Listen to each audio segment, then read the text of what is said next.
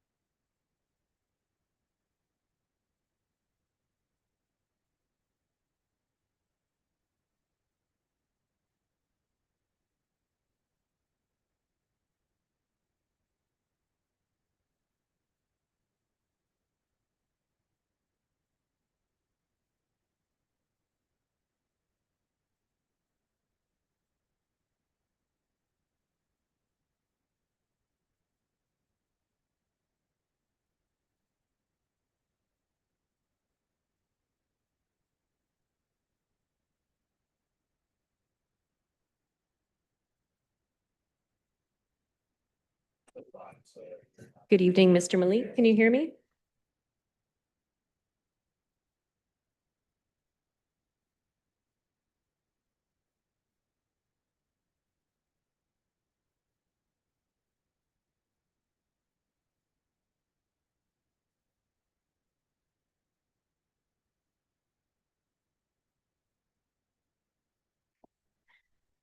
Good evening, Mr. Malik. Just doing a mic check.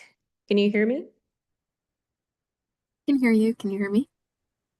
Pardon me, yes, thank you.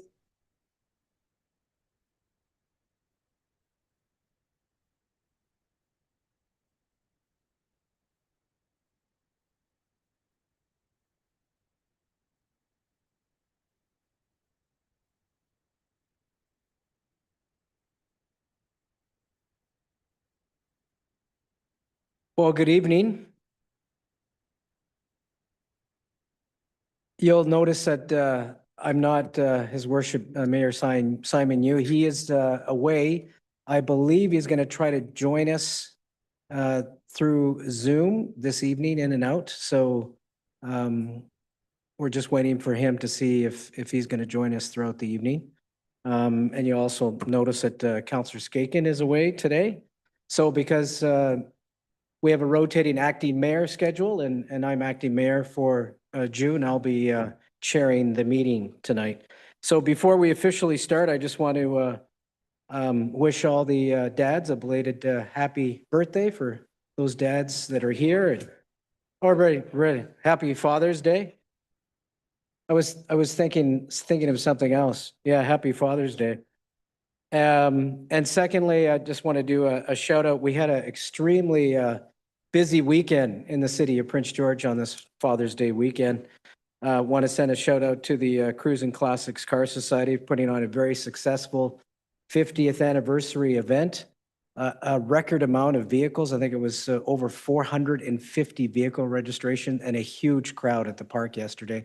I know myself and a lot of council colleagues were there to take it in, and perhaps some of you were there as well.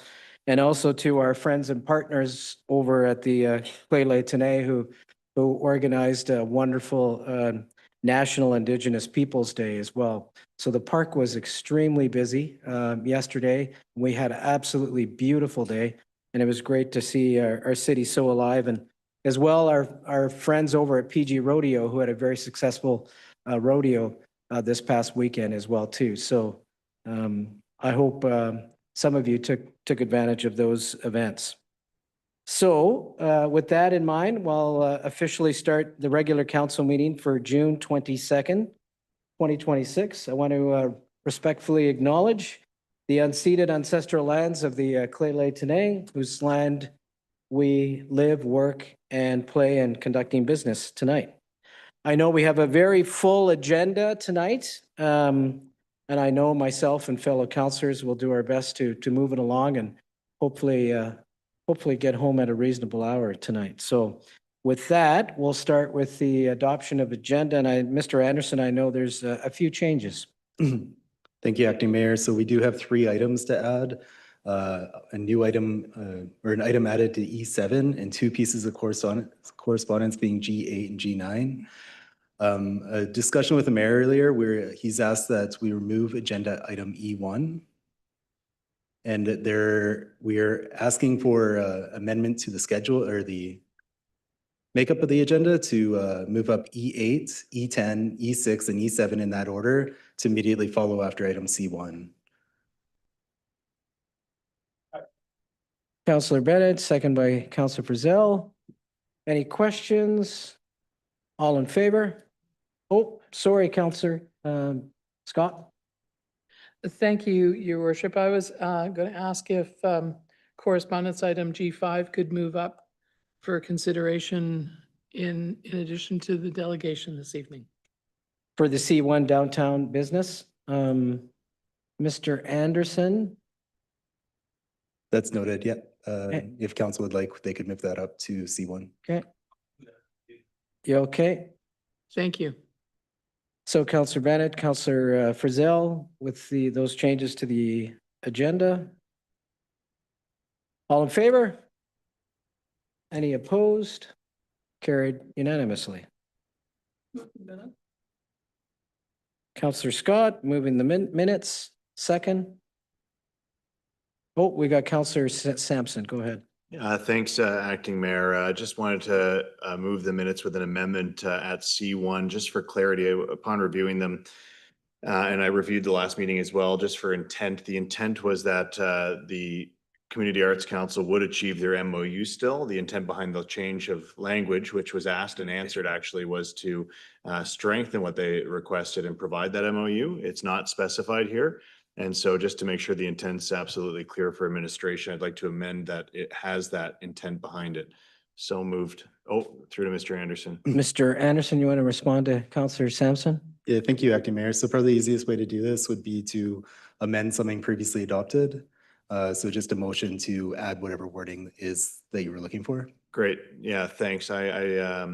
Maybe I'll look to Mr. Babich for what they would like to see, but I did review the last meeting and felt like the intent was there, but if it needs to be more specified in the wording here, I'd like to staff to get exactly what's needed to provide that MOU. Thank you, Acting Mayor, through to Councillor Sampson. Perhaps by adding to the end of the resolution, and Ms. Kellett, if we could get you to highlight the applicable resolution that we're speaking about, just for clarity. There's two on the screen. Thank you very much. So perhaps adding at the end of that, including without limitation, a memorandum of understanding with the Community Arts Council. Great. So moved. Second, anyone second? Counselor Ramsey? That was, again, Acting Mayor, that was the discussion, but just making sure it's solidified in writing so that they have certainty. Thanks.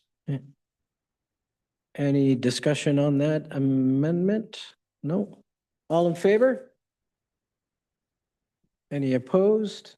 Carried unanimously. And then just procedurally, we would take the minutes as amended. Thank you. Okay. You're moving the minutes as amended? Second, Counselor Bennett. All in favor of the amended minutes? Any opposed? Carried unanimously. Thank you.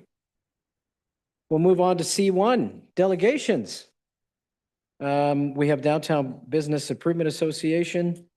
Yeah, please make yourself come to the front.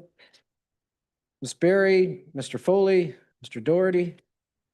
And your presentation, you have, as you're probably aware, 10 minutes. We look forward to your presentation. The floor is yours. All right, thank you. Yeah, we won't take up any more than your 10 minutes allotted. I'll just say thank you for having us again. We have Ms. Chrissy Berry and Derek Doherty, our treasurer. We just recently had our AGM, and thank you to Councillor Scott and Frizzell for attending that evening. We all know a lot of the issues we have in downtown. I won't kind of drag that out right now, but I appreciate working with the city of Prince George continuously. A lot of our efforts nowadays are surrounded around advocacy with all levels of government and other health organizations such to kind of improve the lives of people on the streets and make it easier for our businesses to succeed. On that, I'll leave to Ms. Berry to go through a little bit about what we've been doing this last year. Thanks, Owen. So I do want to touch quickly on our board of directors. So Owen is our president, Derek's our treasurer, Darren Lowe is our vice president with City and Ashley Furniture, and Garrett Dobson, who's an authorized representative for Batula Burning, is our secretary. Kathy Carlson, Leah King, John Kaysen, Valerie Everher, Martin Krell, and Shonda Shaw have all been on our board in the last year. So I just want to acknowledge that Leah King and Martin Krell have resigned off our board, but we thank them for everything that they did for the organization and continue to do to support downtown. As most of you probably know, we have a very small team, and so I am the full-time executive director. I've been there for just over a year now. Wendy Pollard, who's our events marketing creative specialist, has been there since October 2019, and she is part-time staff. And Teresa McFadden, who is special projects coordinator since 2023, is also part-time. So we do a lot with a very small but mighty team. In terms of numbers, so our 2025 revenue, the majority of it coming through the levy at just 53% there. little bit through events and promotions. The second biggest chunk there being our clean and safe programs. Can I just, maybe just pop a little closer to the microphone? Yes. Yeah, thank you. Just so I think we're okay here, but our friends online who are watching, thank you, Ms. Mayor. No problem. So our clean and safe programs, the grants that we get for that are kind of the second biggest chunk of our revenue. Some for beautification, lots of in-kind sponsorship from media and other community members, and then a couple other grants making up just about 11% there. So that would include things like the bike valet, the camera money that the city provided to us, and additional community grants of that nature. On the expenditure side of things, so our biggest chunk still remains our clean and safe programs at 37 point, or sorry, I guess that's the second biggest. Our biggest is our regular governance and operations, but very close to our clean and safe programs, being just over a third of our annual budget. Just about 10% on beautification, so 7% on our events and promotions, another 8% on special projects. Again, that's things like the camera program, bike valet, and those types of things. With our micro grant programs, as well as NDIT's facade improvement grant, we gave out 5 beautification grants last year, 2 events, 5 marketing and promotions, 5 safety, no e-commerce, 7 broken window micro grants, and we had 2 facade improvement grants, which I'll share some pictures here. So first one was at the coast. So this is just a quick picture of kind of what the brick and the walkway and the walls were looking like versus what they look like now. And then the other one was the old Timbers Community Church building, which is now Fieldhouse Wealth Management and Estate Services. And so they actually did 3 sides of that building, which is unusual, but you can see all 3 sides from the road, from the sidewalk. They're very visible and it looks significantly better. Our clean team programs, so we're still working with DART to clean our alleyways at least 2 hours every morning, 7 days a week. The only day they get off is Christmas. The brain injury group still doing their litter cleanup Monday to Friday, 6 hours a day. And ACME, we contract to do the biohazard cleanup. One that is not mentioned here is that we have resumed our partnership with activators, so the Groundworks graffiti program. And so that is underway and they're on their second round of work orders. These would be the 2025 clean team numbers. So 6,485 needles, 6,627 biohazards, 3,744 bags of garbage, 56 shopping carts, 60 pallets, among other things like couches, mattresses, and other large debris. Some of what we did in 2025, so Summerfest, Winterfest isn't on here, but that would have been in February just before I started. So Summerfest was the first event that I was part of, and so that was at Veterans Plaza in July. It's coming up again shortly. We did do the bike valet. We were at 6 events throughout the summer so people could park their bikes for free. We would watch them and they could attend the event, do what they needed to do, and be able to bike back home safely. Plaid Friday, we partnered with the Civic Light Up this year and extended our Plaid Friday, like our Plaid dollars, to be valid for 2 days instead of just 1. And this is, we got the most Plaid bucks back last year since the inception of this program. So very excited to do that again. Owen mentioned advocacy. So I know this graphic still got a little jumbled somewhere in the translation here, but it started with inviting mayor and council for alleyway walks to look at graffiti. And everybody came and some of senior administration came and it was great. By then the Crossroads fire had already happened. And so our conversation, although still talking about graffiti, also shifted to fires and other issues that we are seeing in the downtown. We were part of the Safe Streets Rally in partnership with the Chamber. We did do some business surveys, lots of follow-up meetings on that. We wrote advocacy letters to federal and provincial government. We have meetings with both federal and provincial ministers, the premier. We presented at the Public Safety Committee. We made some recommendations to Bill C-14. We were at the budget speech in February. And so that was kind of all our government escalation. But the last phase, we launched our security camera program, which we're very proud of. The graffiti removal proposal was submitted and awarded in that time frame. We met with BC Housing. We talked about safe growth. Yeah, it's kind of where we left off at the end of 2025. This is what our 2026 budget looks like. And I know it's in the agenda, but we will need a motion to approve this from acting mayor and council. So this is kind of what it looks like. Again, still a very large amount of money going towards our clean and safe programs. We want to make sure that downtown remains as clean and safe as we can possibly make it. Happy to answer any questions on that at the end. For our 2026 programs, so Summerfest is coming up July 10th and 11th. So we are doing a outdoor dining experience catered by White Goose with a special menu. So those tickets are on sale right now on our website. There's a very limited number. So if you're interested, please grab them. And then Saturday will be our regular family-friendly event. And I'm really excited to share that we have enough sponsors to offer the mini rail, the face painting, the balloons, and the petting zoo all at no charge to the public. The bike valet is also active. So we did our first event a couple of days during Go By Bike Week, and our next one will be at Canada Day. So we have expanded a little bit outside of downtown just to raise that profile and let people know that we're there and what programs or which events we're going to be at. And in my last 2 minutes, I'll do the security camera pilot. So we did receive $40,000 from the city of Prince George and an additional $5,000 from IREN. So that let us purchase 10 cameras that have been installed across 3 locations in the C1 zone. And that covers the cost of the monitoring services until the end of December of this year.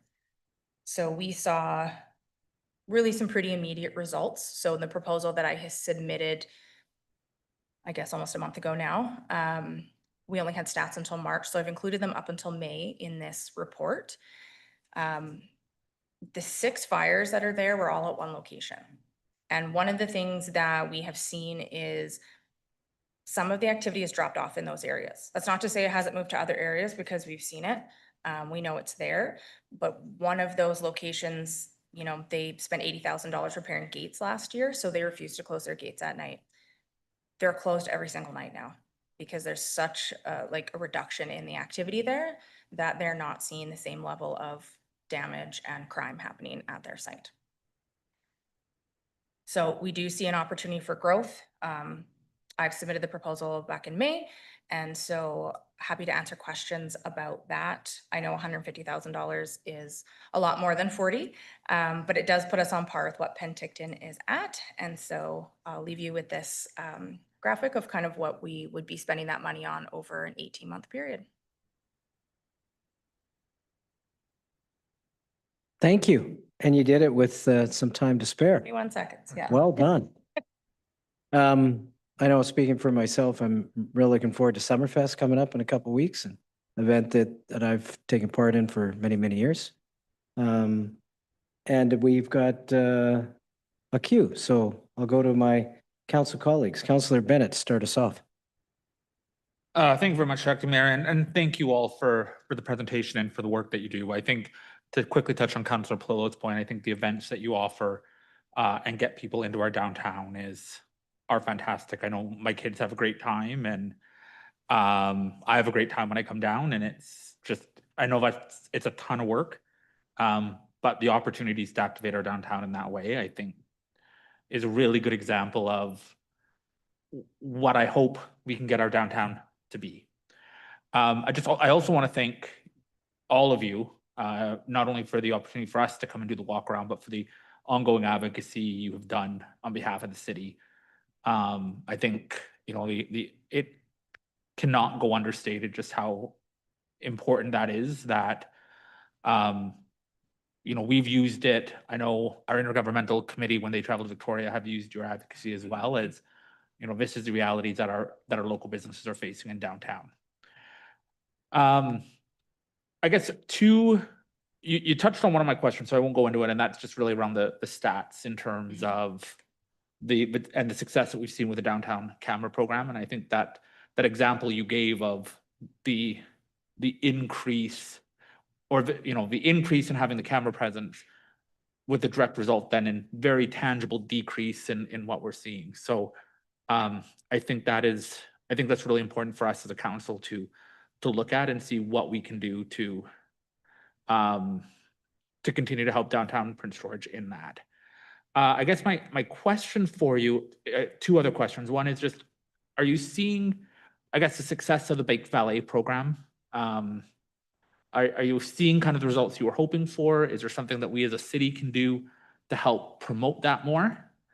And my second question was actually relating to the meeting with BC Housing and how kind of that conversation went, and maybe as a follow-up to administration or to whatever intergovernmental, if there are things that we can take that messaging that you have had with BC Housing and share it in our conversations with BC Housing, I think would be good for those to be connected. Sure. So to answer your first question about the bike valet, so we were actually at the Crossroads lot June 5th and 6th for Go by Bike Week, and we saw more bikes than we did last year between those 2 days. And so that's great. So the messaging is definitely out there. People are a little more familiar with the program. I am hopeful that Canada Day will also start to spike those numbers even more. Any sort of promotion or, getting the word out about it is obviously very helpful for us. In terms of BC Housing, so we've only met one time, and part of that was just to get introduced to the new regional director for the North and his team. But we did start to have some basic conversations on good neighbor type of conversations between some of the services downtown and the businesses or the public. That sounds great. So if I get through to Mr. Babbage, but ultimately we'll end up in Mr. Depineau's hands. If we're able to, are we able to have staff just incorporate information about the bike valet as part of our Canada Day promotions, and perhaps then as well tie in some of this advocacy with our conversations with BC Housing? Thank you, Acting Mayor, through to Councillor Bennett. No concerns on the bike valet request, and perhaps a referral motion to intergovernmental would be most appropriate for the advocacy. I will allow others to speak just in case there's other items that we may want to then tie into one motion. But Acting Mayor, I'll get back in the queue then at the end for a referral. Thank you. Thank you, Councillor Bennett. Councillor Scott. Thank you, Acting Mayor, and thank you, DBIA team. I did enjoy your AGM, and I'm glad I went. I would like, if it's in order, you were asking for a motion around your budget. Yes. I'd like to put that on the table, please. Second, so Councillor Scott, second by Councillor Frizzell. Do we deal with that now, Mr. Anderson, or at the end of the presentation? What? You can deal with it now. Deal with it now? So let's vote on the budget presented by Downtown Business. All in favor? Any opposed? Carried unanimously. There you have it. Councillor, are you anything further, Councillor Scott? Okay. Councillor Frizzell. Thank you, Acting Mayor Palil. At the AGM, one of the pieces that struck me was the camera sirens. Can you tell us about that? Yeah, so because the cameras are monitored 24 hours a day by both AI technology designed to detect safety threats, but also by an actual person, when the camera is triggered that there is something going on and the person observes that it is something, whether that's somebody trespassing or trying to break into a door or whatever that might look like, they are able to turn a siren on through the camera. And so initially when we would turn the siren on, nothing would happen. So then the RCMP would be called and they would attend the scene. And so now what we see more of is that the siren goes off and those individuals move on their own without having to call the RCMP to deal with the situation. So become accustomed to what the consequences are, and it's working that way Yes. too. Yeah, it is. That was really good to hear about. I had no idea until we went to the AGM. On the subject of growth, at the very end of the AGM, I mentioned that I challenged you to think ahead to what the next 4 to 8 years are going to be as that acute care tower hits and another 1,000 people come into Prince George. So as you're thinking on that, through to Mr. Dalio, how does growth in Prince George's downtown translate into an increase to the budget? How does revenue flow from the levy to the values to the DBIA? We're talking in context just to the DBIA or? Yes, just for the DBIA as construction hits and property values go up and levy gets applied. So there's a bylaw in place that dictates exactly how many dollars we raise each year for the years of those bylaws. How it's calculated to each individual property is you would take sort of the assessed values of those properties and come up with their own rate per thousand in order to generate the dollars in that bylaw. So as basically new properties come on that are within the DBI levy defined area, ideally, if new properties came on, then the burden is slightly eased for everybody, as there's more people paying into that $1 figure that you need.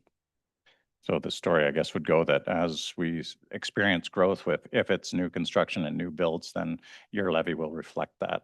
But otherwise, it's when we set the new targets and the new numbers in the next council, then we can start anticipating what the next years are going to be like. Because if all of the indicators are accurate, we're in for an interesting time, a really exciting time ahead in Prince George. Has the board given some thought to anticipating growth and projecting forward that way? Well, we do intend on having a more of a strategic planning session this fall, but I mean, it's, you know, kind of at the back of our mind right now with those things. But I mean, we're definitely looking forward to having a lot of those additional workers in town, because they're, I mean, obviously quite biased, but it helps business in my line of work for sure.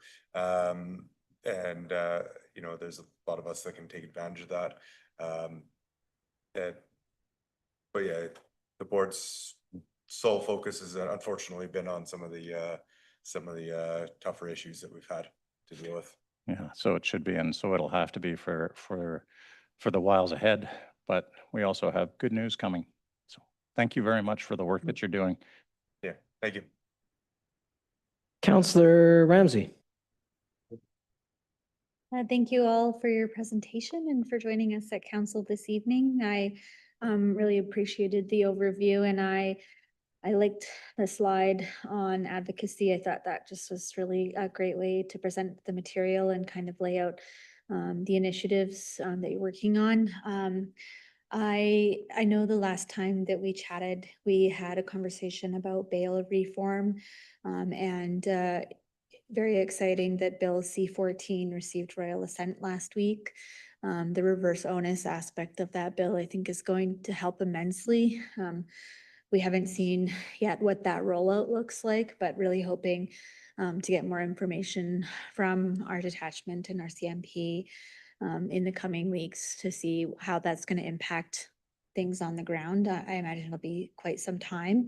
I'm sure you are all celebrating and equally sharing that news with your members. I would say that this is a piece of advocacy that we can all equally be proud of, that we all championed from different sides. So I just would say kudos to each of you. This is a huge win for our community and for communities across Canada who are all deeply struggling with downtown issues and the wicked problems that come with the crises, the various crises that we're in. So I didn't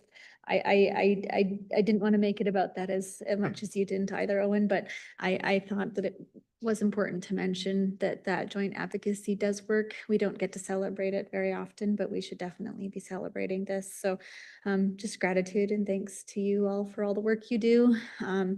It's nice to see the success of the camera programs and looking to see how we can get more cameras in downtown to, you know, just target all sides of the equation. I want our community to fall in love with downtown. I love downtown. It's an important place. I'm down there all the time. And it just has so much to offer, and supporting our downtown businesses. That's just so important. And we just need to keep doing the good work, as invisible as it might be sometimes. So I just wanted to say thanks. Thank you. Thank you. Thanks a lot. Councillor Sampson.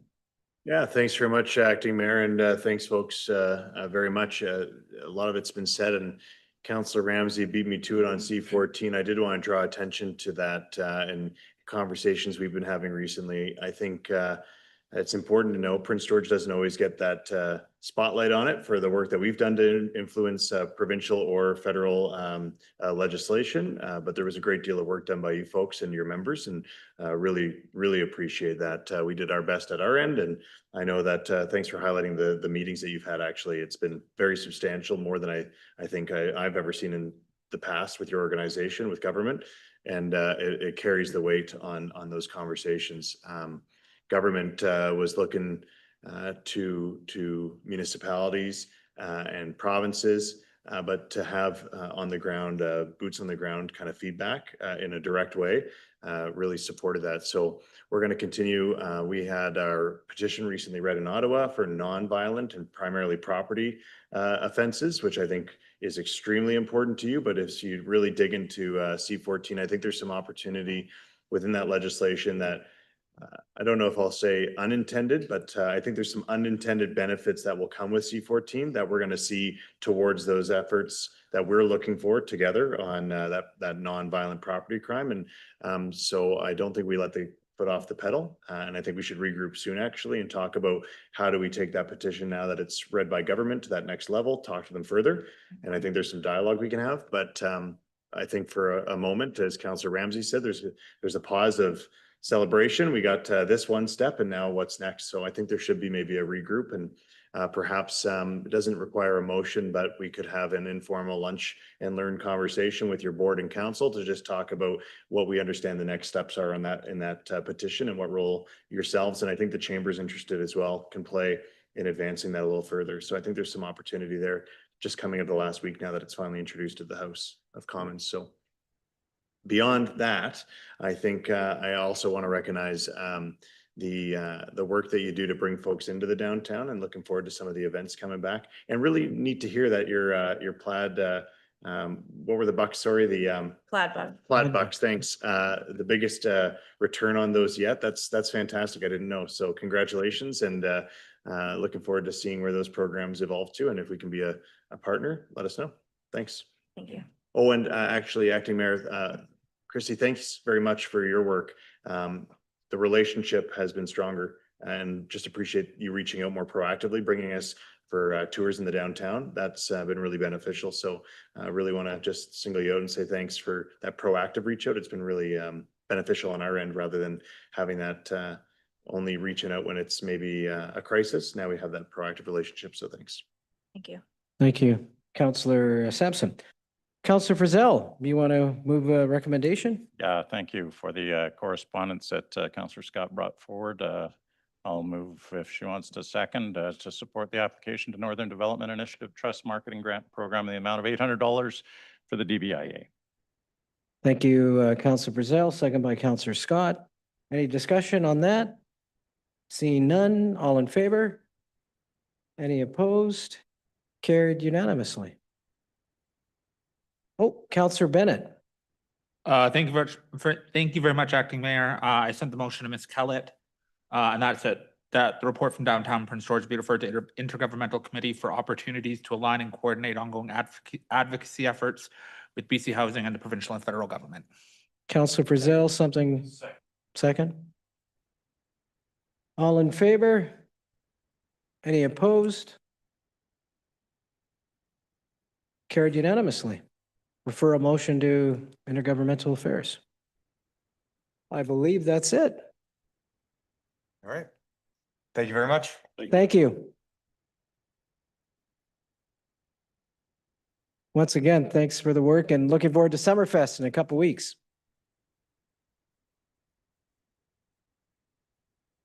So we'll move on to consent agenda. Your worship, we amended the agenda to go to item E8. Oh, pardon me. Yes. E8, that would be the presentation by Prince George Transit System Fair Review. Come forward, yes. Iris Brown, Government Relations Manager, Daniel Pierce, Transit Planner, City of Prince George, and by Zoom, Midhat Malik, Business Development Advisor for BC Transit. Welcome to Council Chambers, and the floor is yours.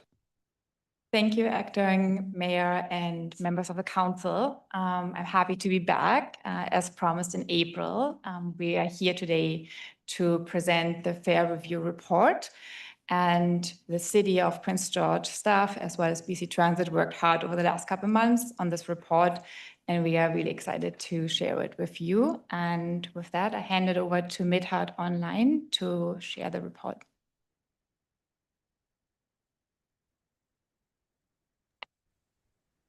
Thank you. So we've been conducting a fare review in the Prince George Transit System. And a fare review hasn't been conducted in a number of years because of Safe Restart funding that prevented any fare changes to be increased until last year. So we've been like going around the province to review fares. So if you go to the next slide, we will just to let you know that we typically conduct fare reviews every 3 to 5 years to consider opportunities for fare adjustment, and considering we want to optimize revenue, attract and retain ridership, and maintain affordability for both the transit system and the passengers of the local system. And then every time we do a fare review, we look to evaluate if there's specific objectives for the transit system. So in this case, we wanted to ensure that we were aligning closer towards inflation, introducing new revenue opportunities in the form of prepaid fare programs, considering equity between our various transit services that we offer, and then aligning with our BC Transit Fare Guidelines. One note, just to remind everyone at council today, is that 100% of the revenue that the transit system receives is given to the local government to offset the 53% of the municipal portion of costs. So the ultimate decision of the fare pricing that we'll be recommending today is at the discretion of council. And on the next slide, we have an overview of revenue by product type. You can see our existing fare structure on the left, and on the right side, we have a pie chart of all of our revenue sources. And we'll see that our most popular sources are the single ride fare and the U-Pass, where we also make total revenue of about $2.4 million. The next slide has the current fare structure.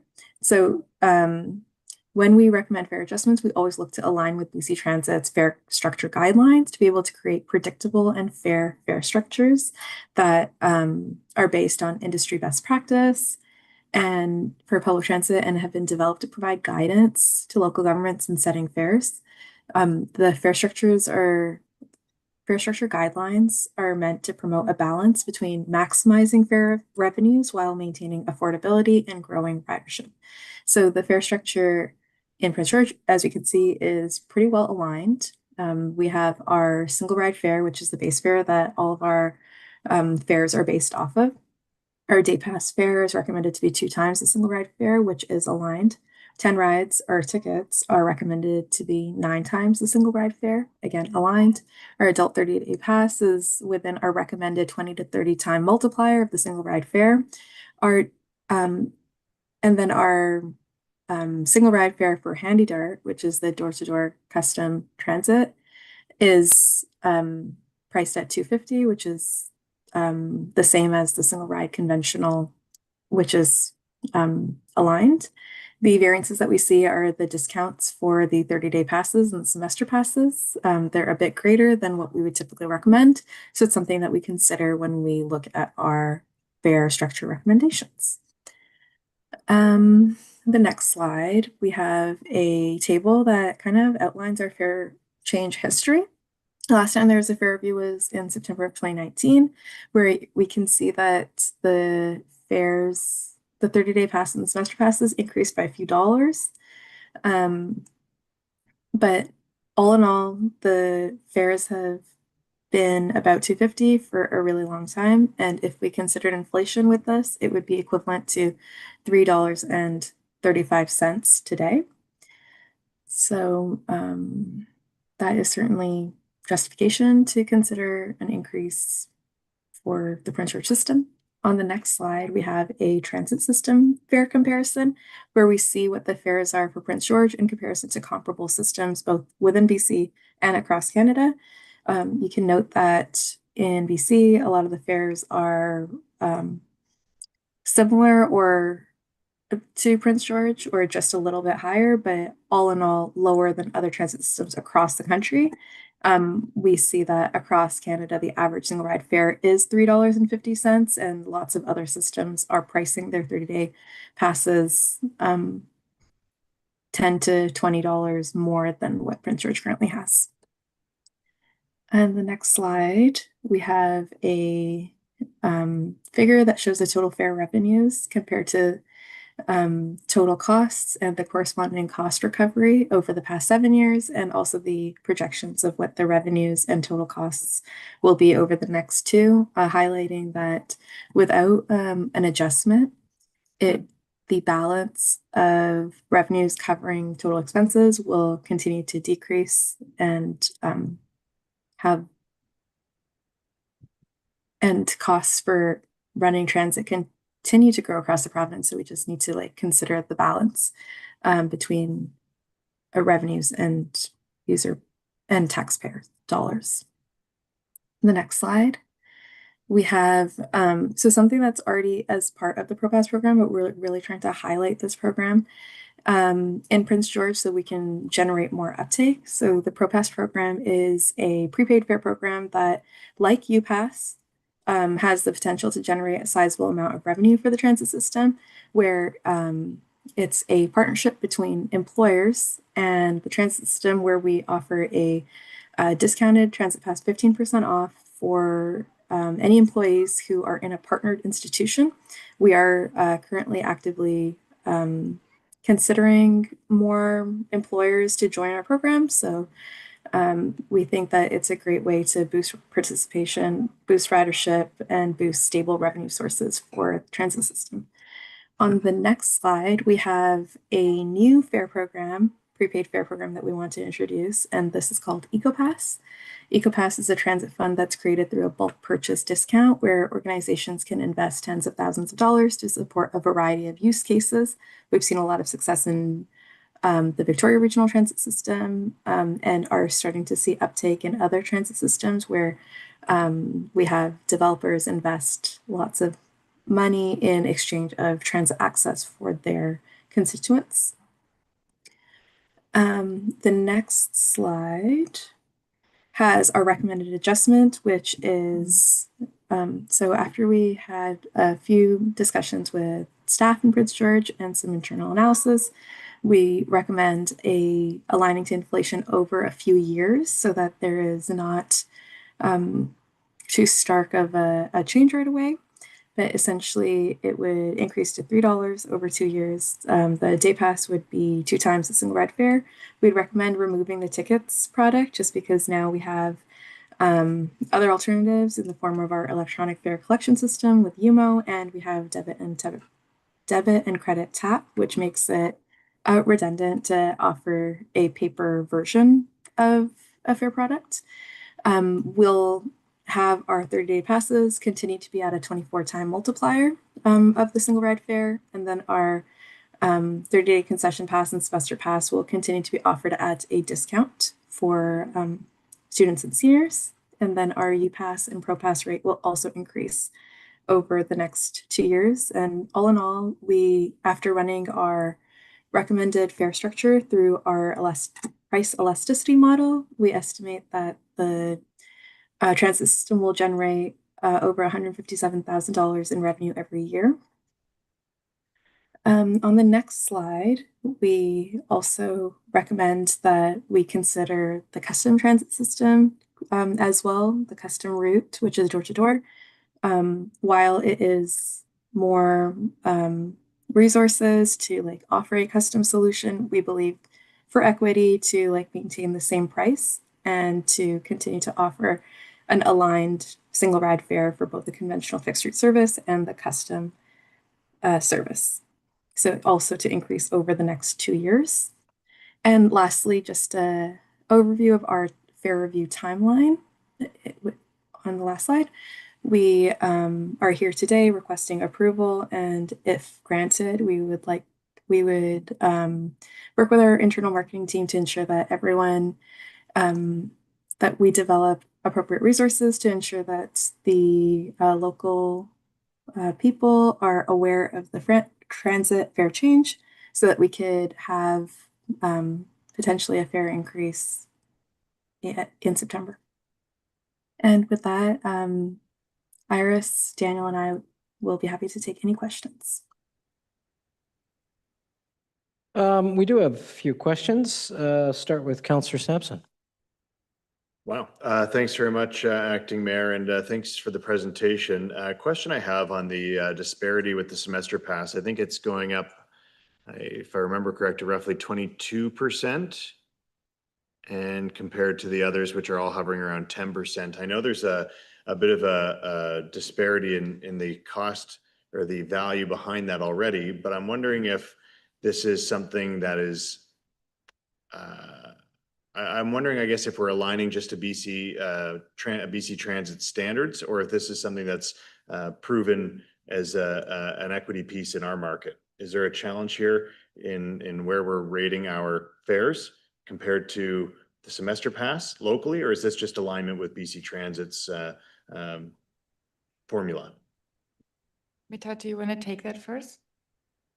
Yeah, I'd love to take this one. So typically our BC Transit Fare Strategy Guidelines recommend that we have our concession 30-day pass for students and seniors to be a 15% discount off of the adult 30-day pass, and then our semester pass, which is for 4 months, to be an additional 20% discount on top of our already discounted concession pass.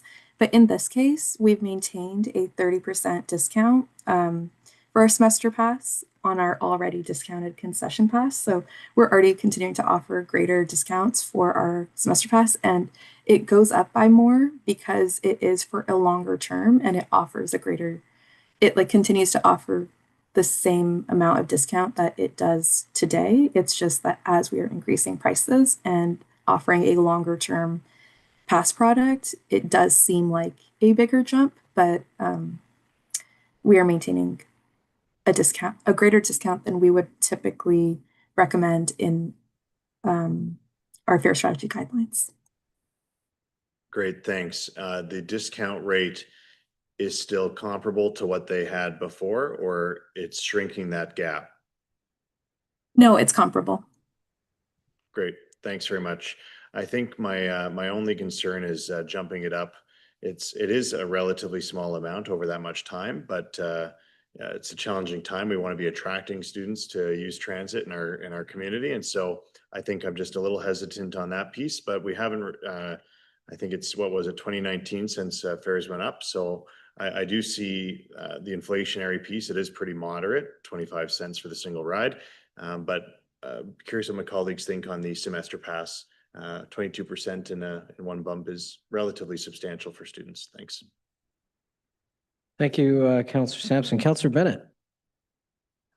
Thank you very much, Acting Mayor, and to our presenters, thank you again. Yeah, I mean, again, I would look at, I didn't actually, to be honest, take a lot of pause with the semester pass increase. Again, looking at that's primarily,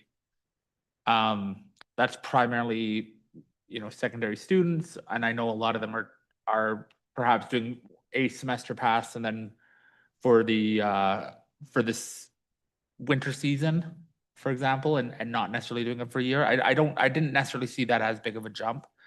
I actually more dove into the custom fare. And again, I'm recognizing that that's, we're not, it's not a significant jump if the fact we're really talking about 25 cents per ride. But I'm also looking at the clientele who use custom, and it's our seniors, it's our adults with disabilities. We're not seeing significant increases to disability payments. We're not seeing significant increases to pension. Even if they're using, I'll use some of the individuals who I see on a weekly basis going in and out of the hospital when I'm taking my mom to dialysis. For some of them, that's now six trips a week just to dialysis, not including any other trips that they may need custom service or Handy Dart for. So I guess my question would be, is there any form of subsidy available that individuals could apply for who heavily rely on Handy Dart to help offset any fare that may be available? And two, are we able, I guess last time Transit was here, we spoke about the over subscription to Handy Dart. I guess, to be blunt, is this also part of, I know this is to try to modernize our fees, but has there been any conversation about the fact that increased fees then may also help alleviate some of the pressure that Handy Dart's seeing in terms of rider capacity? Thank you. Through the acting mayor to Director, Councillor Bennett, sorry. Yeah, very much so. So we're at capacity with Handy Dart right now. I think an important piece to the customer Handy Dart system is that it is cost shared at a higher rate with the province as it is right now, because it is a door-to-door service and it just has a higher cost. So as it sits right now, the city of Prince George is only on the, like our portion's about 33%. So we still are looking at that cost share as we're trying to expand it. So the direct answer is, do we think it's going to decrease the ridership by increasing it or leveling it out with the conventional fare? No. The demand for the service is still very high. And with the province right now still not providing more additional funding towards transit, that is something that we are just cautiously watching too, to say, how do we keep the service going in a productive way forward? But we do know that with aging fleets, both in the conventional and Handy Dart, and we do know there's some challenges with that going into the future, as well as additional costs just within the infrastructure itself. We do know that the costs are going to be increasing. And without our fares going up over the last, well, over that decade, it is something that I think we do have to kind of look at least as a whole. Other municipalities like Nanaimo has gone towards a same approach going over 2 years. I know that other councillors are also looking at it at this time too, and it's something that is happening across the province, both the equity between conventional and Handy Dart. Sorry, before the next, because the other question was, is there, like, whether it's through Ministry of Poverty Reduction or are there opportunities for those who may need support for Handy Dart service? Is there a program they can apply? But with that, our Handy Dart service is not also eligible for a day pass, correct? Like you're paying a flat rate per trip. It's not like you can pay the $5 or soon to be $6 and have it do multiple rides in a day. It is a per trip basis. Is that correct? Through the acting mayor to Councillor Bennett. So the first question that you asked, so it is, as it sits right now, there is additional programs that the province does provide. It is up to each client. There's different clients that are getting different assistance packages that do go towards transportation costs. We also have the taxi supplement program. So that also supplements, if you can't get a Handy Dart ride, you can apply and get a taxi door to door. And it supplements the Handy Dart system. And I think that's something that is just emphasized, and they pay the Handy Dart fare. So you get the taxi for the Handy Dart fare. To answer your second question, no, there isn't any day pass or anything else. It is just a single fare. So each trip is $250 right now, but also if you got the taxi, because Handy Dart wasn't available, and right now we are dispatching a lot of taxis, that you would just pay the $250 and it is reimbursed through the program itself. Excellent. Thank you very much. Councillor Frizzell. Thank you, Acting Mayor Palillo. I'll be quick. I know there's a lot of reports tonight, but thanks for the presentation and the proposal in front of us. Ms. Malik, you used the word elasticity, which is going to be exciting because I'm totally going to be using these stats on one of my final exam questions in economics. This will be fun. The key idea is how much ridership do you lose with each penny that you increase it? And I'm really glad that you took a quick look at it. An in-depth look at it, because it says in the middle of the report that with the 25-cent increase on the single ride and all the other proposed increases, we're losing 35,878 rides a year, which my calculations come out at about 100 rides a day. So a couple of rides on each of the routes each couple of hours. So it's not a dramatic statistical drop, but in the lifetime of a year, 36,000 rides almost is a lot of rides lost. Is there a way to maximize your total revenues without seeing drops like this? Through Acting Mayor to Councillor Frizzell, this is based on a simple elasticity model. So basically it only considers the increase of fares, but we have learned over time that ridership is actually more impacted to a bigger degree by the service itself. So like the frequency, the on-time performance, and just convenience. So there might be a little ridership decrease, but we don't think it would be as high as it is in this report. So this is a conservative estimate. This is a worst case We would lose perhaps a couple every route per day. Yes. Okay, thank you. Councillor Ramsey. Thank you, Acting Mayor, and thank you for the presentation.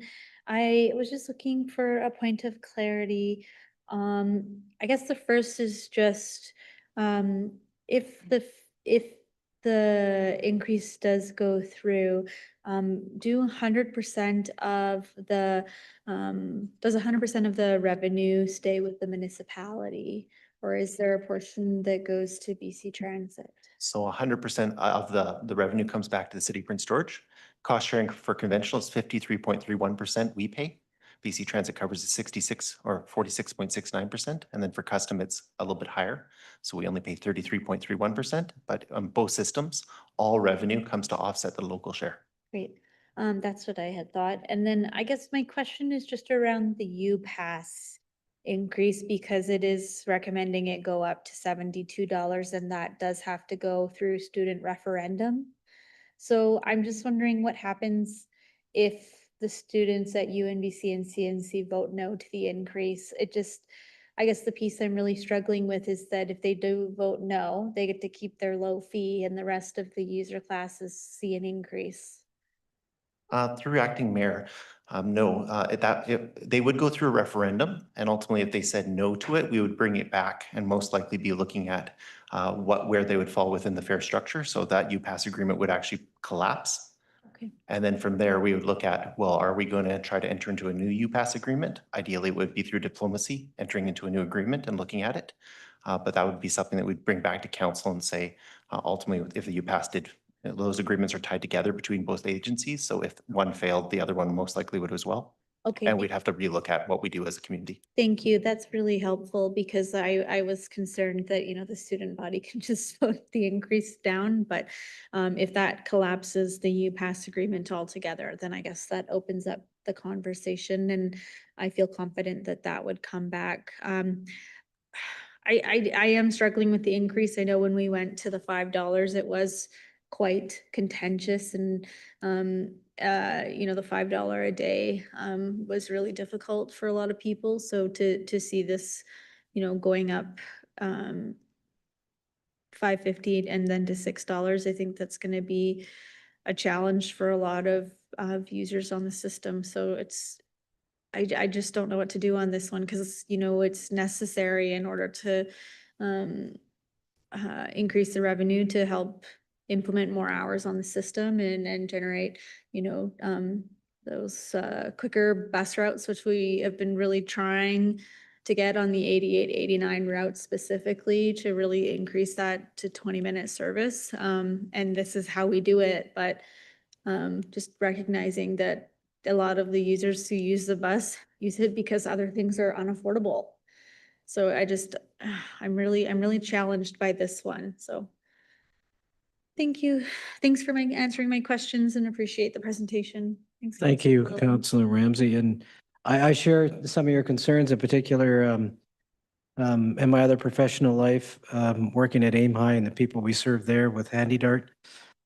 Even though it seems a small increase for them, it won't be a small increase. And I'm struggling in particular with that increase to Handy Dart.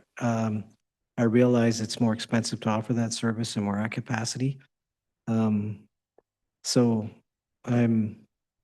But in the same respect, as you had mentioned, this is the first time since 2019. That's 7 years, and we all know in our everyday life, expenses for all of us have increased, and it certainly has increased for our transit system as well too. So with that in mind, we do have a recommendation here. I don't know if anyone around Council Chambers is going to move a recommendation or not.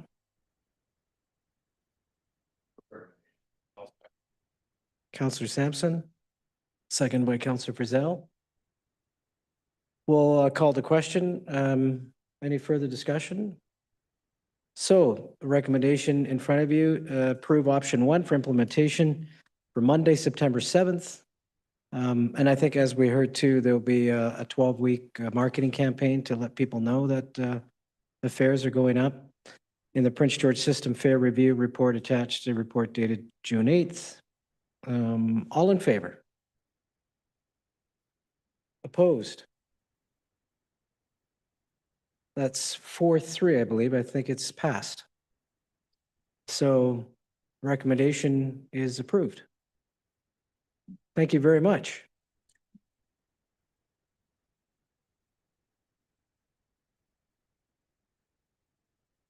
I believe, Mr. Anderson, we're going to E10, correct? That's correct, yeah. E10. So this is the Civic Core Business Case Project Work Plan. Aaron Lloyd, Director of Land Use Strategies, Colliers Land Use, on Zoom. And I believe Ms. Wozniak is going to introduce this report. Ms. Wozniak. Thank you, Acting Mayor.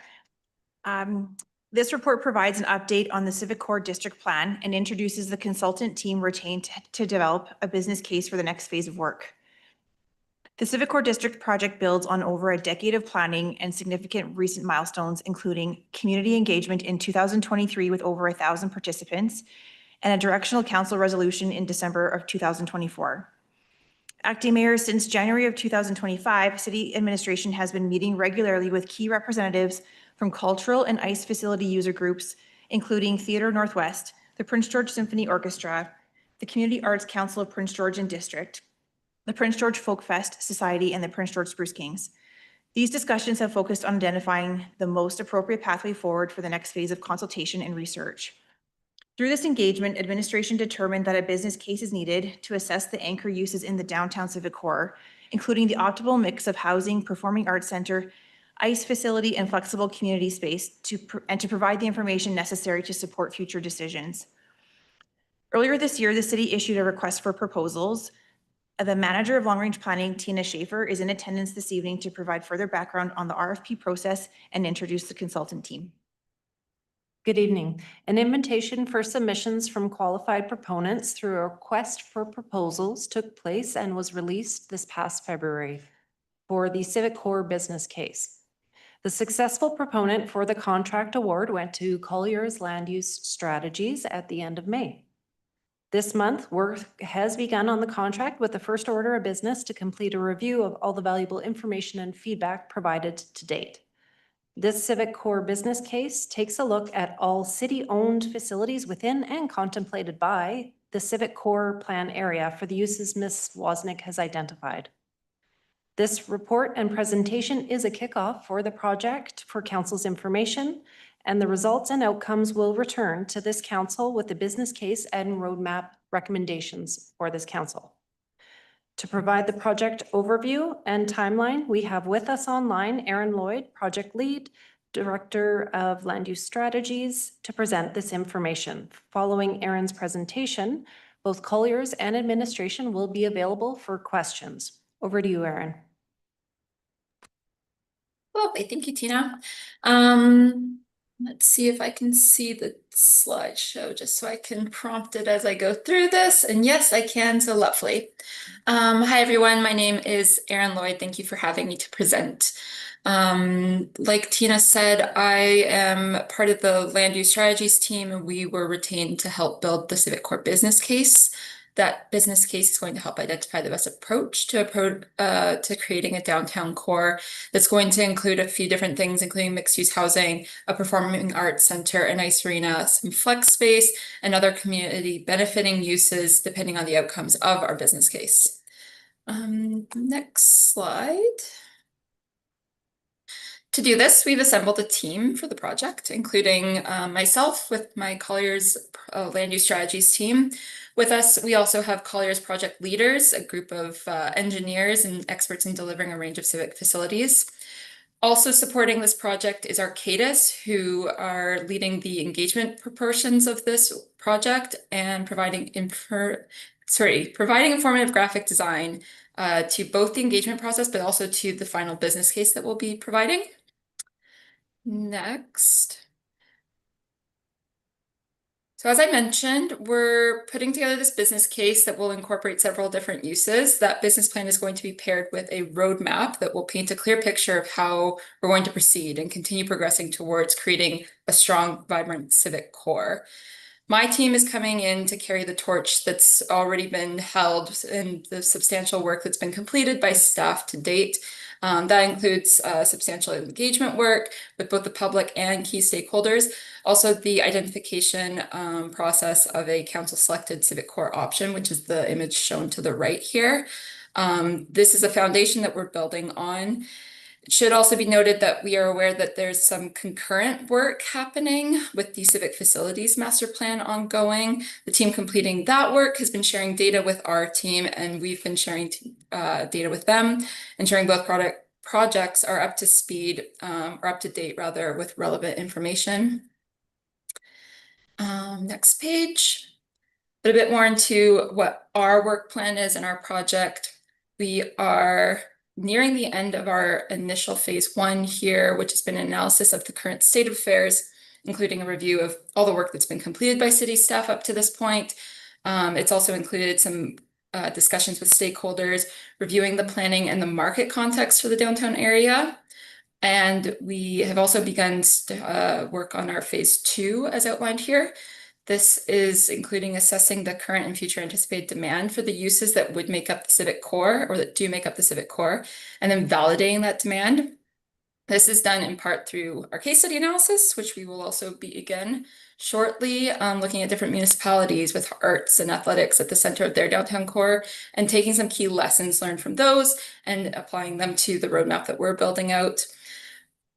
We're going to create some opportunities and distill those into a handful of development options. We'll be taking those options and then carry them forward to a workshop with city staff, where we will collaborate and identify key priorities so that we are able to further distill and refine the development options with that priority information.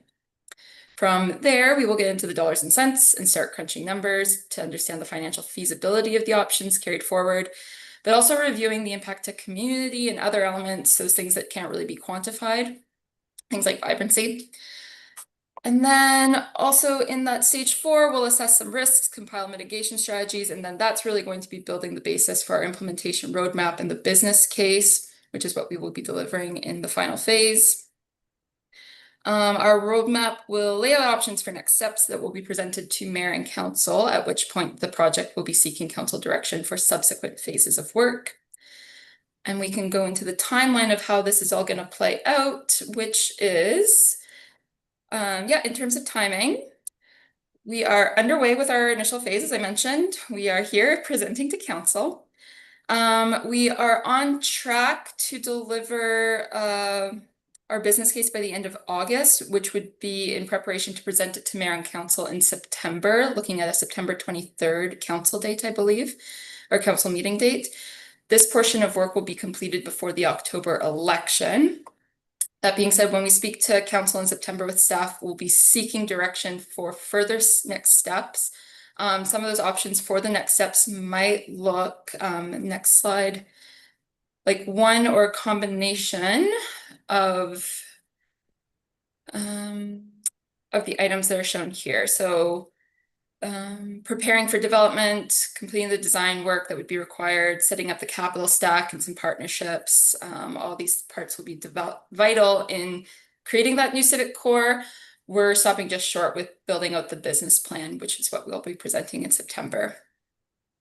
So with that, would love to answer some questions. Otherwise, we'll be looking forward to coming back in September to present the business case and the implementation plan that we're able to put together. Thank you. Thank you, Ms. Lloyd. Anything else to add, Ms. Wozniak or Schaefer? No? Okay. Thank you, Acting Mayor. We're available for questions. Okay. Councillor Scott. Thank you, Acting Mayor Palillo. Ms. Lloyd, I have, and also Ms. Schaefer, I've been contacted by a few people who, in preparation for tonight's meeting, went through the presentation. Good thing. And the question has come, will there be greater consideration going forward? I know where we are in the process, to better clarity around parking. Not something you need to answer in the moment, but it really needs to be there as we move forward. Thank you. Who wants to take that one? Yeah. Ms. Schaefer? Yeah, thanks. So all of the background information, yep, to date, you're absolutely correct. That information is going to be brought into the business case. And this is definitely about the uses and the needs of the facilities themselves and demands and trends. Any subsequent recommendations that come out of this, there is going to be a conversation on later phases that's going to be absolutely continuing the conversation about parking because it is necessary in any land use decision. Councillor Frizzell. Oh, thank you, Acting Mayor Palillo. If we got one thing out of that tour of Copar over the last week, it's a sense of the urgency behind getting a new direction on this. Appreciate the aggressiveness of this schedule, being Prince George, June, July, August, and coming into an election. There's a lot on people's minds. Are we going to be able to accomplish step 3, the engagement and the consultation? What does that look like? Is enough time set aside to do the consultation that we need to do? Erin, did you want to take a first stab at that? Yes, I just don't want to interject, but yes, through the acting mayor, we have begun to schedule the engagement at this stage in the process. The engagement will be conducted with experts that know these facilities, experts in the management of the civic core facilities, so the facilities that are in downtown that we're really looking in on. Ultimately, one of the things that will come out of this project is an understanding of what additional engagement might be needed for the later phases. So there might be more public engagement that comes as a direction from council. At this stage, it's concentrated workshops with city staff, in addition to meetings that we've already had with managers of some of the civic facilities, and those meetings and workshops are being scheduled because we understand people are busy in the summer and we don't want to be missing anybody, and working with their schedules to accommodate where we can. Yeah, that gets to the heart of that question. While we're on the consultation, step 1, you talked about including reviewing other similar communities and what they've got in their downtowns. Is that mostly our comparator communities here in British Columbia? What has Collier's got in mind for that? Generally, we want to be looking, apologies, through the acting chair or the acting mayor. We want to be looking at comparable communities. So we're looking in particular at Kelowna, what they've been doing with their civic core, which is a great mix of an arena and performing arts uses. But we also want to look at sort of a grander sort of case to get those lessons learned, and maybe the exact dollars and cents aren't applicable, but there's other things that can be taken out of those case studies. So we're also looking at, for instance, the Ice District in Edmonton. We're looking at the Township of Langley's Arena Center, and a couple others that are sort of giving us a range of those civic core types so that we're not too bogged down in exactly what similar size communities are doing, because we do want to be learning and seeing where else we can go. Okay, thanks for that. You're going to look at other options, other directions that other municipalities have gone in, and then into August, that's when we're going to get into, yeah, I liked your phrase there, the stack, the financial stack. So the financial analysis piece, what does that look like? What will you be doing? That is going to look like a few things. I think we're assessing building new repair costs, offsetting those, looking at what the community benefit is, quantifying that, but also looking at the soft improvements of a community core that can come from infrastructure and civic facility improvements. Broadly, also looking at partnership opportunities, where the funding is going to come from, who would be coming in to invest and develop. Is there a need for a public-private arrangement, and assessing what is possible based on the uses, because obviously not all uses can have, they don't have the same lending opportunities, I guess. A mixed-use residential building has different capital unlocking available to it than a performing arts center might. So Yeah, our staff is really excellent at identifying partnering and grant opportunities. So I'm looking forward to the financial analysis. So are we into September before we hear back from you again next? with council, yes, it will be September. Thank you. Yeah, I believe the date was September 23rd scheduled. Yeah. Counselor Sampson. Thanks very much, Acting Mayor, and thanks very much, Ms. Lloyd, for the presentation, and Ms. Schaefer. Curious on how we're identifying the stakeholders who will be engaged, particularly in phase 3. What process is being undertaken to make sure that we capture the right groups, that we have all the folks at the table that should be there, and we're gauging all the input that we should be? And before you answer, I'll preface that with, I think there's organizations we need to be talking to, and is there going to be a chance for general public feedback at that point as well, or does that come at the end, the general feedback? Aaron, did you want to take a I attempt can at start that one? again. Yes. Yeah. So I think right now, the information that we are needing for putting together this business case is really into the management and the demands and sort of these trends that have been seen by the folks that are managing and involved in the day-to-day operations. So based on where we are right now, those are the folks that we are needing to speak with to get the most out of our work. It is a condensed timeline, so we are needing to maximize our time, and we're working very closely with city staff to make sure that we are setting up those meetings. I think right now for general public engagement, that's something that we'll get into understanding when it comes into the community benefits a bit more. And I think that piece is going to actually be further developed as a next part of this broader project of improving the civic core. We're here to create the business case and then lay out that roadmap. And I think in the roadmap, we'll be identifying exactly that there needs to be more community engagement.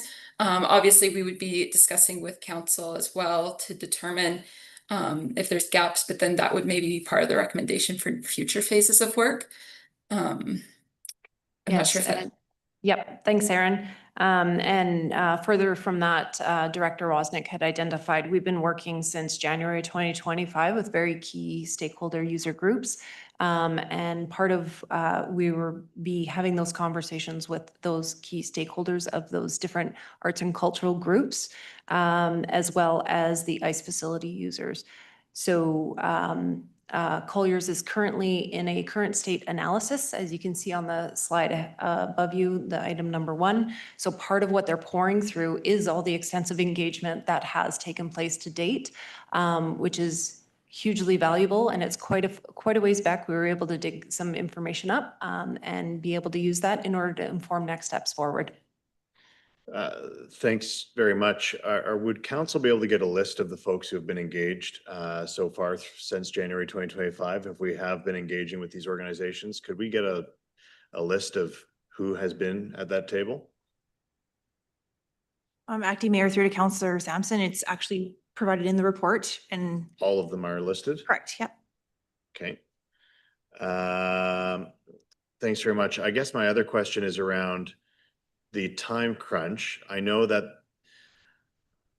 I want to be careful. I am very eager to get this work done so we can move forward with our plans and engage with the public on what the result of this is, and move forward with our plans.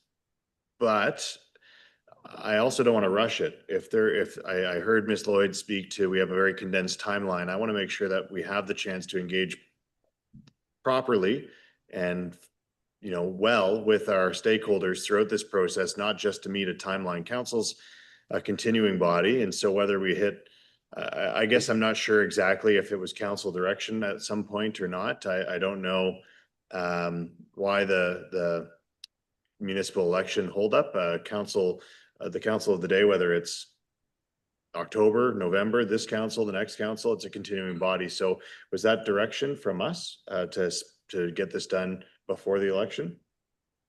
And will that hamper the engagement that we have throughout the summer months? Thank you, Acting Mayor, through to Councillor Sampson. No, this wasn't council direction timeline. It was a timeline administration had discussed and strategized intentionally, because this council has very much been involved with the Civic Core District Plan from the very early stages of it since 2022.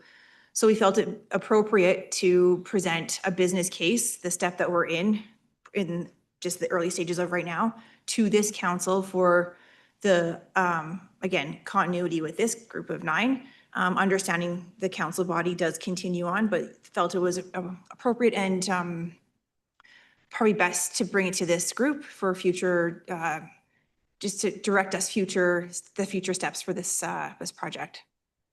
Great, thanks. I think I agree largely. I think that's ideal, but I would hate for the date to be a hardline date and us not engage in as much engagement as we would like. So I guess I'm wondering if we're not getting, if folks are on holidays, I think that was, I forget whose point that was over the summer months, Councillor Frizzell, if folks are on holidays and we don't get engagement over that specified timeline here in front of us, are we gonna forget them and move on and potentially not have their input in this process just to meet our deadline? Or are we gonna push the deadline to make sure that we engage properly? Acting Mayor, through to Councillor Sampson, I think it's fair to say, I hear what you're saying, that, yeah, we don't want to not engage with appropriate groups or interested parties. However, we have done an extensive consultation early on with the public side of things, especially to inform the uses that the public wanted to see in the downtown civic core area. So if we're finding ourselves in the next coming months with it being a struggle to get engagement happening at what's an appropriate or what we think is going to help inform the next step or the completion of this report, we can revisit that. And if this timeline does change, I'm happy to bring that back to council and inform you that what you see on your screen right now has to be amended accordingly. Again, I can't commit to what that might look like because we need to get through these next few weeks and determine what that what the outcome of that is. Great, thanks. I think I'm satisfied by that. My only concern, like I said, is, you know, obviously I would love to be part of the conversation and, you know, after the election, maybe not. And so obviously that sounds great, but more importantly, from my perspective, it's about getting that engagement. And if that means that it's the next council who's voting on this, then so be it. I think that's the benefit of having a continuing body. But the most important part is that we get it right, that we get all the information possible so that we're presenting the best case, business case to our residents when we move forward with this, whether that's in a referendum or whatever that looks like. As we work through this, I think it's going to be really important that we have a really rock solid plan, that this is what we need and this is where what we can justify, and this is what's going to support, you know, the arts community, the ICE users that are going to be wanting to activate our downtown. So I'm excited by this overall. I just want to make sure that we're you know, we're focused on the work rather than hard timelines, while still recognizing that I don't want to drag this on forever. Folks have waited a long time to get their chance at having suitable facilities in our community. So thanks very much, Acting Mayor. Thanks, folks, for your work. And also, I know there's quite a few people here from different interest groups. The arts community, I don't know if there's anybody from the ICE users. I don't see any familiar faces, but the engagement has been high, and really appreciate the input so far, and hopefully that this is satisfactory, and we'll continue to get that engagement throughout. Thanks. Councillor Ramsey. Thank you, Acting Mayor Polo. Thanks for the presentation. I guess I have perhaps similar concerns to Councillor Sampson on the timeline. I guess my question, and maybe it's been touched on a little bit, but what does project completion look like at the end of this cycle in September? Yeah, through the Acting Mayor, and if I may, apologies for my use of condensed. I think we've proactively identified maybe some constraints or concerns with things, and we're proactively making sure that those that do need to be engaged are engaged. So I wanted to note that. With regards to the September delivery, it will be a clear roadmap of the opportunities presented. With that, will include some financial feasibility and concerns that have been flagged, some risks, some opportunities going forward with the different uses, as well as best practice recommendations for integrating those uses in the civic core. And then also identifying how to tee up, where to tee up those funding requirements and the capital requirements to proceed with these projects. Essentially providing a pretty clear go, no-go on the opportunities and the options that, again, will be discussed with staff and brought forward. And from there, also finding the phasing, so finding out which ones we would be able to implement initially, how to plan out the trade-offs in between, maybe bringing one facility offline while another one can come online. It'll be, I guess, an order of magnitude costing analysis. It won't be down to the exact pennies. That is a later phase. There won't be exact renderings of a new performing arts center, but we'll have a mock-up of where that might go and what that might look like. But and I think more crucially, a clear plan on those next things that need to keep going, and the path forward will be very well laid out. Thank you. I appreciate that overview. I guess, just in terms of the financial analysis, and is there going to be like a projected timeline on, I'm making the assumption at some point that this the downtown civic core as one of the financial options would require a referendum. And so, maybe that's a bold assumption. Maybe that's not the case. I just am curious, is the that cost benefit analysis piece of the plan when it comes back in September going to articulate that perhaps long timeline for those financial requirements and such? To clarify, would you say one of our recommendations, are you asking if one of our recommendations might be to put forward a referendum as a result of the findings, or just identifying the gaps in the need for capital? I mean, identifying the gaps in the need for capital, but if there is to be a question of whether a referendum is needed, will there be like a recommended timeline and such like that? So. Shortly, yes. In short, yes, that number of how much is going to be needed will be broadly painted, and then I think there'll be an identification of where that would fall in other capital budget planning requirements as well, and then that can be laid out with a timeline. And in our financial feasibility analysis, that will be working in a timeline as well that will factor in the phasing trade-offs that are being made, and all that will come together to inform potentially a couple different timeline scenarios that would obviously be determined based on council direction and a couple other outcomes that come out of this phase of work and that would carry us into the next phase. Thank you. I guess the reason I ask is that just kind of proving Councillor Sampson's point that council is a continuing body, and with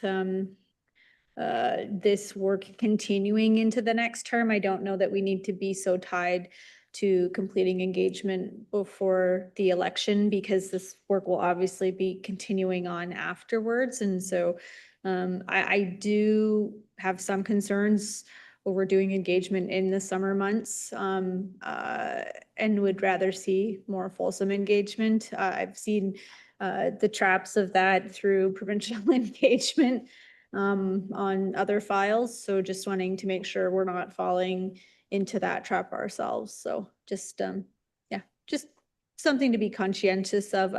Thanks for the overview. Appreciate the presentation and looking forward to seeing how this unfolds. Thank you. Councillor Klassen and then Bennett. Thank you, Acting Mayor Polillo. Thank you very much for the update, and a number of my questions have been asked, but I just want a little bit of clarification on the parking and how is that being integrated early on? Because I think with parking, especially when you're dealing with, like, our comparator cities are not exactly winter cities in the same way that we are. And winter is a major impact on especially on parking. And so if I could have some clarity on that as to where, when and how it will be integrated.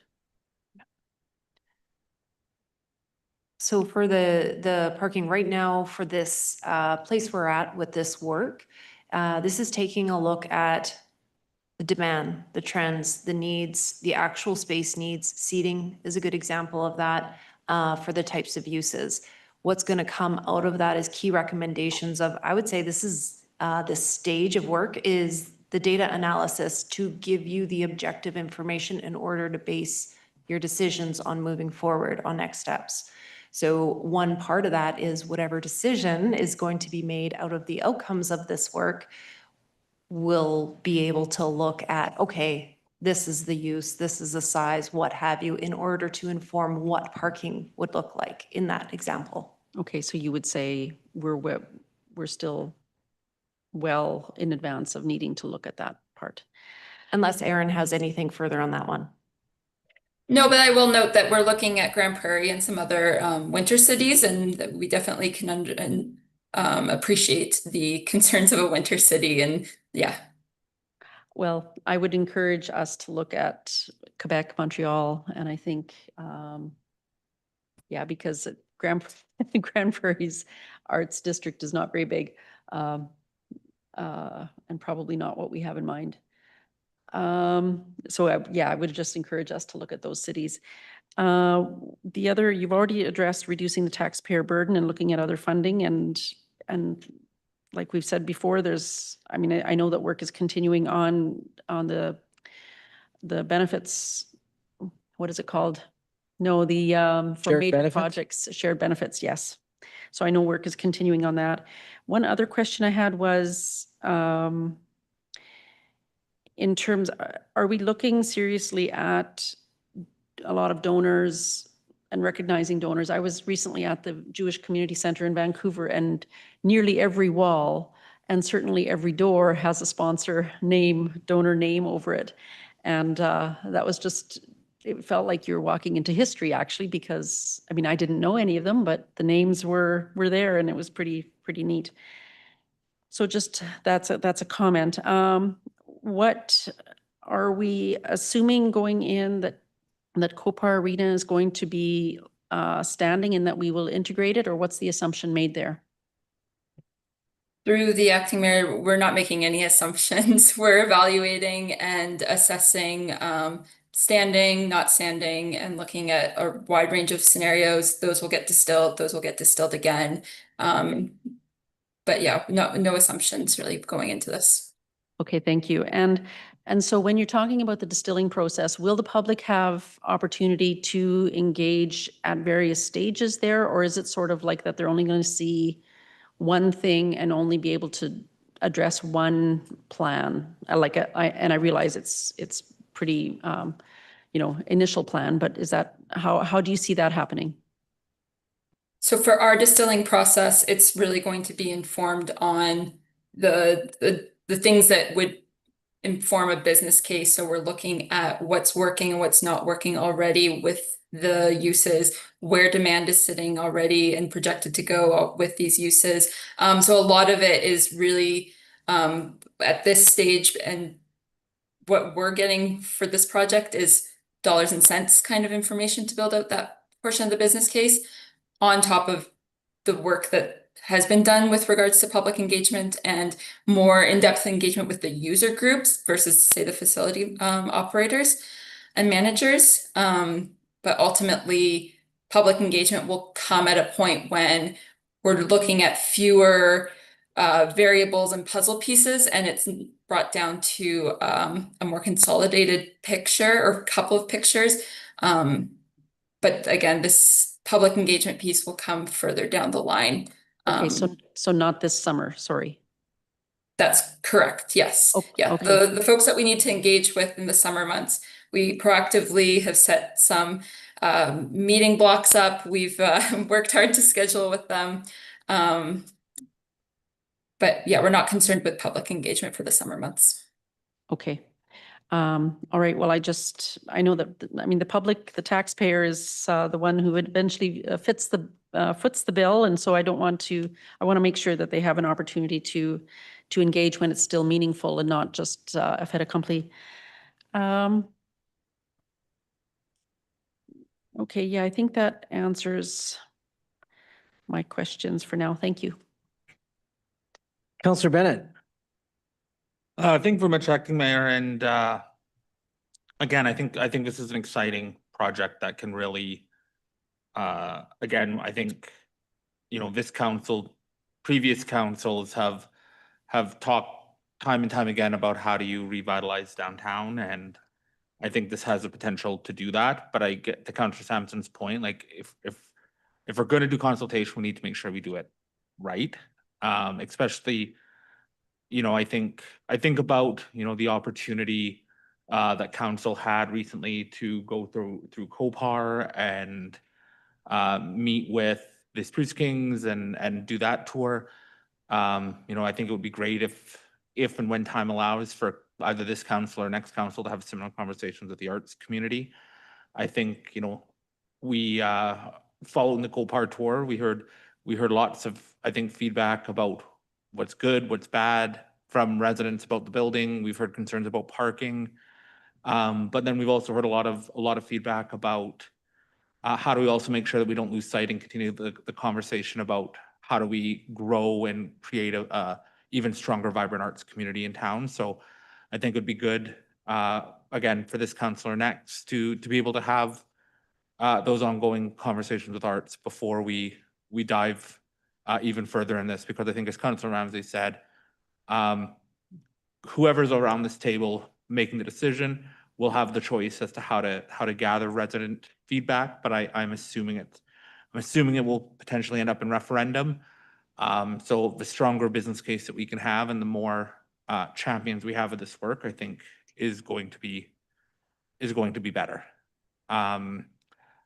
To the point I was actually getting in the queue to make, and this might be something under caller's consideration, is I had the opportunity when I was at FCM a couple of weeks back now to meet with a company who specializes in how do you combine charitable giving and philanthropy in with capital projects, and the Performing Arts Center was actually the one that first came to mind. But I think you can have those conversations around any key infrastructure. Is how do you bring in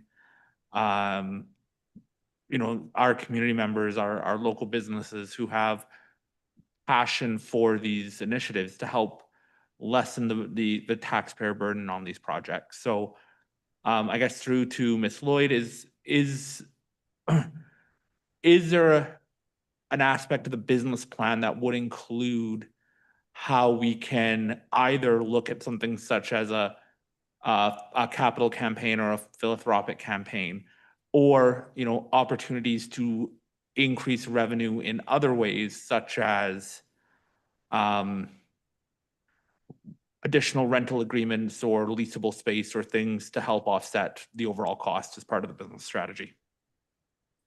Through the acting mayor, absolutely. Thank you for that question. I think there's obviously a range of risks that come with different funding mechanism. Philanthropy is a risky endeavor to funding a project. It can be a lengthy timeline if you don't already have somebody or organization in mind.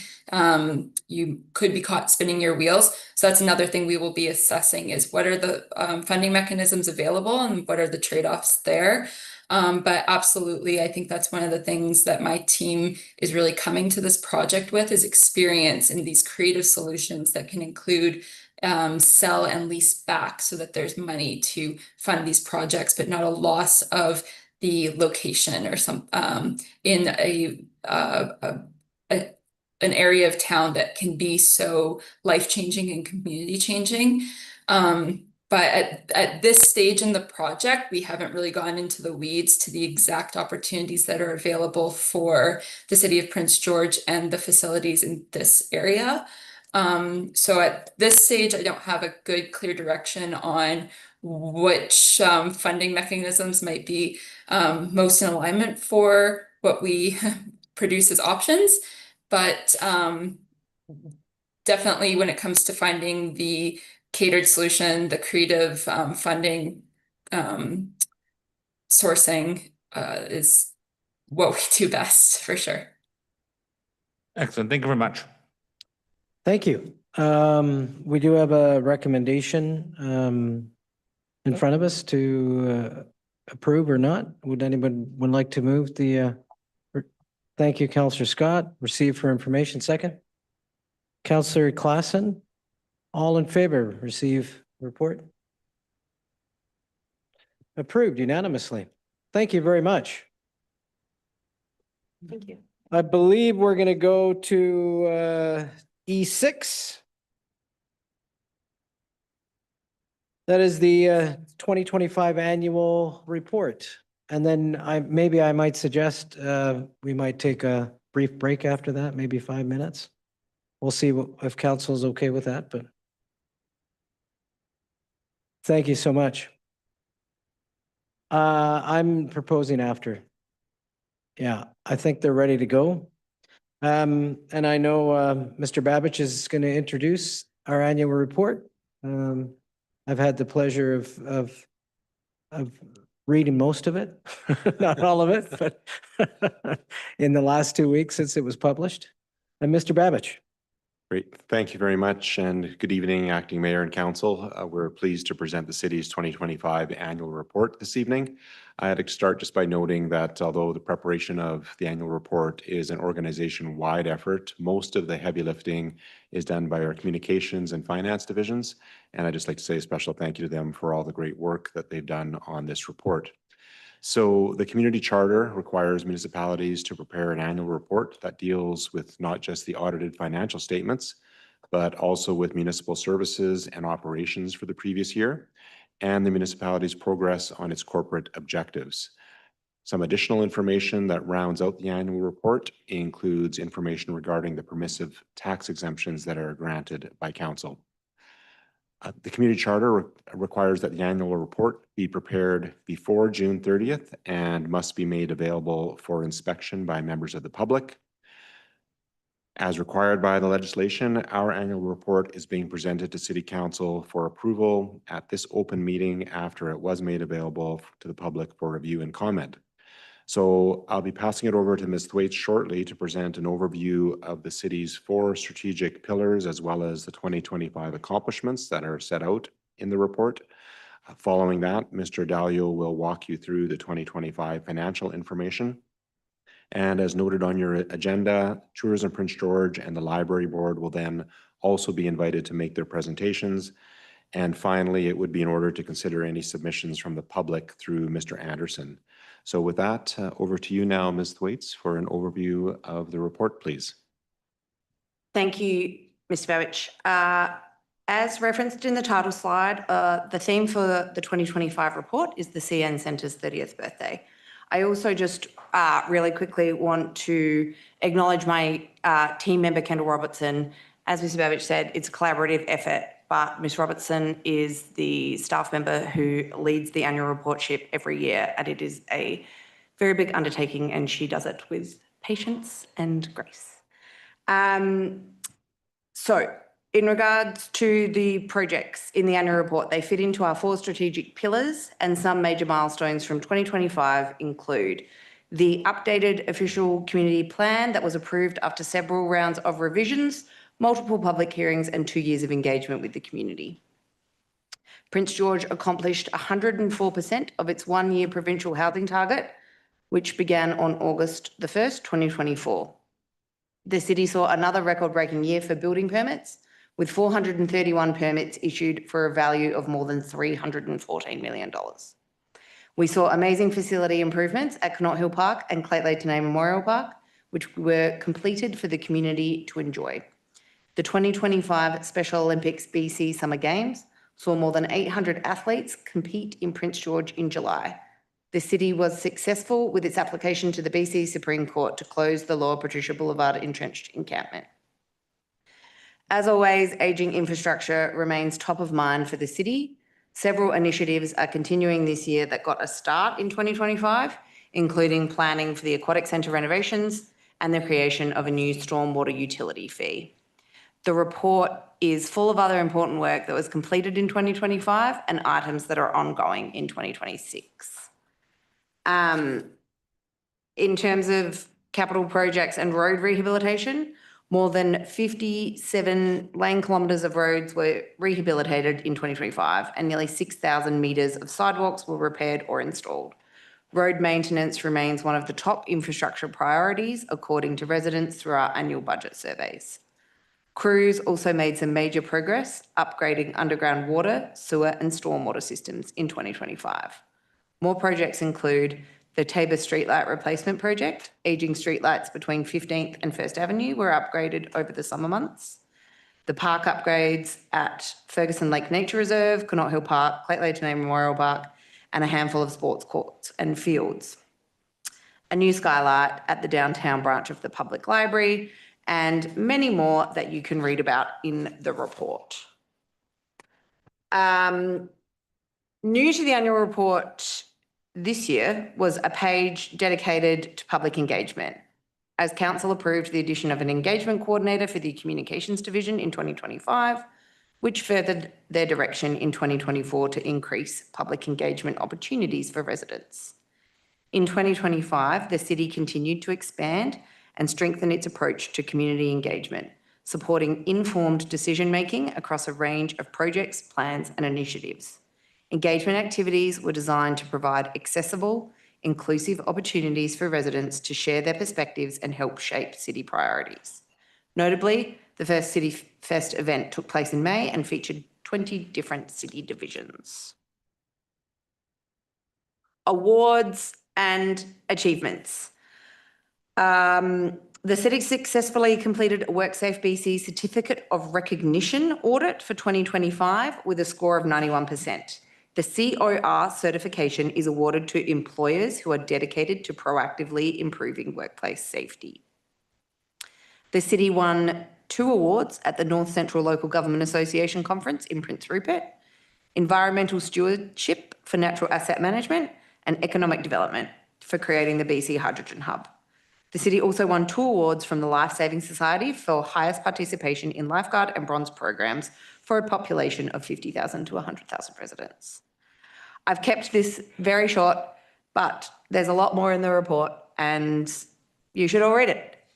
Thank you. Over to you, Mr. Dalio. Thank you. I always, when part of our orientation with new employees, I always tell them to absolutely go to the first half of the annual report. It's very reader friendly and it'll tell you kind of everything that we're doing, successes and whatever's going on in the community.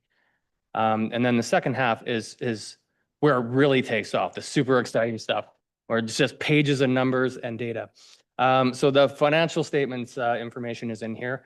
I won't speak overly long about it as there's a report to council embedded in the annual report for myself. Contains some financial statements that were independently audited by KPMG. We got a clean audit opinion, which is always good news.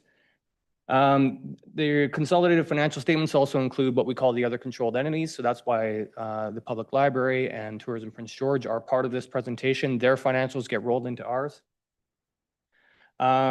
These have already been approved at the Finance and Audit Committee level. We had a May 15th deadline. Council delegates that authority to the Finance and Audit Committee to review and approve the financial statements.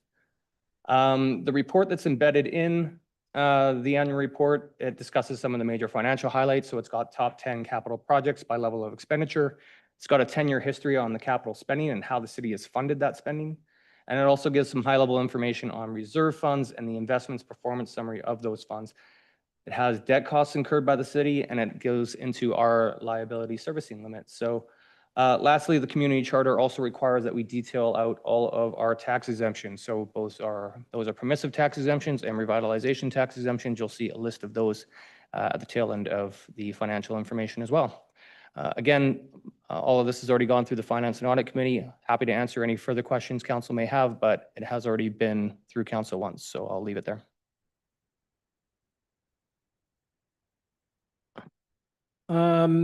I have Councillor Bennett in the queue, then Councillor Purcell.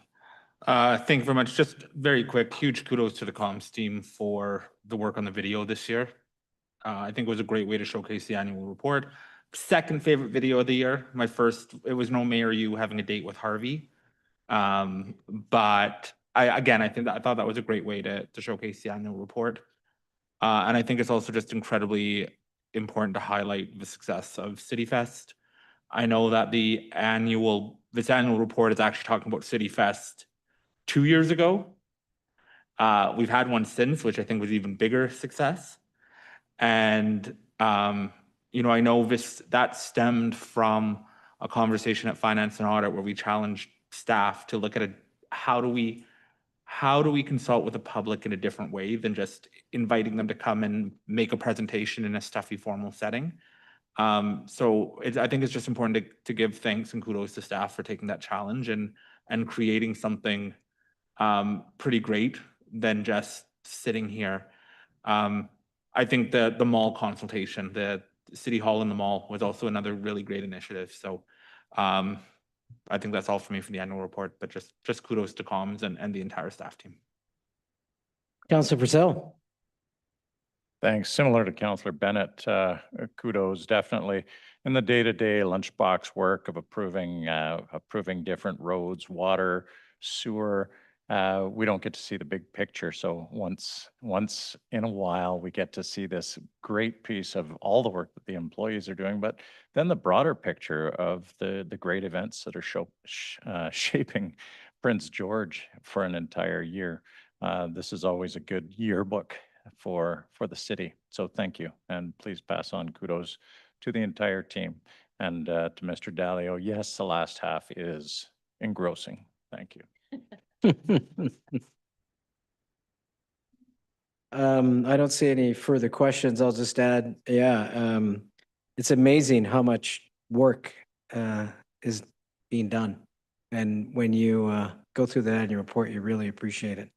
This is a busy place and we've got wonderful, dedicated, hardworking employees. And I'm proud to be part of that team. So Councillor Ramsey.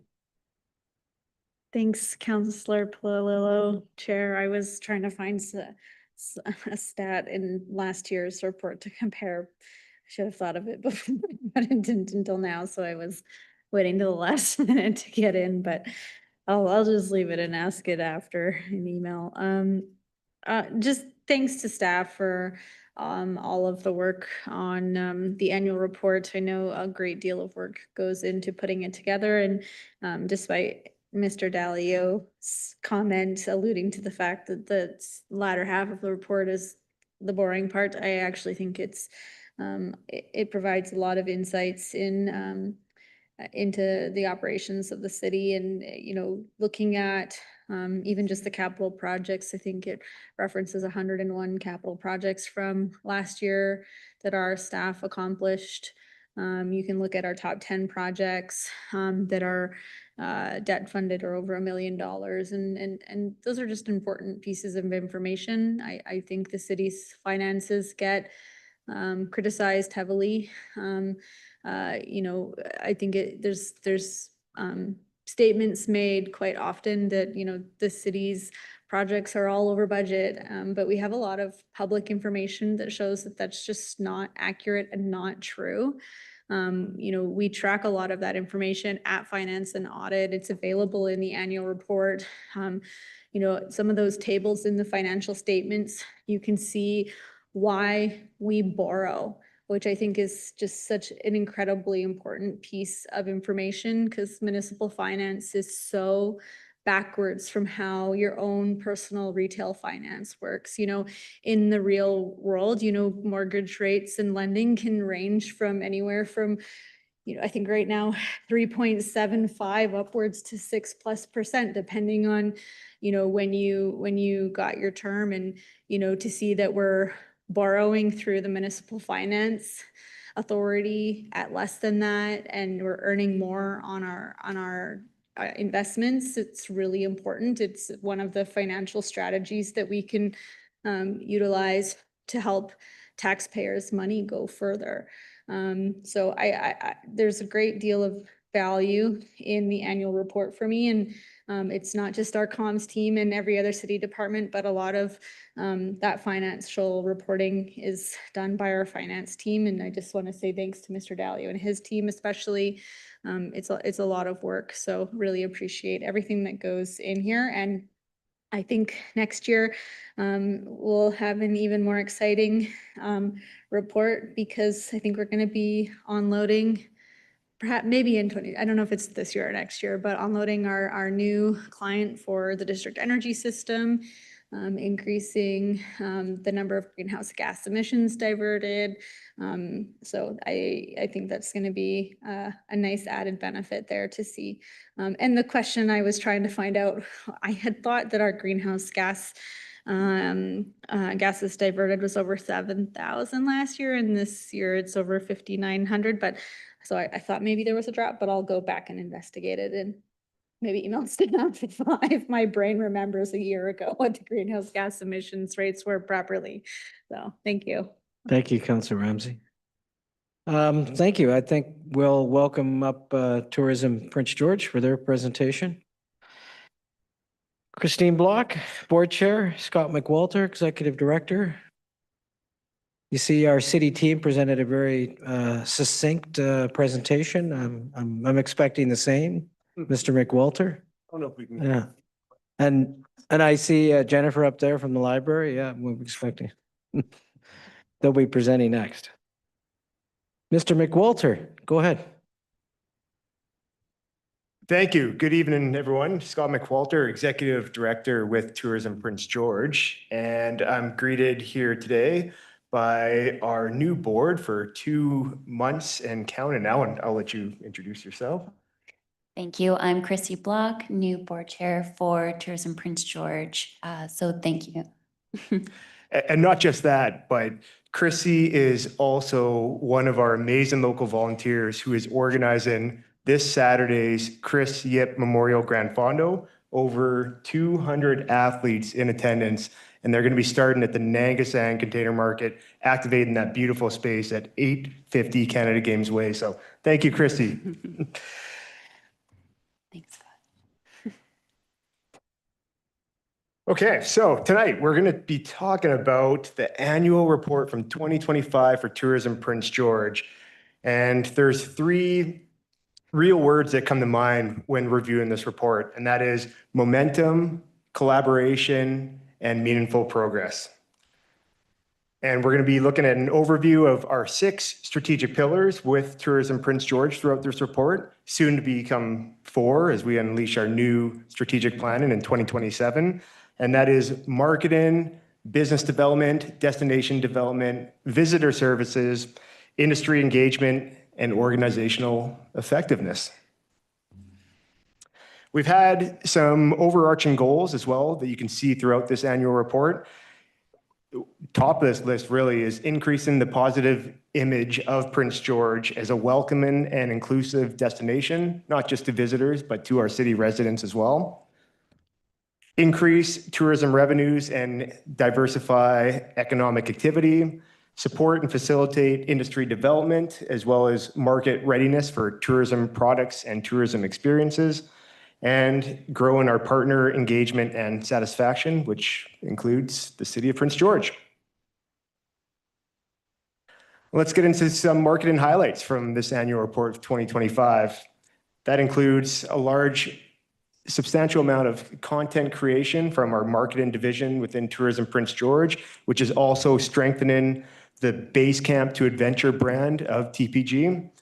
We brought up 8 influencers in total in 2025 from all walks of life, helping activate not just our social channels, but theirs as well. That brings a lot of the spotlight to Prince George and the great community we have here. We had close to 3,000 downloads of the Take On PG podcast that Tourism Prince George produces. And we participated in a few co-op programs, which is actually a partnership with other DMOs, destination marketing organizations from throughout the north. One was ReBC, another one was Hey Kid. And we recently also released the Route 16 co-op, which showcases everything from the Jasper border, from Mount Robson area to Prince Rupert for different motorcycle rides. And there's a lot of uptick on that on our social media channels. Into the business development highlights of 2025, Tourism Prince George supported 35 different events in total. There's a few examples on there, from our Cold Sap Music Festival to BC Special Olympics and various tournaments happening at the Prince George Youth Soccer Association. We supported 4 new events and also secured 2 major bids for events that really increase the visitor economy here in Prince George. NCLGA conference, as well as the Canadian Native Fastball Championship, which is happening next month in late July and early August. It's going to bring over 80 teams to this city and over 1,000 athletes. For destination development highlights, we were able to once again accentuate our passport trails, our bites, flights, and sites, hit the trails and our patio trails. Those again are activated this year. We launched the Nangasan Container Market in 2025, and we're already getting record-breaking attendance and activations throughout this summer season. We supported the growth of new tourism products as well as visitor experience enhancements. That includes the accessibility, which Destination BC is really strong on right now with our virtual 360 accessibility tour map, where you can go on to Tourism Prince George's website. You can go to different businesses, different hotels, different events, and you can check what the accessibility is of these events or destinations ahead of time. And we also revealed a new container market mural as well at the Nangasan. We've undertook new products and new initiatives that are going to help with different bid packages for Tourism Prince George, including Green Step certification. And we also expanded different farm tours to over 25 unique farm-based experiences. From a visitor services standpoint, in 2025, we saw the move from the First Avenue location of our Visitor Information Center to 850 Canada Games Place, right in between our friends at the Prince George Library and the PGCCC. In total revenue for the Visitor Information Center last year, we had just over $80,000, which was close to double at our First Avenue location. And this year, we're actually on par for guaranteed 6 figures. So the new location is showing strong retail growth. This morning, we had visitors from Italy, which our acting mayor would approve, and we've had lots of European guests. A little bit of a slowdown in US travelers, but that road to Alaska is still a hot bucket list item, so we still have that sustained traffic there as well. We distributed over 8,800 experience guides last year, and we have our new experience guide that we just launched 2.5 weeks ago. If you don't have your copy yet, feel free to download it online or swing by our Visitor Information Center to get one. And we also distributed over 4,000 brochures. We engaged over 12,000 visitors, attended 11 mobile events. And if anybody was at Clayton Today Memorial Park this past weekend, you would have seen Tourism Prince George in a mobile setup at the festivities. And we also had 10 new Basecamp blogs. For industry outreach, we had over 22 partner visits. This includes our various stakeholders. We had 13 industry presentations, over 22 business-to-business newsletters, 87 media appearances, and 16 media releases distributed throughout the year. From an organizational effectiveness standpoint, we have new leadership in place. I stepped into the executive director position on November 24th of 2025. And we also had 2 long-term team members with Tourism Prince George that we said farewell to. And we had created a new visitor counselor lead position to help augment the current strong roster we already have at Tourism Prince George. In terms of board governance, we welcomed 6 new board members to our team of 11. And we also had 5 board members return to the team. And to wrap things up, we're going to go over some of the financial highlights. So our municipal regional district tax, the revenue growth you could see from 2021 has increased for 3 straight years to 2023, where it peaked. And then we saw a slight decrease in 2024 and again in 2025. If anecdotally, we're looking at the first quarter of 2026, we've had a strong January and a very strong March. February was a little low, but for example, our MRDT revenue for March of 2026 was $40,000 over forecast. So we're looking at a strong last couple of months, and we expect, just from talking to local hoteliers, that the last couple of months are going to be over forecast as well, which is what we want. In terms of 2025's total revenue, we had just under $2.5 million in revenue.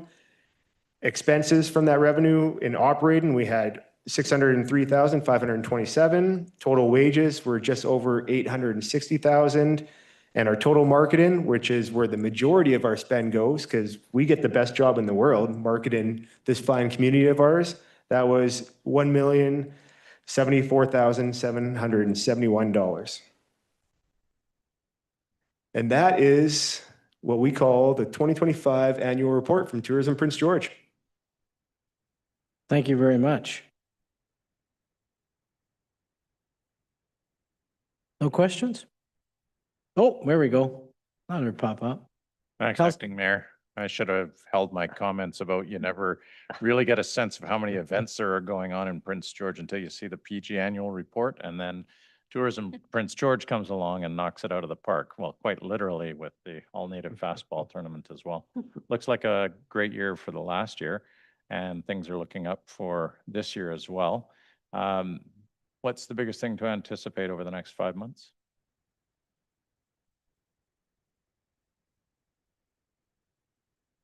Good question. What I'm most excited about is this Canadian Native Fastball Championship Tournament. And that is the biggest sporting event that we have between now and the Christmas season. And just the ability to have in the middle of summer, this city come alive with these 80 teams from not just across BC or Western Canada, but across the country. And with that, we've got all of our hotels filled up. There's just going to be a vibrancy at all the fields, a lot of the civic facilities. And a lot of volunteers are required too. And that's where Prince George is at its absolute best, where the community is working together on that common goal to welcome these visitors, to show them a great time, and to make sure that when they leave the city, they're saying great things about us and they're coming back. Yeah, great. Thank you, Mr. McWalter and Ms. Block. Thank you. Councillor Ramsey. Thanks, Acting Mayor. Thank you for the presentation. Just love your guys' brand and seeing all that you're doing, and it's just really nicely wrapped up in the annual report. So appreciate you guys coming to council. I, in my duties through UBCM, have had the opportunity to tour a lot of the province, visiting areas I've never been before. I got to go to Revelstoke and Trail for the different area association AGMs and really see how each of their tourism organizations, plays a role in each of their communities and how it's really integrated. So it's been really interesting to see the compare and contrast. And I can just say off the hop, having seen all of those different other associations, that I'm really proud of the work that our Tourism Prince George does. I think it just on the provincial stage, we're punching above our weight. So just kudos to you and the team. I think one of the most interesting presentations I had seen was on the Film Commission in the Kootenay Boundary area and the work they're doing to really recruit television series. That's like the bread and butter, I'm told, is if you can get a television series that's there for a long time. So that's the type of work their tourism team is doing in partnership with the Film Commission. And I had been chatting with Clint Fraser from Destination BC, and I said, hey, what's the equivalent of the film commission in Prince George? And he had said, well, actually, it's Tourism Prince George. They're, apparently you guys are in that realm of that work because it doesn't really live anywhere else. So I just was curious what type of work you are doing in that film commission sphere, and if anything at all, because it just doesn't seem like it's landed anywhere. But his impression had been, when I had chatted with him, that it sort of lives with tourism, but it's sort of on a bunch of different desks. So just kind of curious from your perspective on that. Well, through acting mayor to Councillor Ramsey, great point there, because I would love to see kind of the reinvigoration of Hollywood North, where if you were to go back in time 15, 18 years ago, it felt like we had so much traction with, there's that Stephen King movie, Dreamcatcher, there was Reindeer Games that was filmed up in the heart and throughout the community, and there's another one, Double Jeopardy. We haven't really had much momentum like that since. So as far as I know, the actual film commission side is part of Northern BC Tourism Association. And then Tourism Prince George plays a supporting role, like maybe helping with locations or different venues to film in. So in terms of that being a priority, it's something that we haven't even discussed in our latest round of strategic planning. But luckily, we're still in the stage of that where we're taking in different feedback and different consultation, and we'll be meeting with different partners and stakeholders over the next few months. And I'll make sure that that's brought to the table and is a discussion point. I just, you walk down the street in Revelstoke and in Trail, and you see these, there's so much potential for filming and production there. And I thought Prince George has got, we've seen a couple films here. We've got so much potential for it. And there's so many opportunities to bring economic development dollars through that work here. So it had been something that had piqued my interest. And I went to a workshop when I was at AKBLG, and we spent about 45 minutes in a room. There's probably 70 elected officials in there, and they played some music.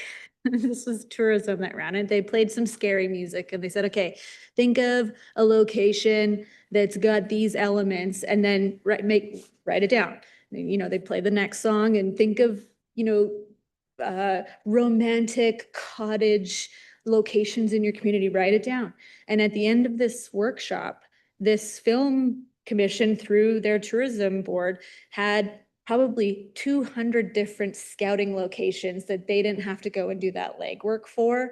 And they were able to just turn around and ask the community to go and take photos.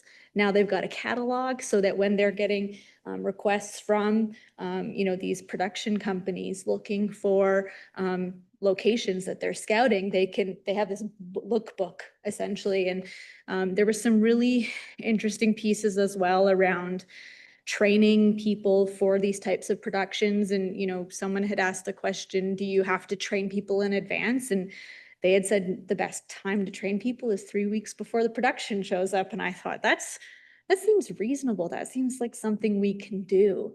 So I'm more curious to see how we can get into this, because it feels like we've dipped our toe in a little bit a couple times, but we haven't thrown our whole body into the lake. So just wondering, maybe I'm curious.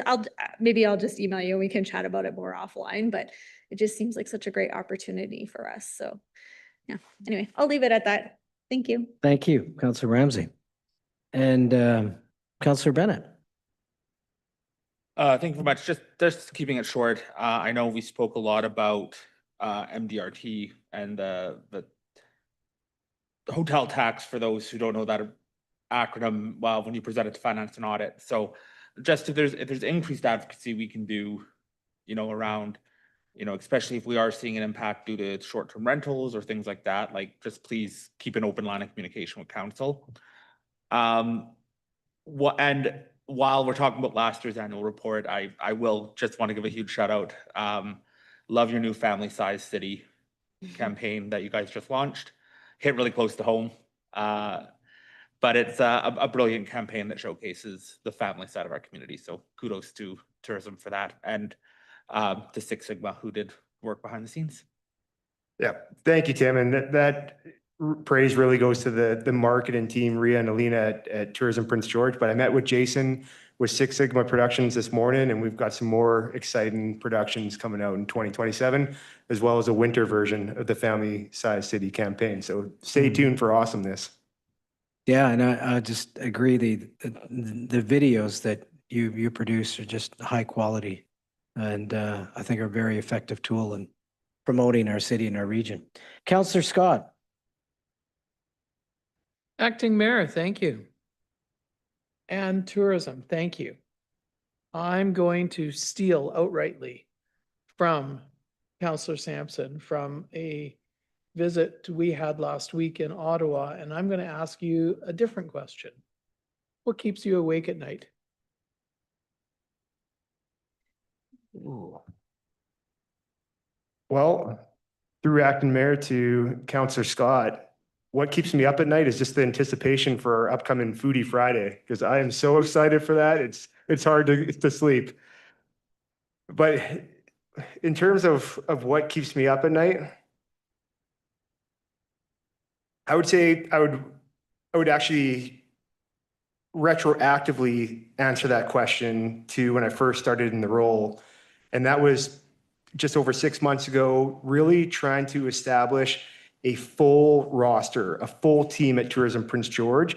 And that organization hasn't had a full team in close to 2 years, and it really deserves that. So we've hired a new communications and engagement specialist, a new marketing specialist. We have a new director of finance and corporate services individual that's going to be joining our team within the next 2 months. And that's something that's kept me up for the last 6 months. And now that we're finally getting to that team roster, it's an organization that deserves to be fully staffed, and it will be soon. And once we are, I'm just going to say, watch out, because it's going to be exciting, and we're going to accomplish the mission, especially with our 5-year strategic plan coming into place in early 2027. We're going to accomplish the mission that we're set out to do.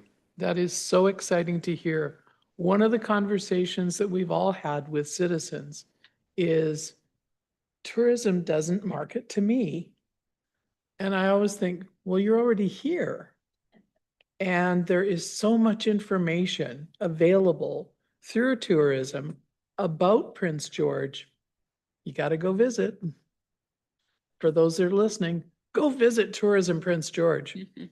Thank you for all you do. Councillor Klassen. Thank you very much, Acting Mayor Palillo. I appreciate what you were saying there about what keeps you up at night. What keeps me up at night is the anticipation that we might actually eventually be able to see a return of passenger rail from Prince George to Vancouver, and the amazing potential that that would open up. So that's would be pretty exciting. But on the until that happens, in the meantime, what are you doing to sort of try to keep track of what targets you're hitting? Like, because you were saying earlier, American travel is a little bit down from previous years, European travel. Are you keeping track of sort of who comes in, who, like, do you have a way to track online visits? Like, how's that going? Yes, through acting mayor to Councillor Klassen, we keep track of everything. We keep track of the number of visitors that we have on a daily basis, where they're coming from, if they're leaving with experience guides, if they're leaving with maps, brochures, what kind of questions they're asking. So we are keeping track of all of this information, and we're utilizing that to tailor our different offerings and our marketings and our programmings to different tourism trends. And for example, Councillor Scott was just talking about Prince George residents and trying to incentivize them to come down to the Visitor Information Center. We are noticing that a lot of Prince George residents are electing not to go on those US trips that they might traditionally go on every summer or winter, and they're staying in the Prince George doing more staycation type events, or they might be exploring the region. Anecdotally, just in a conversation I had with Bobby, the owner of Salmon Valley Campground yesterday. They have a phenomenal snack shack there. She was saying that the same thing, where they have the perennial US travelers that are making their way north, but this year the trend has been a substantial amount of Prince George residents deciding to, we're just going to take advantage of everything we have in our backyard and spend our money here, add to the Prince George visitor economy. Yes, I actually stayed out too late last night at Salmon Valley Campground. And I forgot my other question because I was thinking about that and it was, such a long night. If I may, Councillor Yes. Claassen, further to Scott's point, on the board, it is a privilege to have people who are very closely connected to the hotel industry, airport transportation, or air service transportation as well. So those are other ways that Tourism Prince George is able to gather information on who's coming to Prince George and what are they doing here. So. Right, that Mhm. reminds me about I think you were working, I didn't hear you mention it, the 2 or 3 night stay in Prince George, like sort of a tour guide plan or something like that. I think we talked about that at one point, maybe not, maybe it wasn't you. Yeah, Sort through of- Acton Mayor back to Councillor Claassen, we do have different itineraries that are available, everything from our experience guide to our website, or just those one-on-one conversations at our visitor information center. And that can be anything from a 1, 2, 3 night stay to a 2-week stay in Prince George. In fact, last Tuesday, there were 60 individuals in town for the UHNBC Acute Care Tower project. And we met with them, the Tourism Prince George team and we distributed experience guides and we talked about the variety of different things to do and see in Prince George. And these individuals, they're excited to be here. And they're excited not just about this record-breaking 5.5-year project that's commenced, but what they get to do while they're in the north, primarily Prince George. So the momentum, in my opinion, in this city is only going to get stronger and stronger over the next half decade. And residents and visitors to this city should be excited. All right, thank you very much. Councillor Sampson. Thanks very much, Acting Mayor. I'll keep it quick. It's all been said, but thanks very much to both of you for the presentation. The thing that I found really great to see in your report was, in particular, there was lots, was the relocation, the new location of the information center.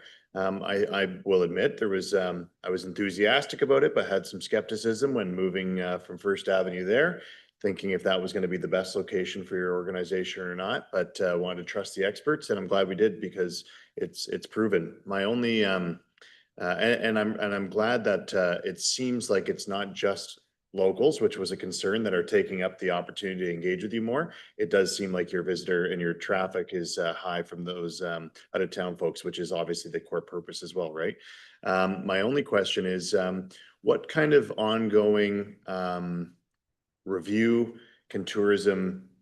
is tourism doing to make sure that that stays the best location? Obviously, we don't want you just moving willy-nilly, but as trends change, we heard when you moved to this location that certain types of traffic were changing, certain types of folks interacting with the info center, how they interacted were changing, pop-up centers were growing. So what kind of work do you do on an ongoing basis to make sure that this is the prime location, or maybe trends change and when it's time to move again, that you're going to be prepared to do so?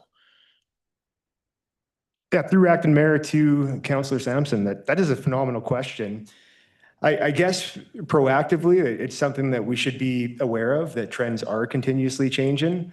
And right now, our focus has been on the increase of visitor traffic as well as the increase in revenue. So with those numbers going up, that actually hasn't been a priority to start evaluating other potential options down the road. But it's never too early to have those kind of proactive solutions or that kind of proactive thinking in place. So thank you for that. And there's also one more thing I want to add, is the fact that this new location has been so sensational for Prince George. A large part of that is because of the team at the Prince George Conference and Civic Center. They've been extraordinarily welcoming, extraordinarily helpful, and there's been a few growing pains with the move, but they're always there to help. So to the team there, there's not anybody here representing them, but it's a major, well, yeah, Andy, but there's a major kudos to them because they've made the process of the move a heck of a lot easier than it could have been. Yeah, thanks for saying that. I think you got good neighbors at the Civic Center, at the library. You guys are, seems like a good team. The art gallery to make that plaza a real hub for Prince George. So thanks very much for really integrating and jumping in with both feet. And I don't want my previous question to imply that you should be looking to move. It's just I appreciate that your team does engage with other tourism organizations, particularly in Western Canada, and identifying where those trends are going. I think that'll help you stay responsive and help us keep our info center in the as relevant as possible for as long as possible. So thanks. Last question. You and I had a chance to chat about this a little while back. Something that I had seen in my travels, kind of a opportunity to curate the content in your community. And I brought it up years ago during an annual report with tourism, but curious if what your thoughts are. So the concept, more of a stand that folks can put their phone in, and it curates what the photo that they're taking is, gives them a chance to be hands-free. They can set the timer and go be in the photo if that's what they want, or gives them a chance to get the perfect picture of Prince George wherever they are, whether that's the Cut Banks downtown, in the plaza, wherever it may be. What kind of initiative can Tourism Prince George take in partnership with the city to help build out some of that infrastructure that's giving people a great experience when they're here, not just attracting them to come, but helping implement their experience here? Yes, through acting mayor to Councillor Sampson, again, we've taken the initiative of putting a phenomenal individual in the new director of business and destination development. So that's one of our top priorities, not just for that concept, but for a wayfinding strategy to work with the city in partnership on that as a whole. And in addition to that, we've brought in new communications engagement specialist who is a fresh graduate from UNBC in her master's degree, and one of her core competencies is grant funding. So we are going to be going after a lot of grants in the foreseeable future. And the good news is there's a lot of them available for signage and wayfinding and tourism concepts like the one that you just discussed. Great. Thanks very much. Thank you both. Thanks, Acting Mayor. Thank you. Thank you for the presentation. We look forward to Foodie Friday, the FIFA Watch Party upcoming. I know next year, a couple of big events with the Junior All-Native Fastball or Junior Basketball Tournament that's coming. And I know PGYSA is hosting provincials next year as well. So exciting times ahead. Yeah. Thank you so much. Thanks, everyone. Well, welcome our friends from the Prince George Public Library, Board Chair Jennifer Wilczek, and Paul Burry, Library Director. And then we'll wrap up our annual report. By the way, I like the mustache, Scott. 2.5 years. Yeah. Who's starting? Miss Wilczek? Okay. By the way, that reminds me, I have to come see you. I think I got an appointment. We're closed tomorrow. Oh, bye. Go ahead. Good evening, Acting Mayor Polillo and members of council. My name is Jennifer Wilczek and I am the chair of the library board. Joining me this evening is the library director, Paul Burry. We are pleased to present the library's annual report for 2025. The library board is responsible for the governance of the public library under the authority of the Library Act of BC. The board provides financial oversight, develops strategic priorities and organizational policies, and advocates for the library on behalf of the community. We thank our library trustees for their willingness to share their passion and expertise on behalf of the library, with a very special thanks to our former board chair, Anna Duff, who is currently in the final year of an 8 years of service with the library board. As a municipal public library, PGPL is funded mainly by the city of Prince George, which contributes just over $4 million to the library's revenue in 2025. An additional $525,000 was contributed by the regional district of Fraser-Fort George, and just over $344,000 by the provincial government, of which there's approximately $125,000 which came from the one-time provincial enhancement grant. We are very grateful to our funders, that's a funny word, funders, for their ongoing support for the important work at the public library. The library continues to develop additional revenue sources to assist in funding special events and projects, including in-kind donations from local businesses. For example, the upcoming installment of Touch a Truck event at the Canada Games Plaza is supported by Tourism Prince George, who is sponsoring mini train rides and access to the Nazgatan Nan Guzan Container Market. In addition, Save On Foods and Integris Credit Union are providing barbecue hot dogs and refreshments by donation for attendees. And so thank you to all of our funding partners. In 2025, funds from internal sources and fundraising added $137,000 to the library revenue. Library events and programs continue to be popular with the community members in 2025. Almost 35,000 people participated in more than 1,300 program offerings in 2025, a slight decrease from the record numbers in 2024. One of the biggest library events of the year was the 40th Annual Gene Clark Awards, hosted at the Civic Center in February of 2025. More than 150 people attended this special anniversary of the awards. The event honors the legacy of Gene Clark, who served on the library board from 1978 to 1984 and was a founding member of the library's local history committee. The first Gene Clark Awards ceremony was held in 1985, and the event is going strong 40 years later. The 2025 awards were also special because the Service Award was presented posthumously to the late Chuck Chin in honor of his many years of photography documenting the history and beauty of our community. As part of honoring Chuck Chin's contributions to promoting the history of Prince George, the library worked with local photographer Philomena Hughes to create an exhibition of his photography that was displayed in the main stairwell of the downtown library during the month of February. The vision of the Prince George Public Library is to foster a vibrant, inclusive, thriving community. In alignment with the strategic plan of the City of Prince George, PGPL is focused on welcoming people of all backgrounds and abilities and creating opportunities for community members to connect with each other in safe public spaces.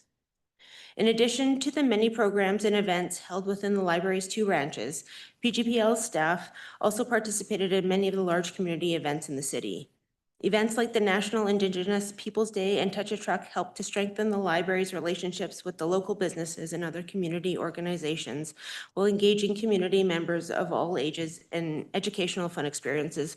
And I would just like to highlight how fun that is and how much we all enjoyed that at the board. Library performance measures in 2025 continue to illustrate the community's strong support for and reliance on library services, collections, and programs. While borrowing of physical resources like books and DVDs declined slightly in 2025, digital borrowing, in-person visits, and website usage all increased over their 2024 totals. Library branches were very busy with in-person visits throughout 2025, welcoming almost 200,000 people. Use of the Bob Harkins branch remained high throughout the fall despite being closed for several days during the replacement of the skylight on the roof in the branch, but we are very grateful for that upgrade, so thank you for that. Analysis of cost per use metrics in the library's 2025 budget presentation highlighted the significant value returned to our community from the investment made in the public library. The charts included on the following 2 slides incorporate performance numbers for 2025 into the cost per use analysis since 2020. Each cost per use measure is calculated by dividing the total revenue for the year by the total for the metric displayed on the chart. The values do not represent the actual cost of providing the specific library service depicted by the chart. With borrowing of physical and digital resources continuing to be strong in 2025, the cost per item borrowed dropped to a 5-year low of $5.50. Cost per visit, which includes in-person and website visits, remained steady at $8.61, a slight increase over 2024, but a 16% drop since 2020. Both the number of new patrons joining the library and the number of program attendees decreased over the record numbers from 2024. This resulted in slight increases in the cost per patron added and the cost per program participant. With 3,200 new patrons joining the library in 2025 and almost 35,000 program participants, the community continues to enjoy a high rate of return for its investment in the public library. Staff training and development was a focus of 2025 at PGPL. Several staff members participated in the BC Library Conference in Nanaimo, and staff took advantage of various other training sessions throughout the year. In 2025, new manager of communications, Larissa Cotildis, successfully completed the 6-month LEAD program, a national leadership development program focused on preparing the next generation of library leaders. Larissa was awarded the Maggie Weaver Trust Fellowship, earning a $4,500 subsidy for the cost of attending the LEAD program. Larissa began at PGPL as a library page in the year 2010 and has been with PGPL for 16 years. In addition to that, I had the honor of joining the LEAD program as a learning guide in 2025. One of the most significant opportunities for staff training and development in 2025 was the Beyond Hope Library Conference held at the Civic Center and Courtyard Marriott Hotel, June 9th and 10th. Organized and hosted entirely by PGPL staff, the biennial conference welcomes library workers from public, school, academic, and special libraries from across the region and around BC. Beyond Hope 2025 welcomed 185 conference delegates, a 28% increase over the 2023 conference. 55% of conference participants traveled to the conference from outside of Prince George. PGPL fundraising and partner sponsorships brought in over $28,000 to assist in hosting the conference. Feedback from conference delegates attests to the great work PGPL staff do to create an excellent conference experience that rivals much larger library conferences and attracts visitors to Prince George every 2 years. Plans are already underway for Beyond Hope 2027. In April of 2025, the Library Board launched the All Hands on Deck fundraising project in support of the planned upgrades to the deck space at the Bob Harkins branch downtown, hosting an open house on the deck to start conversation about what the deck space could look like. The project's $100,000 fundraising target was intended to enhance the deck space with seating options, natural elements, interactive structures, and other features once the required engineering upgrades are completed by the City of Prince George. The Friends of the Library launched the fundraising efforts with a $10,000 donation. Other organizations and private individuals have made contributions large and small. We were very impressed by the strength and enthusiasm of the community support for this initiative. In early 2026, the Prince George Community Foundation approved a donation of $100,000 to fully fund the project. We are grateful for their generosity of the Community Foundation and for their confidence in the library as a partner. The level of support for this project is a testament to the importance and value of the public library in the community. We at the library are very grateful to the City of Prince George's continued investment in the success of the public library, including upgrades to the library buildings such as the new skylight completed at the Bob Harkins branch in 2025. Whether renovating existing facilities, maintaining the Knowledge Garden, or beautifying the Canada Games Plaza, city staff do so much to help ensure that our community members continue to have a safe and attractive public facilities to enjoy. We greatly appreciate this commitment to creating places for community connection. The success of the public library in our community starts with the passion and talent of staff members who care deeply about the mission of the library and working to build a thriving community. Librarian Patricia Gibson, pictured here with her colleague Laura at the Austin Affair Tea Party in December of 2025, recently retired following 20 years of service with PGPL. We are so grateful for dedicated staff committed to providing library services and programs to our patrons. The library's updated branding and logo were launched in 2025. A newly designed website appeared in early 2026. We are so pleased that the library users are connecting to the message of our new brand identity. PGPL's new slogan captures as simply as possible what we strive for every day: to welcome everyone in our community to read, connect, and share at the library. Thank you for your continued support of the library. Paul and I are pleased to answer any of your questions.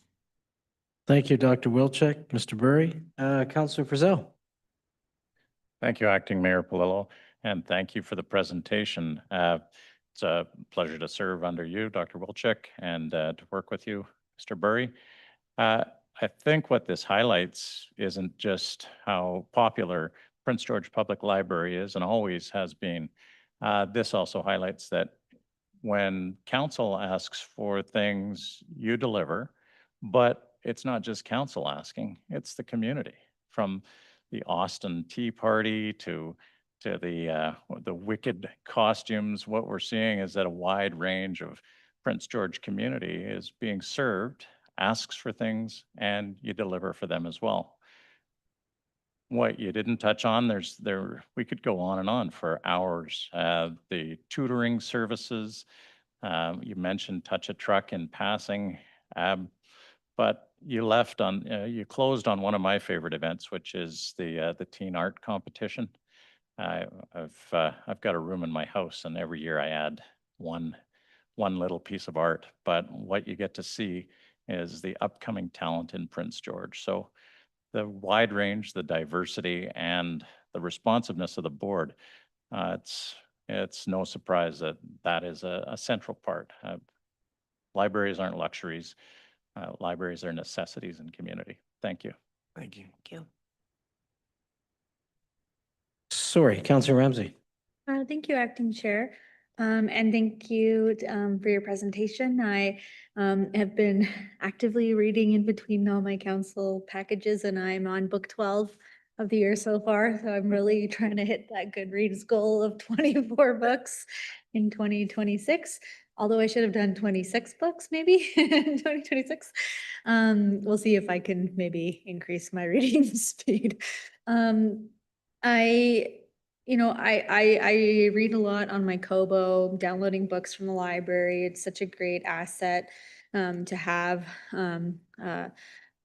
It was Overdrive, now it's Libby. So it's just really great. I got my library card number in my note, so in case I don't have my library card on me, I can still borrow.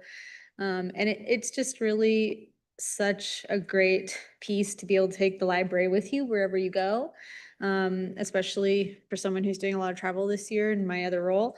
So that piece I really appreciate. I live next door to your former board chair.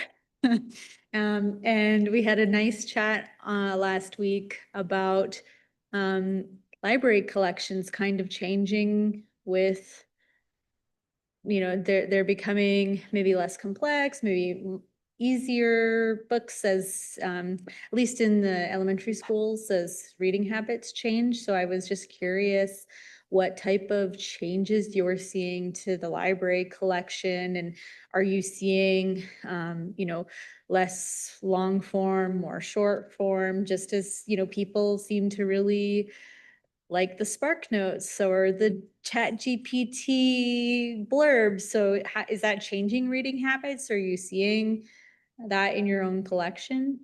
We're seeing both types of reading. We still have dedicated readers who are willing to pick up the 300 or 400 page books and go through those. And like in looking at what borrowing numbers are like at other libraries in BC, our borrowing is actually one of our strongest numbers in comparison to other libraries. I think digital borrowing has continued to grow for most libraries, but in a lot of communities, book borrowing has gone down significantly, and ours is continuing to grow. Like it had a slight plateau this year over last year, but over the past 5 years, the trend is upwards with physical borrowing, and that's unusual. So we feel like that's still a strong component of what we offer at the library. One thing that's different that we are concerned about is the publishing industry is changing. And so one of the things we're dealing with this year is you just can't get mass market paperbacks anymore. They're just not, nobody's producing mass market paperbacks.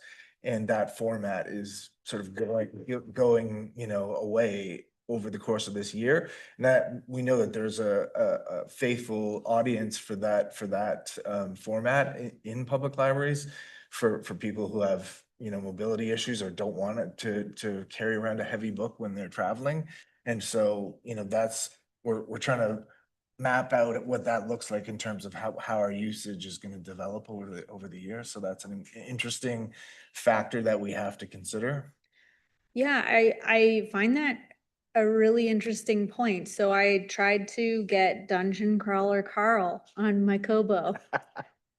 You can't get it. It's this really, one of the highest rated audiobooks out there. It's supposed to be great. I got a physical copy, but was traveling and thought, oh, I'll just get the e-copy too. But Amazon owns the rights to it. And so you can only get it in print. You can't get it unless you go through this subscription service. And I thought, this is so odd that, I'm curious how that subscription process will take away access to books through this pay to play piece where It's another major factor that we're dealing with in terms of how the publishing industry works. And you would maybe think that access to digital resources means it's cheaper to get those resources, but publishers have implemented all kinds of methods to make sure that they get the return on their investment for ebook and audiobook formats. And so they're actually much more expensive than buying print copies. And that you're probably familiar with from using Libby, that they continue to maintain a one copy, one user model, even though, in the digital world, that's not necessary to maintain that. But it's in order to make sure the publishers, get the return on there. Yeah, I think there was like an 8-month wait for, it might have been, oh goodness, not The Martian, the other one that Andy Weir wrote, Project Hail Mary. It was like, I think it might have been an 8-month wait list. And I thought, it's a digital copy, there's infinite amounts, but really not. So Yeah, well, one of the things we do for that is that Libby database is shared among all libraries in BC. But what we do is, for the most popular titles that are, the long hold lists, we buy additional copies just for Prince George Public Library users, so that we try to cut down that wait time. no, that's good to know. Are you doing any sort of advocacy around like restrictions with subscriptions and publishers kind of making things difficult? There's an effort like among the associations for library professionals to push back on what the publishers are doing and try to negotiate fair rules so like organizations like CULC, the Canadian Urban Libraries Council, do a lot of work on that kind of thing. Interesting. Just a rabbit hole I didn't anticipate going down, but interesting. So always learn something from the library. Well, thank you so much. I really appreciate all the work the library does and how accessible you are. I know, kind of been busting your chops over budget but the balance of that is that the library does important and good work. So thank you. Thank you. Councillor Sampson. Thanks very much, Acting Mayor, and thank you both very much for the annual report. Fantastic job. A couple things stood out to me. I was really impressed, close to about 3% up, 200,000 in-person visits roughly. Fantastic number. And what really stood out was the digital checkouts. Councillor Ramsey's point a bit, digital checkouts being 50% up since 2022. That's remarkable. Yeah, we've really seen huge growth there since the pandemic sort of changed how people use digital. Makes sense. Yeah. And so I guess my question on that would be, there was concern with, if there's a closed day, right? Are you seeing maybe that's not having quite the same impact because people can still access your materials, obviously, digitally? Yeah, that's one of the biggest things for us, is to make sure that our website is accessible, and we think of the website as another library branch, because it does allow you to access resources without having to come into the branch. We know that many of our users are in the regional district and can't often come into town to visit a library branch. One of the one of the initiatives we had this year was a partnership with the airport to advertise getting a library card on the spot when you're sitting in the departure lounge, because you can get an instant account number and get access to digital resources to download onto your phone while you're on the plane. And, you know, it's that kind of instant access that we really rely on to provide an option when we aren't able to be open. And that's all learnings from what happened during the pandemic, right? Really neat. I love the idea of partnering with the airport there. That's Yeah. We're working with captive audience. Yeah, we're working with Northern Health to do a similar thing at the hospital for people who are there and, you know, don't have access to resources. When those and- darn hospital wait times are long, you have a chance to read a novel and yeah, wow, that's fantastic. That number just really stood out. 50% increase over a few years is remarkable. So thanks for sharing that. The other one that stood out was, I think it was, where's my note, 1,300 programs and events. That's astronomical, and about 35,000 folks participating. So maybe if you can just dive into that just a little bit more, that's substantial. Yeah, it's just a real tribute to the amazing staff we have at the library, and it's always been a focus of what we do is bringing great entertaining programs and events and participating in events out in the community, not just in the library. And so, you know, we're really proud of that record. And, you know, it's all thanks to the staff at the library. Engagement wise, I remember 100 years ago, I was DJing when I was young, and I DJ'd at the library a few times for some youth events when I was a youth. Your target audience, who comes and participates at library hosted events mostly? What is your core demographic for participation? It's families and with children especially. Like a lot of our youth and family programs are very well attended.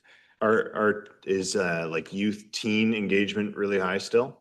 Is that a prominent area of engagement? Yeah, like teen engagement is more challenging, but we do have some great youth programs. We have a writing program. We have a Dungeons and Dragons teen program that's very popular. We're always getting comments from the public saying, please don't let this Dungeons and Dragons program go away. I can send my kid to this event in person. They don't have a device. They sit around and have fun with their friends and so, you know, programs like that are really effective. You know, they might not bring in hundreds, but they're reaching like, you know, significant numbers on an ongoing basis. I appreciate that service there. That's why I was asking. I mean, years and years ago, it was a bit easier to attract young people in to get out and do things. But in today's world, that screen time or whatever it may be in their worlds that keep them a bit more at home is challenging. And I think the social aspect of our society has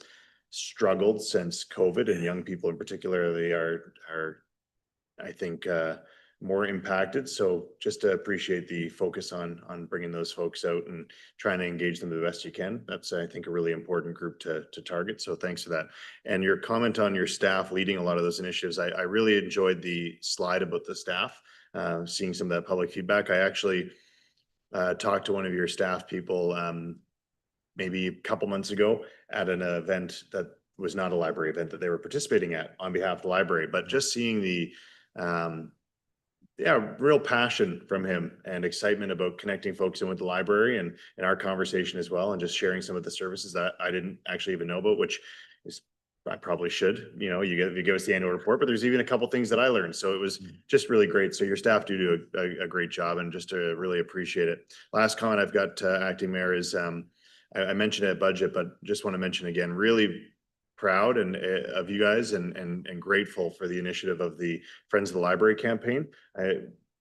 Very good. And I was grateful to be able to support a little bit, my small share, but the community really stepped up. Obviously a beloved resource, but I think it's a good example of how you can leverage your supporters and your users to really step up and support in a big way as well. And so just appreciated that effort. Yeah. We're really grateful for the work, the Friends of the Library. I'm sure. Looking forward to the patio as well as you work through that with us. That's going to be a really great activated space. So thanks. Thank you. Just remind my colleagues, I know we're getting through this, but we still have quite an agenda ahead of us. So, Councillor Bennett.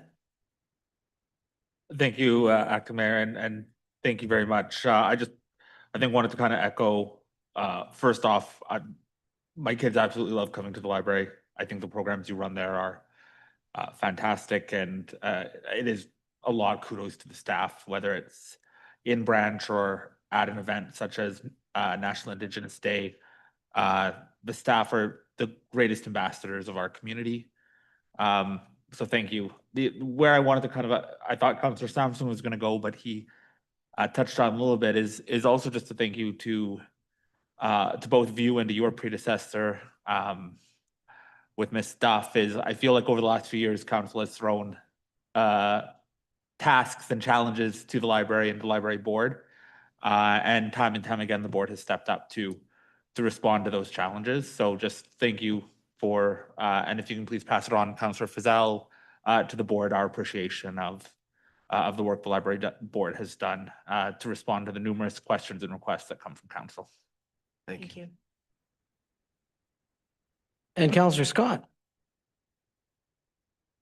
Thank you, Acting Mayor, and I have to tell you, there's nothing more fun than walking down the hallway of my building and hearing a group of men in their 60s, men and women in their 60s, playing Dungeons and Dragons. Yay. It didn't start in Prince George, but you know, some of them have been in the same game for 50 years. I have a question that I tossed to my colleague over here when we attended the DBIA AGM. Is there any chance that the library will use its new deck as a venue for fundraising? Certainly a possibility. One of the things we want to do is make use of it as a space that's bookable for private events. So, you know, we've done big fundraising soirees in the past. So if something like that would the deck would be a perfect space for that, something like that. I think it would. I mean, we heard earlier from DBIA about their dinner under the stars. And I don't see that the patio, the deck of the library would be any less attractive to people like me. So Yeah, that's our food for hope. thought. Thank you. Okay, thank you.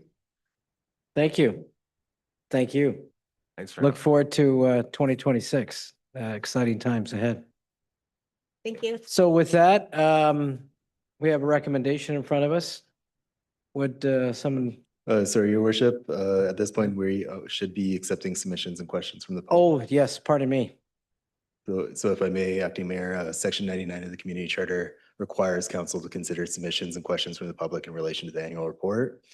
Public notice was posted requesting written submissions and providing tonight as an opportunity to make a submission. We did not receive any written submissions in relation to the annual report, and I can see that there's nobody online. Ms. Kellett, is there anybody on the speakers list? So at this point, Acting Mayor, I think it'd be appropriate for you to call for any submissions from the gallery. I'll call again. Any submissions for comment on the annual report? And again, second time. Any submissions? Comment on the annual report? And for the third time, any submissions, questions on the annual report? Moved by Councillor Sampson, second by Councillor Brazil. All in favor? Any opposed? Carried unanimously. With council's permission, could we break maybe for 5 minutes? Yeah, no, like real, like we'll come back at 9:02. How about that? 6 minutes.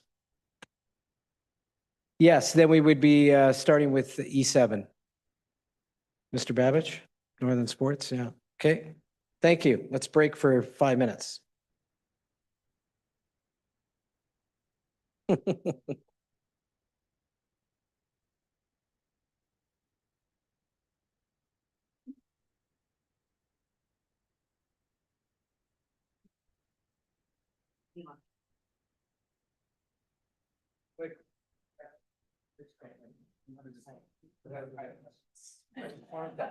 Sir, is it okay with that email?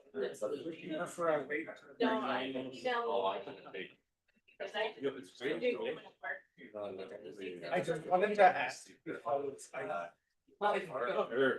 Yeah, if I can't answer right away. You just. then that was fair. That's fair. Yeah, so I just wanted to make sure I wasn't like, I didn't grab my neighbor. I'm not gonna do it all the time, Yeah. but I just thought I'd, yeah.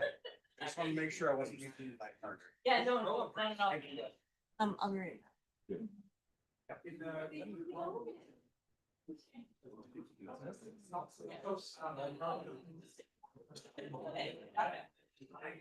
Yeah.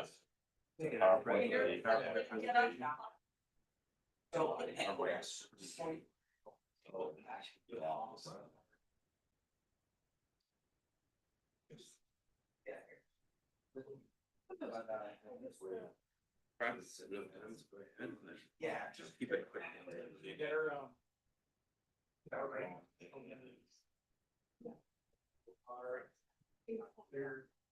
And this sort of the other stuff just.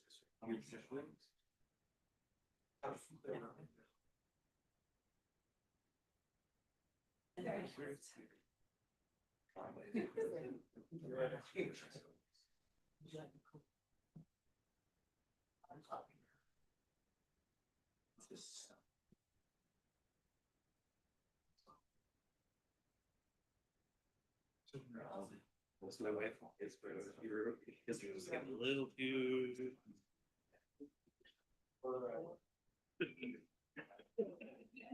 No, the future is not very for sure. Be leaders. Oh, yeah, okay, yeah.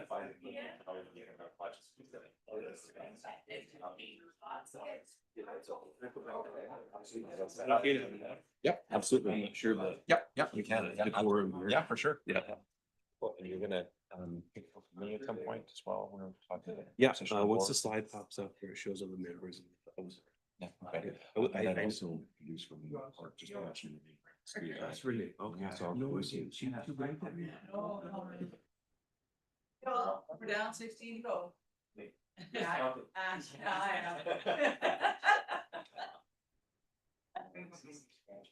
Oh, okay.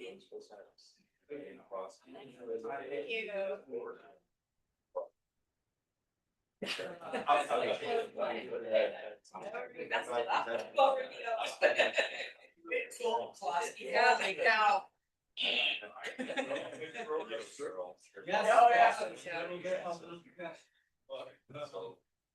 Oh, wow. Okay. Oh, I can't. The agenda, and I was just almost overwhelmed. It was actually a little beat. Yeah, 16 goals, so we're down. Need to go.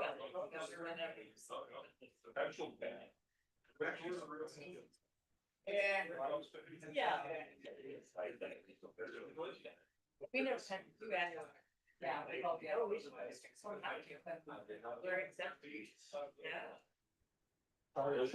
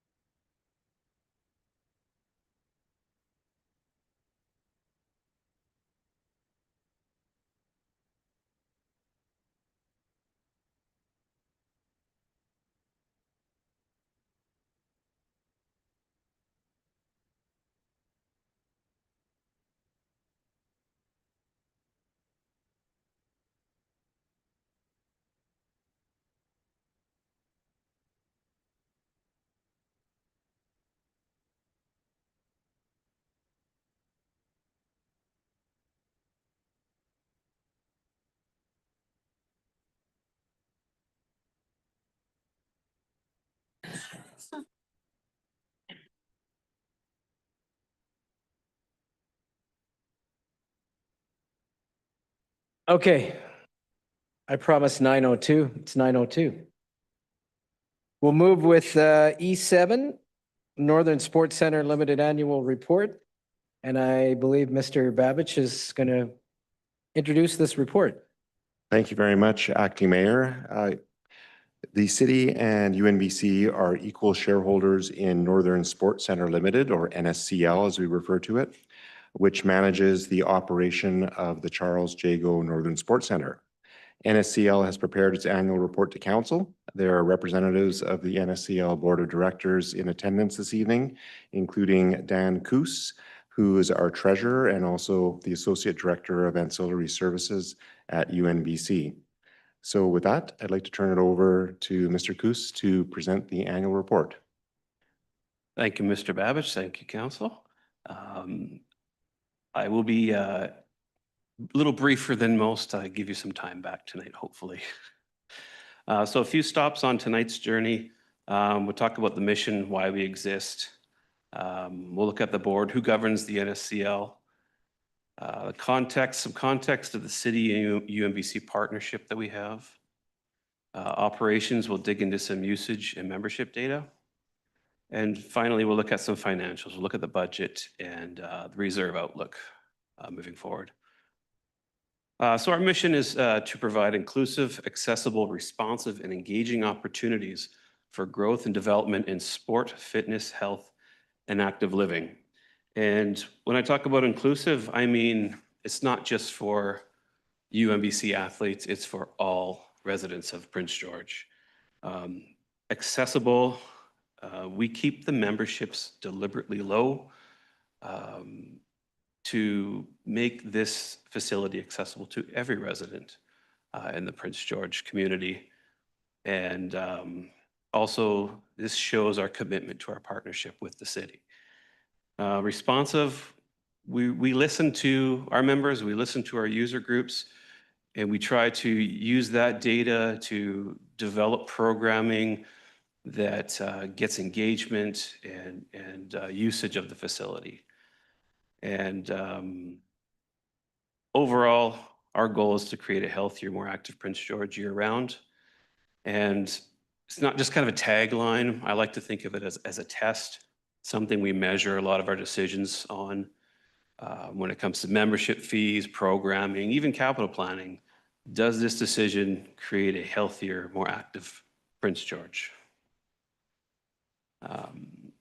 As Mr. Babich alluded to, this is an equal partnership between the City of Prince George and University of Northern British Columbia. Both shareholders contribute $300,000 annually. This creates equal governance in the NSCL. Both shareholders' needs and input from their user groups are taken into consideration equally to direct the strategic planning and programming of the NSC. And UNBC also operates as the facility operator under this agreement. There are two agreements that hold this partnership together. One being the master agreement, which is from 2007 to 2037, and it governs the Northern Sports Center operations, funding, use, and management between City of PG, UNBC, and the Northern Sports Center Limited. We also have an operating agreement. This is a 5-year term, and UNBC serves as a facility operator and delivers operational services to the NSCL. And just for a note there, this current operating agreement does expire on March 31st, 2027. But what this guarantees is a $300,000 annual contribution from each shareholder, accessible usage rates for local sports organizations, reasonable membership fees for Prince George residents, and reasonable access to the facility guaranteed for the UNBC community. I'll quickly highlight the board. Board members is a great group of volunteers that help guide the strategic direction of the sports center. If you'll notice, the chair is vacant. Our longtime chair, Don Basserman, vacated this position at the end of last year. And for that, I would actually like to refer back to Mr. Babich for some commentary on Mr. Basserman. Thanks very much, Mr. Koos. So yes, as noted, Mr. Basserman resigned from the board, and just like to acknowledge and thank Mr. Basserman for his service as chair of our board since 2015, actually. And it's clear that his depth of experience in our community and his leadership has really helped shape NSCL, and we're thankful for the steady guidance that he's provided during his time with the board. And it's appropriate, I think, this time to also note that as indicated in the shareholder resolutions, Acting Mayor, for Council's approval, we're very pleased to announce and thank Renee McCloskey, who's here this evening as well, for agreeing to join our board of directors. And it's with the intention that our board will appoint Ms. McCloskey at our next meeting as chair of the board to succeed Don Basserman. So with that, I'll turn it back over to Mr. Coos to continue the presentation. Thanks, Mr. Babich, for those kind words. So what does our partnership mean to the city of Prince George? One, it guarantees accessible rates for local sports organizations. Minor clubs and other organizations can operate without prohibitive facility expenses. It allows for reasonable memberships, membership fees kept attainable for Prince George residents. Sports tourism profile. The facility, it elevates the region's national profile, draws events, athletes, and visitors. This is a great facility that we can highlight regionally, nationally, even internationally, to bring events to the city of Prince George, which really adds to the local economy in hotels and restaurants and retail sales, supporting local businesses. And it gives a high performance pathway. It helps attract and retain competitive athletes, foster community pride. Young athletes from PG can train at the facility that rivals anything in British Columbia. And it's a powerful retention tool, keeping talented youth in the Prince George to train, study, and hopefully eventually build their careers here. And a quick note, just this partnership in action during the Prince George Aquatic Center closed in January of this year, and for major two-year renovation. And the NSC partnership is stepping up, and UMBC is actively working with the city to ensure members and the broader community can maintain their active lifestyles through the ongoing closure. So we've maintained a great partnership. Some context in terms of what this relationship to UMBC. This is the home of the UMBC Timberwolves and of student life. Students can train where they study. UMBC Timberwolves called the Northern Sports Center home.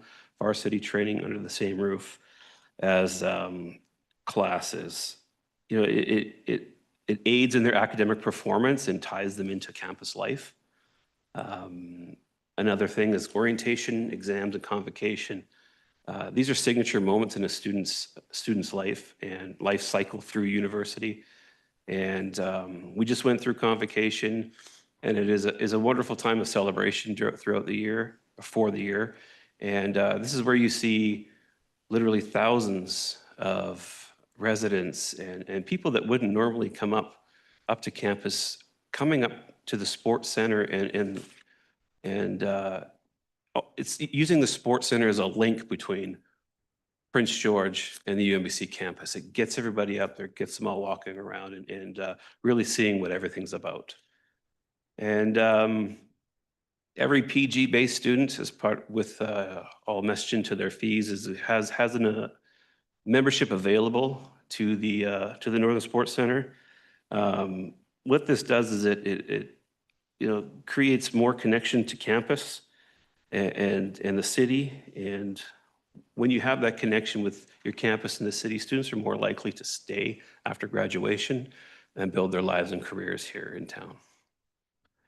I'm going to jump into some operations now. So last year, the gymnasium and field health hours by user group. This is a pretty typical breakdown over the last few years. We see the vast majority of the sports center is used for UMBC athletics programs.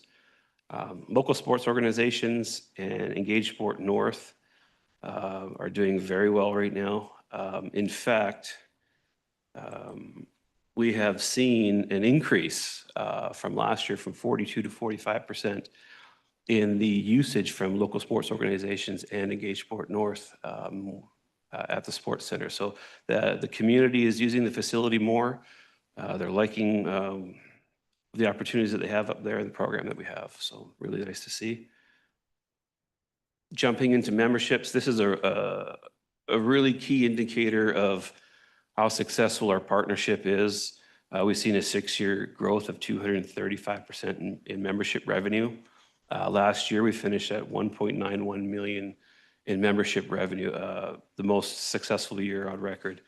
And with the early returns and membership data from the first 3 months of our fiscal year, I can forecast now we should be able to hit around $2.1 million in revenue.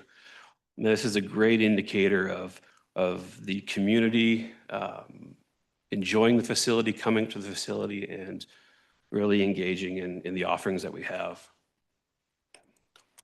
Where does this revenue come from?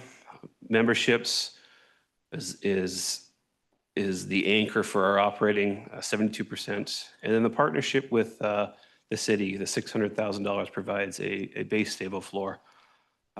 There's some smaller numbers in their facility rentals, tenant rents, recreational class.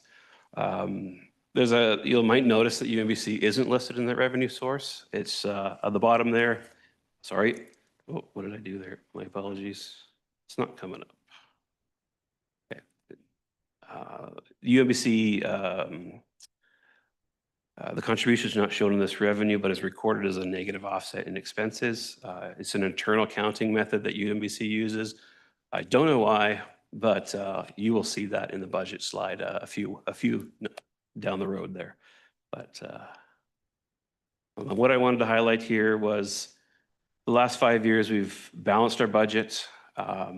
Any surplus that we have flows into capital reserve funds for the facility itself. We've seen a 33% revenue growth in the last 4 years. We have balanced our budget, and what I put in there is including reserve.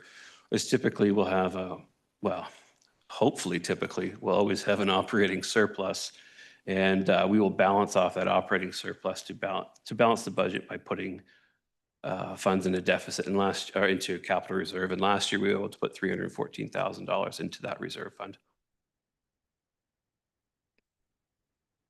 Touching on the budget, as you can see, total revenue budget for this year is budgeted to be $2.67 million. Early indications based on some early returns, I've adjusted that forecast up to $2.87 million. So originally this year, I had planned to put in $43,000 into reserve, but it's looking like that number is going to be increased to what I hope is $237,000 by the end of the year. And a quick look at the reserve fund. 2026-27, we have a drawdown of $284,000 based on the exhaust systems and a scoreboard that needs to be done. Sorry, I skipped over. We had opened the year with $682,000 in the fund. So after the drawdown this year and the expected surplus, we should have an estimated balance of $635,000 at the end of the year. 27-28, again, a drawdown of $692 on some air handling units, door assembly. The public address system is listed in this at $170. However, after some consultation with user groups and work internally, this may not need to be done because it's simply not used. So this could roll back into the capital reserve. I am anticipating, just based on trends and annual data, that we should be able to put in another $400,000 at the end of that year. We did draw down, but we still have a healthy balance of $342. I made a note that capital planning beyond 27-28 is subject to reassessment of facility needs. This is something that my team has been working on much more in the last year is a significantly closer relationship with our facilities department and reassessing the building. How far can we stretch things? How can we make things last, just to be more responsible with the funds? And there is some potential funding that I'm working closely with the director of facilities that we may be able to tap into with the BC government in terms of green initiatives that will impact and be allowed to work on the Northern Sports Center.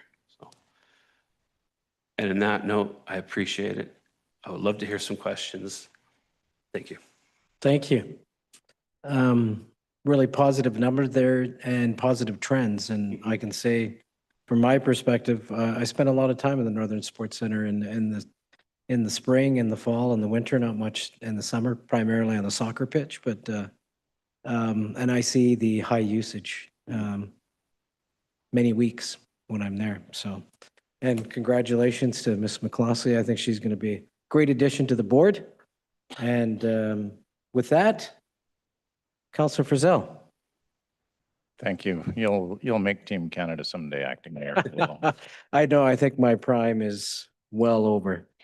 From some of our kids going to physio, to hosting a dinner party for the FCM annual conference, to watching gymnastics and squash and judo.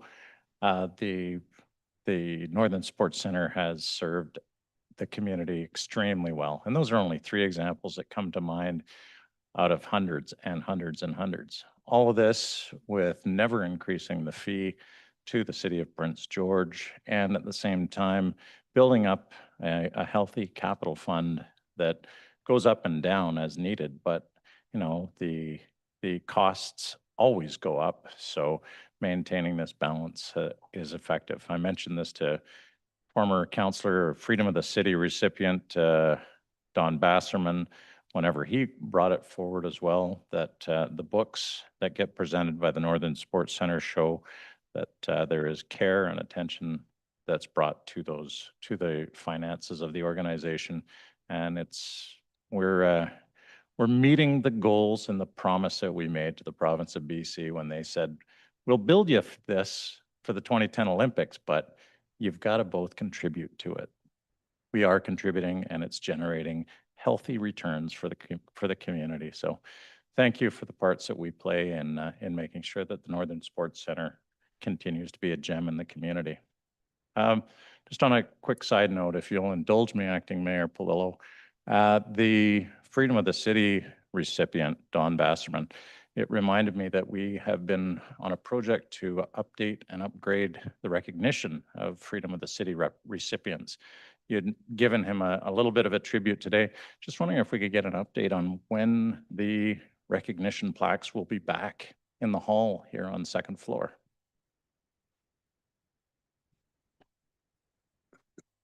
Thank you, Acting Mayor, through to Councillor Frizzell. I don't have a specific date for you now, but I can certainly get that and follow up in an email. I know that staff are actively working on that and trying to standardize it and make it appear appropriate to reflect the recognition that Freedom of the City recipients deserve. Thank you. Thank you, Acting Mayor. Thank you. Councillor Scott. Thank you, Acting Mayor. I am delighted once again to receive this report. And I think I owe Ms. McCloskey an apology for outbidding her earlier today at a silent auction we were both at. But I digress.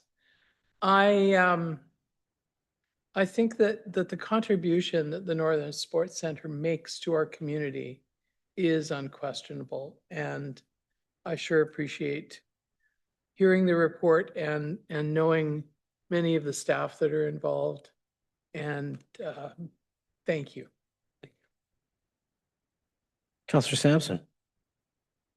Thanks very much, Acting Mayor, and thank you for the presentation, the annual report, and please pass on, I think on behalf of all of us, really, our thanks to Mr. Basserman for his long service to the board, and congrats, Ms. McCloskey, on stepping in, and thanks. Wondering if you can break down a bit of, help us understand the UMBC departmental use and what that exactly entails. Is that simply convocation, or is that intramurals? How is that allocated out? Yeah, thank you, Acting Mayor, to Councillor Sampson. That is all for convocation, for exams, and for orientation. UMBC intramurals is all under the UMBC athletics area. Okay. Yeah. All of it, all intramurals programmed through the school, through NUGs, through whatever are under athletics. That is correct. Okay. Yeah.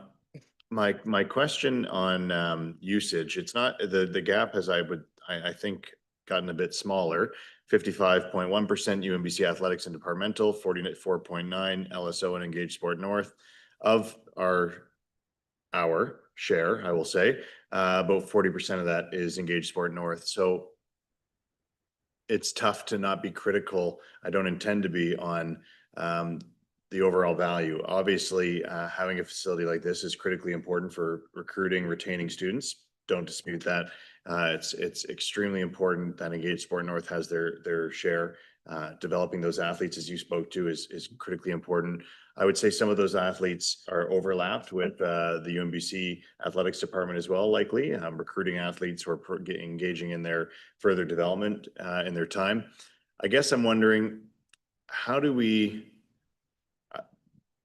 in this table, our job is to represent the LSO side, I would say, even more. So how do we get, or is there maybe not a demand for greater LSO participation in the facility? Years ago, I did hear more feedback from the public on looking for more programmable hours.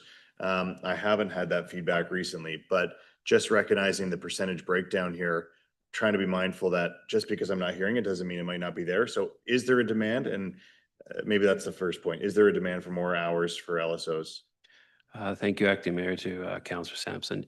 What we are doing is a demand analysis. And what we are trying to do is coordinate with UMBC Athletics to try to maximize the availability of what we call prime time space for LSOs and for ESN.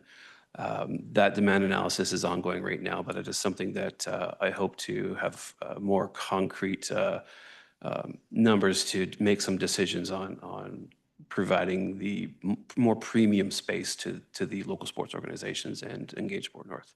Great, thanks. That's exciting to hear. I think everybody wants those peak hours. It's challenging, and you can't give any one group that. It can't be the LSOs or athletics, and so appreciate the work that's being done on that. I would ask that council this time next year should be able to get a greater update on that. Would that be fair to say? Absolutely.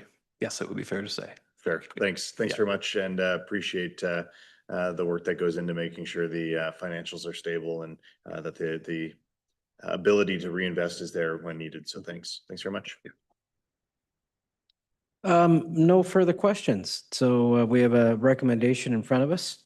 Council, moved by. Okay. Councillor Sampson, Councillor Brazil. Any further discussion? Oh, sorry, Councillor Castle, go ahead. Sorry, I wasn't quite quick enough there.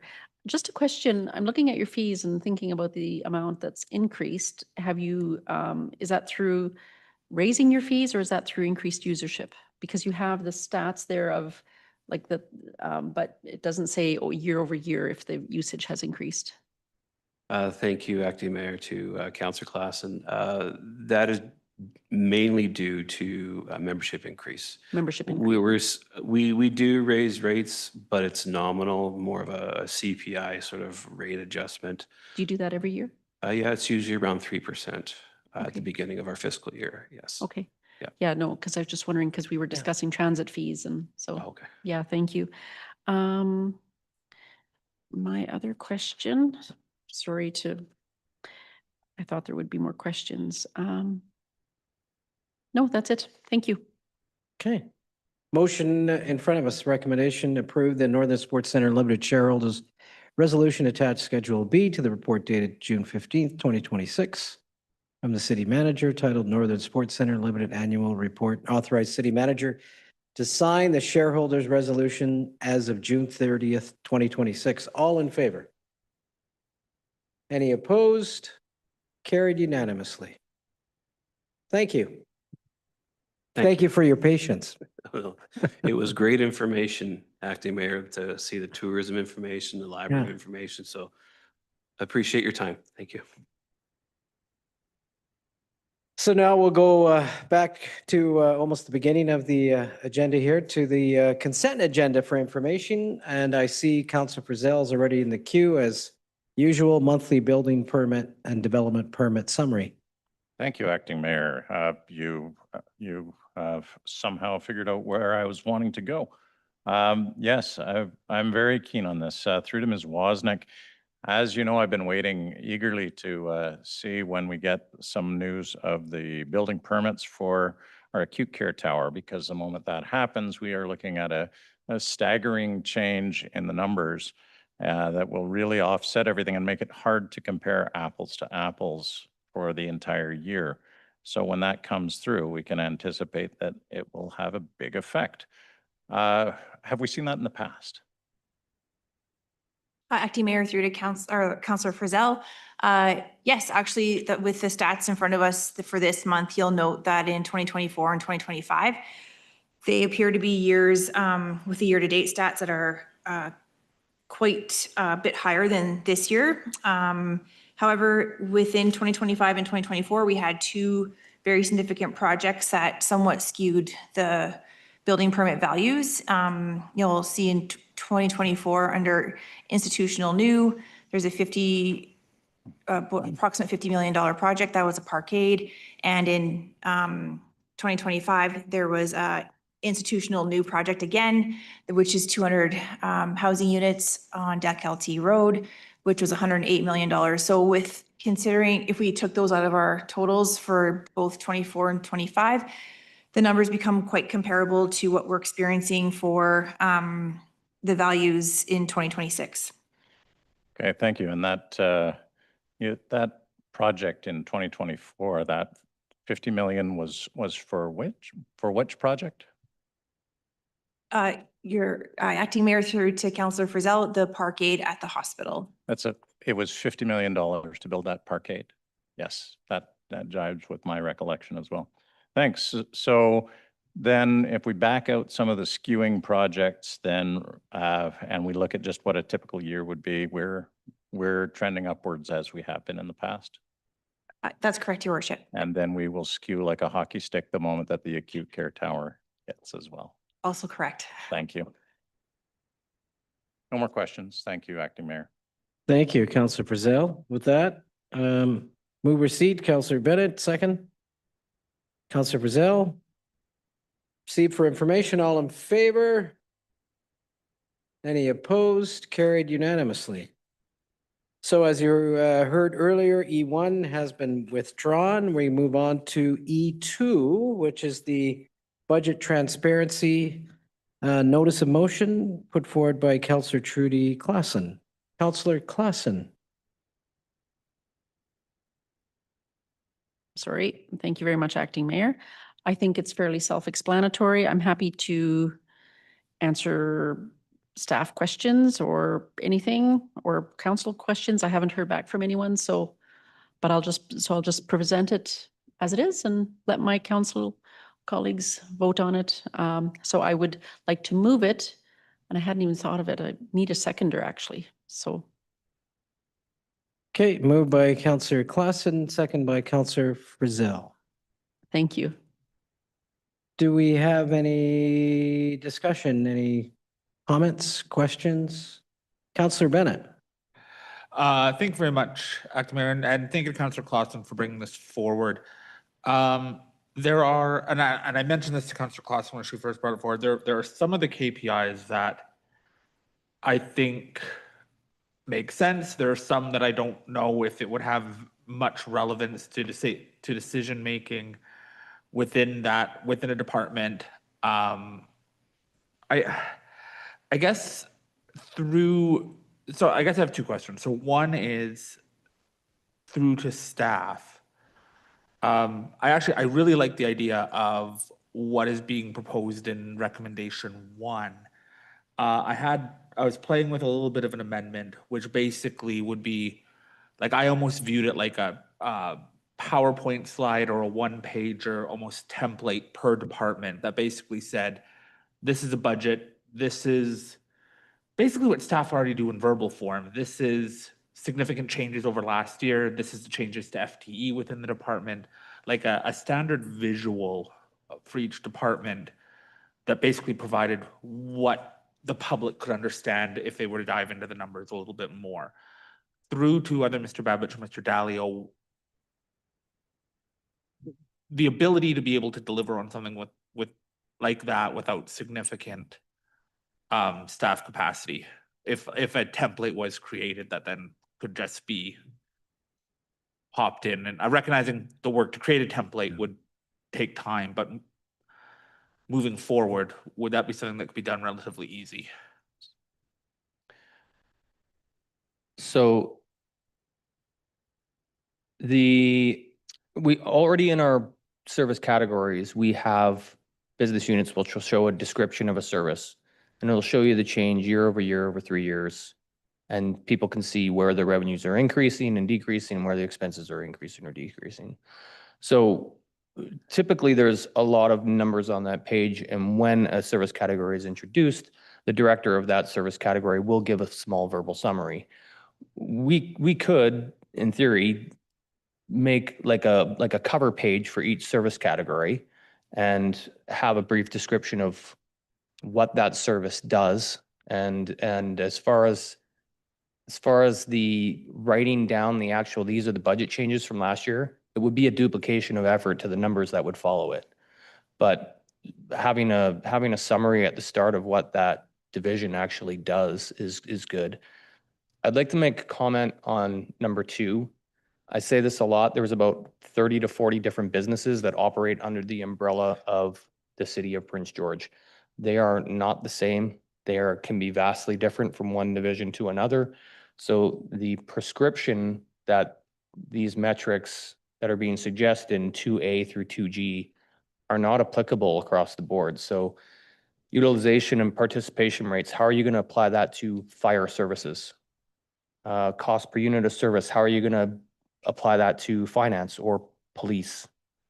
Cost recovery ratios, all of your support services, human resources, intergovernmental, mayor and council themselves. There's no cost recovery mechanism built into some of these divisions. That's not their purpose. Demographic reach and equity measures. I don't know how I would do that for risk and procurement, which has the insurance for the city. And so these aren't applicable across the board to all of our businesses. Yeah, I'll let council have some more discussions, and by all means, chime me back in when you're ready.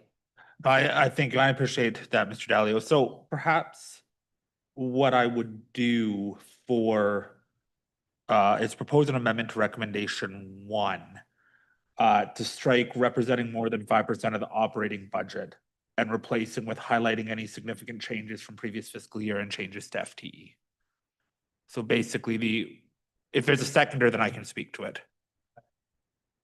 So basically, Mr. Dalio, it's just to that point what you said, it would basically be like a cover page, 1-page summary that would go in front that would basically highlight the information about the department, any significant notes as to, we've moved this department in, or this project in, we've moved this project out, like just things that I think are of note to council that is usually verbalized. And then if there are significant changes to FTE within that department. I don't know if that. So we already report the FTE numbers per division where the ins and outs are. You just want them on cover pages for each division as well, or? Yeah, and what would significant mean to you? It's just how do we have a better visualization of that department would be my intention. Right. So what would significant mean to you? You said significant FTEs.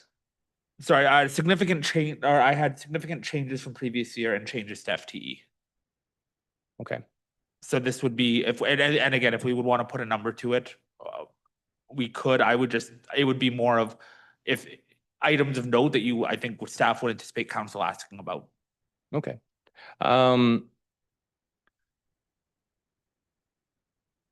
Yes, can you give me a little bit of time to think on what's written down? Absolutely. Thanks. Thanks. So with that, we'll move to Councillor Ramsey. Go ahead. Thank you, Acting Mayor. And thank you to those who've spoken thus far and Mr. Dalio for the information. I think for number one, a lot of this is verbalized in the presentation from staff when we receive the budget presentation. Just thinking about the motion, sometimes there are internal transfers from department to department where, a division is combined or a staff person moves in the organizational structure. So having some of that detail in like a cover sheet to be able to understand, oh, there's a increase here, but the reduction is offset there might be beneficial. Because sometimes you're scratching your head and then you're going, oh yeah, that happened 6 months ago and there's a transfer there. So, I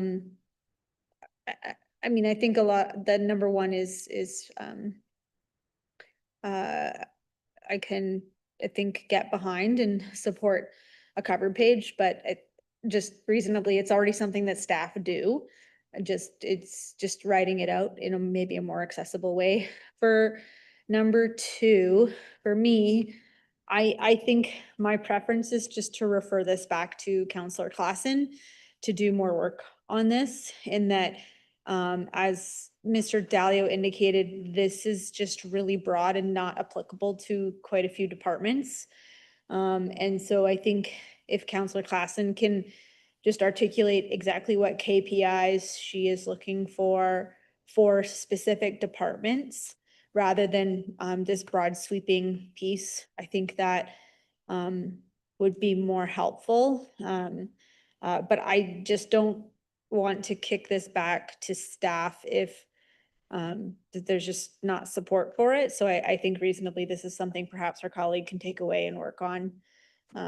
Look at other KPIs at other cities and bring back some recommendations for us to consider. So at this point in time, I'm not going to support it, only in that I just, it is very broad and I think it needs to be more specific. I think generally I like the idea of KPIs, but I think that I would just want something more specific. And I think in terms of like benchmarking the budget, that's our job. It's our job to tell staff what KPIs we want, not for them to return a report with KPIs that they've come up with. This is about information that's helpful to us to make decisions at budget. And to refer this back to them is just them doing a guessing game, trying to figure out what information we want. So I think Councillor Klassen, just I would prefer to see you work on this a bit more in terms of what KPIs for what departments you want to see. And as Mr. Dalio indicated, IT, finance and accounting, those HR, those internal functions, there's council. There's not going to be,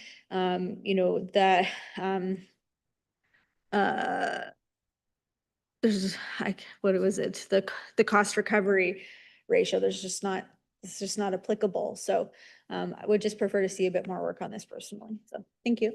Thank you, Councillor Ramsey. Councillor Klassen. Thank you for giving me an opportunity to respond, Acting Mayor Polillo.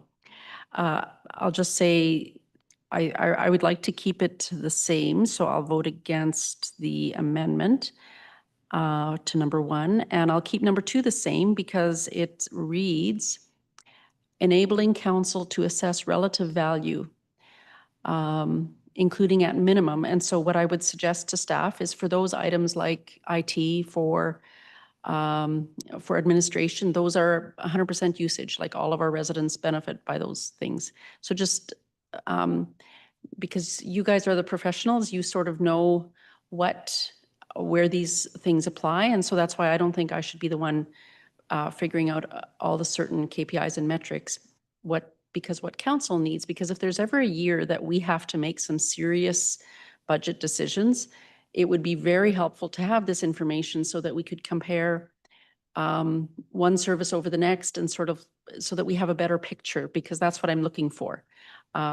Because if we ever have to have a time where we have to make really, really hard decisions, it's helpful to have this information. And I'm like, if something comes back like cost recovery ratio, and if there's nothing, just write NA. But I mean, for instance, we saw the library report, we saw the library, and what was the other one? Tourism, like cost per service, that kind of thing, like, and per user. That's really helpful. And we really appreciate it when our users, or when the organizations that we fund, when they come and give us that information. And so I'm looking for that same amount. But I think that's all the explanation that I'll give, and I'll just leave the rest just for the discussion. Councillor Sampson. Thanks very much, Acting Mayor, and thanks, Councillor Clausen. Appreciate the discussion so far. I don't disagree with the notion of having more. I've been challenged with this as well, trying to figure out exactly what I would like to see more of through the process. And in some areas, I think there's opportunity to do that. I haven't established what that is yet, which is why I haven't brought forward a plan. So I appreciate that Councillor Clausen has brought something forward. I agree with some of my colleagues' perspectives that I don't know if I see how each one of these can be implemented well. I'm wondering if this might be an opportunity for us to shelf this for a moment and maybe have an informal session, a workshop with Mr. Dalio, and talk about the budget process and learn a little bit more on some of the exact things that council's looking to get. And maybe in that session, we're not making decisions. We're able to say, if I'm looking for X, Mr. Dalio can say, well, actually, it's found in the budget book here. And we can learn a little bit more about, okay, well, if I need to get that more forward, this is how I would get it. And then we can come back more informed and put together an exact plan on what more we want to see and go through that debate publicly then. But at this point, I think there's a lot of questions that we're asking that might be answered, and maybe we're just not looking in some of the right spots. And if we have some of that informal dialogue, I think it'll strengthen the debate and the discussion here to decide exactly what it is we want. So my preference would be to shelf this, have a workshop, informal discussion as a group. Council can chat, staff can inform, or say, you're right, that doesn't exist. If you want it, this is the mechanism. And we can come back a little bit more informed in this discussion on exactly how we can move forward, and probably a bit more united on that as well, because I think we're all looking at it from a bit of a different space at this point. So, I mean, I feel pretty strong in the budget process and how I understand it year to year, but there are pieces that I also would like to see some more of, and maybe I'll find some of the answers that I've been looking for as well if we do that. So not sure if my colleagues are amenable to that, but having a chance to have that informal workshop might be beneficial, so we can get some of these thoughts together and come back for more productive discussion or debate. I see Councillor Bennett. There's no one else in the queue. I'll allow you to speak second time if you wish. Thank you very much, Acting Mayor. I actually has an interesting suggestion that Councillor Sampson has brought forward around basically postponing until a lunch and learn could perhaps be scheduled with Mr. Dalio to kind of work through some of these, because I do think that you know, we now have had 4 budgets under our belt. Some, at least all of us that have had 4 budgets. Some have had more. Councillor Frizzell apparently has had 18. And I think, you know, is how do we take the learning to also provide feedback to staff to make the budget process that much better for whoever's sitting around this table in the next budget. So I was getting back in the queue to see if Mr. Dalio had thoughts that he was noodling on after the amendment. But I guess maybe Mr. Dalio also through on Councillor Sampson's suggestion, if that's something that yourself and administration may have an opportunity to work with council on, so we can come forward and try to achieve, I think, what Councillor Klassen's intent of this motion was, which was how do we bring a little bit more data to the budget process? So I've given some thought to the amendment you proposed, Councillor Bennett. I think it's doable. Like we've talked about, we basically verbally talk this stuff through anyway.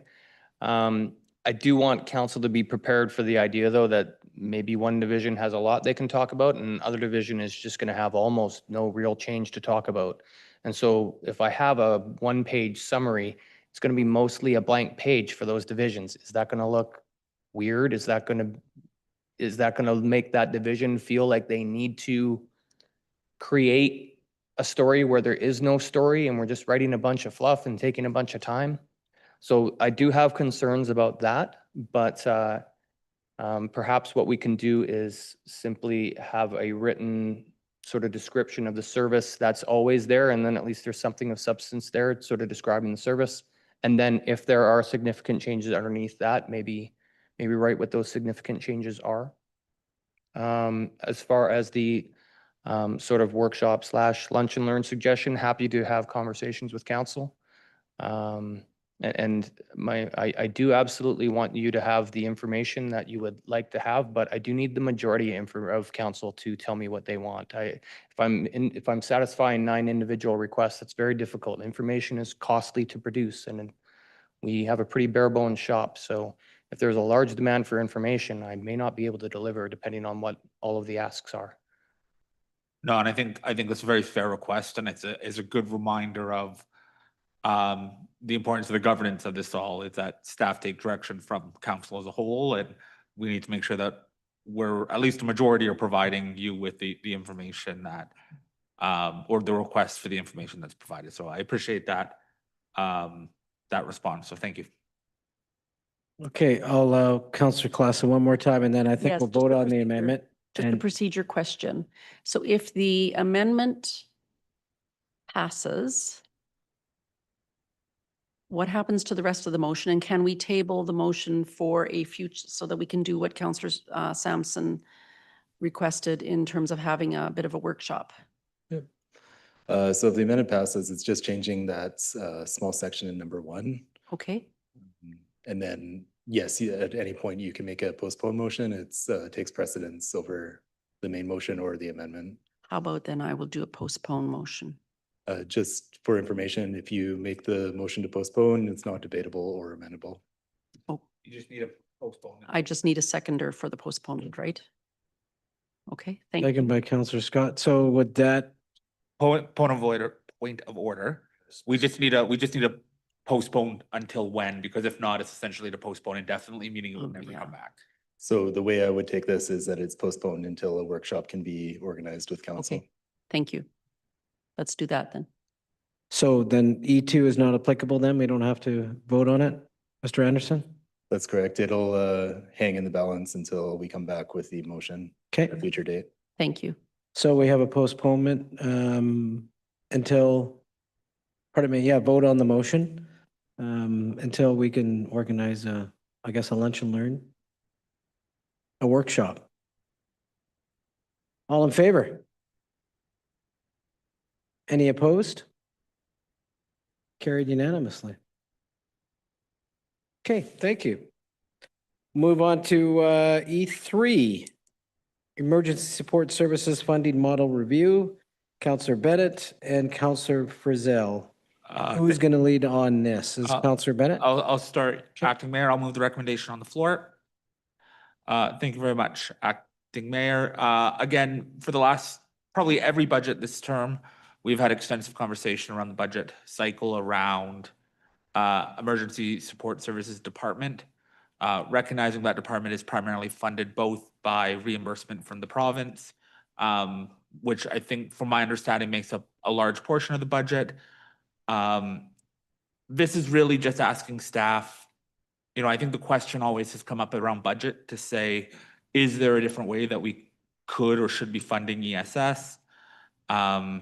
This is just basically asking staff to do a little bit of work leading up to budget to determine, is there a different opportunity? Is this the best funding source or best funding model? So that we have that information heading into budget to determine, is this something that is being funded in the best possible way? So the intent of this is really just to look at, is the way we're funding ESS in the city the best way, or are there alternative ways to be able to do that? Councillor Frizzell. Thank you, Acting Mayor Palillo.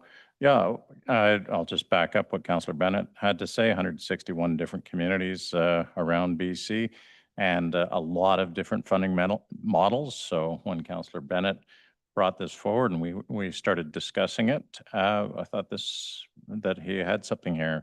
Through to Mr. Depino, after having had some time to review this, do you see any challenges with the recommendation and the direction?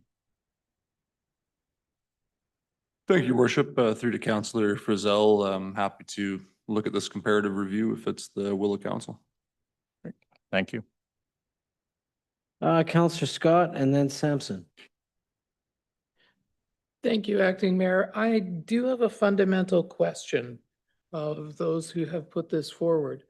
Are you talking about ESS or are you talking about emergency management? They're two separate things. They're connected, but they're separate. No, you're absolutely right, Councillor Scott. They are very separate. This would be basically the department that we look to approve the budget on an annual basis. I know a large portion of their work is work that's contracted by Emergency Management BC, which is then basically done at a cost recovery. So again, this is, I think, just looking at how this is funded within the city's current budget. So it would be primarily. I want to hear from Mr. Depino. Director Depino, you want to add? Thank you, Acting Mayor. That is a significantly larger scope, certainly, than just the ESS function. I would understand then that it's the emergency management department, the FTE is there, its structure, the emergency operations center that they run in response to emergencies, both local and host, as well as the emergency support services we provide to individuals who are displaced, house fires as example or otherwise. So certainly a larger project than initially proposed, but again, if it's the will of council to review this group's operations, as noted, it is primarily funded through other orders of government, depending on the task number and so on. However, happy to look at this still. That's what I was trying to drill down on. I'd like more clarity as we discuss this area. Yeah. So I didn't know if that was a question back. Again, at this point, this is, we had brought forward recognizing again that emergency management is a big portion of this. The intent of this is to look at how we are funding the emergency support services. So the primary that function that we currently fund within the budget. So I don't think the intent of this was necessarily to take into consideration all of the other factors that they do in terms of emergency management BC.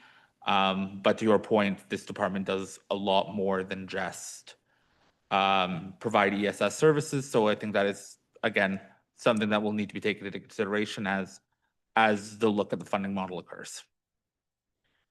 And is there, sorry, again, I'm trying to understand. So are you looking in the comparator municipalities at ESS or ESS and emergency management? Thanks. In the broader notice of motion that we sent out earlier, there is a more in-depth explanation of some of the other funding models. So Kamloops, for instance, strong provincial alignment with targeted grants, heavy reliance on provincial ESS funding, strategic use of provincial grant programs with municipal administration and volunteer-driven delivery. Kelowna, integrated provincial ESS and significant federal crisis response funding. That would be interesting to look into. Provincial ESS funding as a baseline. Nanaimo, provincial ESS, federal overdose response infrastructure funding, provincial ESS funding. So very different models, Nanaimo's even got federal funding targeted at high-risk populations. So they are addressing different needs. They are getting different funding models. Prince George has a Prince George solution, but are there some of the aspects from those other communities that we can pull in to solve the Prince George challenges? And back to Mr. Depineau, is that enough information to do what is being asked? Your worship, through to Councillor Scott, I believe so. I mean, our ESS function is, I believe, administered in a similar fashion. I understand that there may be some different grants addressing different needs. I understand Kamloops, for instance, has a significant concern around orphan dikes when they took them over from the province and looking to emergency funding to fund that specific concern. And so happy to undertake the review, although I do believe there are significant similarities in how it's delivered, but responding to different local needs. So if this would help council's decision-making, I note specifically related to the 2027 budget meetings being cited. Happy to look at it. I did pull up the last budget, and so I understand we're broadly speaking about the emergency programs line item. It's about $400,000 rounding up, and so a small portion in the grand scheme of things, but perhaps there are things that we can learn from our neighbors or demonstrate strength in here in the Prince George context. As long as we truly are discussing apples versus apples. Thank you. Just a point of order, just a motion to extend to 11. Yes, thank you. All in favor? Any opposed? Okay, we're extended to 11. Counselor Sampson.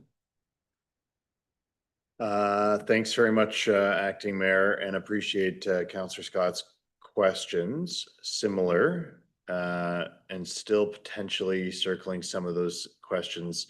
I'm just not entirely clear if it's exclusively the ESS piece or actually our budget category, which is emergency programs, which executes the ESS piece. And I'm sorry if I'm not absolutely clear on that, but some greater clarity would be helpful on, is it how we execute the work of that division, or is it exclusively the ESS component? If I may, Acting Mayor? Yeah. Sure, Counselor Frizell, if you want to answer that. That's where we get into some of the complexity of this, is that with some of our comparator municipalities, it's even being done on a regional district basis. There are different jurisdictions, there are different funding models. What Councillor Bennett and I wanted to do was to take a look at what the others are. One of the big strengths of municipalities is when one municipality comes up with an idea, we're great borrowers. So I know that's done on a regular basis. This just directs staff and gives them the support to say, let's do that deeper comparative analysis and find out. We've got a great model now. Is there a way to make this better? And some of the recommendations may come back for a change in how we do business, but the goal is to make it more efficient, more effective, and learn from other municipalities. Does that give you clarity? I get, sorry, maybe I could be clear on my end, my apologies. I get the goal. What I don't get is the target, so I get the goal and what we're trying to accomplish. I'm all for it. I need to understand the target of that goal. Is it just exclusively the execution of the ESS services? Or is it the execution of emergency programs broadly, which includes the ESS services? I see what's written, but based on some of what's been said, and based on the written piece of the notice of motion, I'm interpreting it myself to be the emergency programs piece. So I just am We've looking moved for that for clarity. the emergency support services. That's the motion. Okay, well, if it's exclusively ESS, it's not how I interpret the writing or what's been said, so I'll vote against it. If it's put forward afterwards at a different point, looking at the emergency programs function, because I think that's the difference that we're seeing with other municipalities. I think the Kamloops example is a great example. That is how they execute their emergency programming, not exclusively their ESS. That is a function of the emergency programs team, not the entire purpose. And so I think how they operate their model, from my understanding, is based on how they operate their emergency programs, not based on how they execute their ESS. And so if the motion comes back and it's targeted at the emergency programs as a whole, that's where we're going to see real change. That's where we see differences with our peer municipalities there. I have looked at some of their examples. I did do the reading. That's where we're going to see actual changes, but it's simply in how we offer that ESS. You know, your house has a fire and we plug you into a hotel room. I don't see an investigation into how other municipalities are doing that to be a big game changer. It needs to be from how we operate the model, the programs as a whole that include the ESS that will create change. And that, I think, is where those other municipalities are operating differently. So as it is then, if it is exclusive ESS, I'm going to vote against. I look forward to looking at the emergency programs piece broadly though. Thanks. Thank you, Councillor Sampson. Just briefly, I just have one question for Director Depino. So I know you're willing to do the work. Do you see this as a significant piece, workload for staff? I mean, we're talking budget 2027, so I guess that gives you 6 months. Thank you, Acting Mayor. Some thoughts that come to mind initially. Certainly, it's not part of the existing corporate work plan. The staff that are inside of this division are likely the ones with that technical network who would be leading the work to review their own department. And so that's 2 FTEs. We are heading into the emergency management season as it is. And so depending on what happens in the coming months in terms of wildfire and so on, that could significantly impact their capacity to take on additional work. That being said, having to the end of this year is certainly appreciated if this work is directed. I think we can pull together some comparator information in that time frame if directed to do so. Okay. Councillor Ramsey, and then I would probably call the question afterwards. Councillor Ramsey. I'm trying to think of how I can say this. The Emergency and Disaster Management Act legislation is rolling out and being implemented in 2027. And there's some requirements for local governments in that piece of legislation that's going to require extra work for the municipality without capacity funding, and UBCM's doing advocacy in that. And so I do think that this, as Councillor Sampson indicated, needs to be part of a bigger discussion and perhaps some broader advocacy there. So I'm just wondering if maybe we can kick this back to Councillor Bennett and Frizzell to maybe just look at that piece. There's some pieces like, I don't know what's public and what's not. So I just am bound, and I would just prefer maybe if you guys looked at that through this lens and what's coming, and maybe just reconsidered that programmatic element and what burden is going to be put on the municipality for taking on that work. And perhaps considering strategy around grant funding and other different funding mechanisms to fund this type of work, because it's my understanding that the city is going to be taking on more without adequate funding. So just, yeah, I think there's just a bigger piece there that needs to be investigated.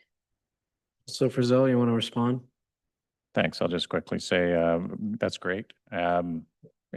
It also might get repaced at some point. So if we pass this now and then that comes up, we can always postpone until until they come through with that change to the Emergency Management Act. They only seem to be replacing the things that give us money, not the things that we have to pay for. So I think this is going forward, quite frankly.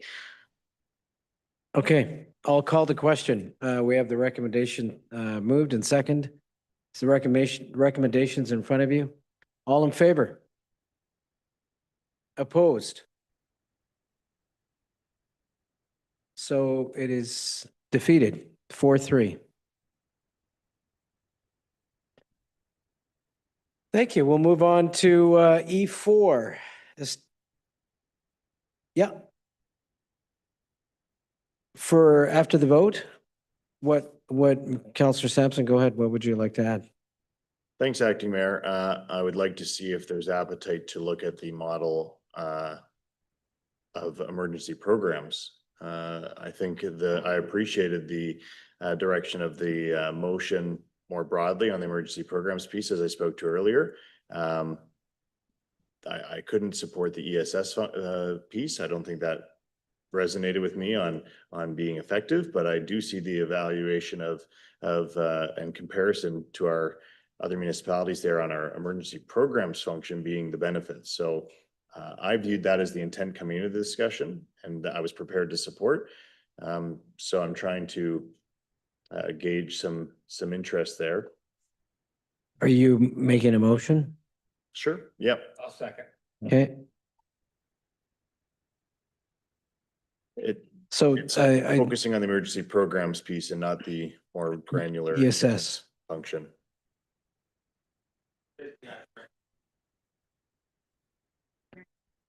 Yeah, emergency programs set at BSS. We've had quite a lengthy discussion on this already. Are we prepared to vote on this, council? You want to make an amendment, Councillor Ramsey? What would? Yeah, it's moved by Councillor Sampson and second by Councillor Besnam. Can I add somewhere in there that this also takes into account the new EDMA regulations that are to be implemented in 2027? Thank you. Capture that, Ms. Kellett. Okay. So we have the amended motion.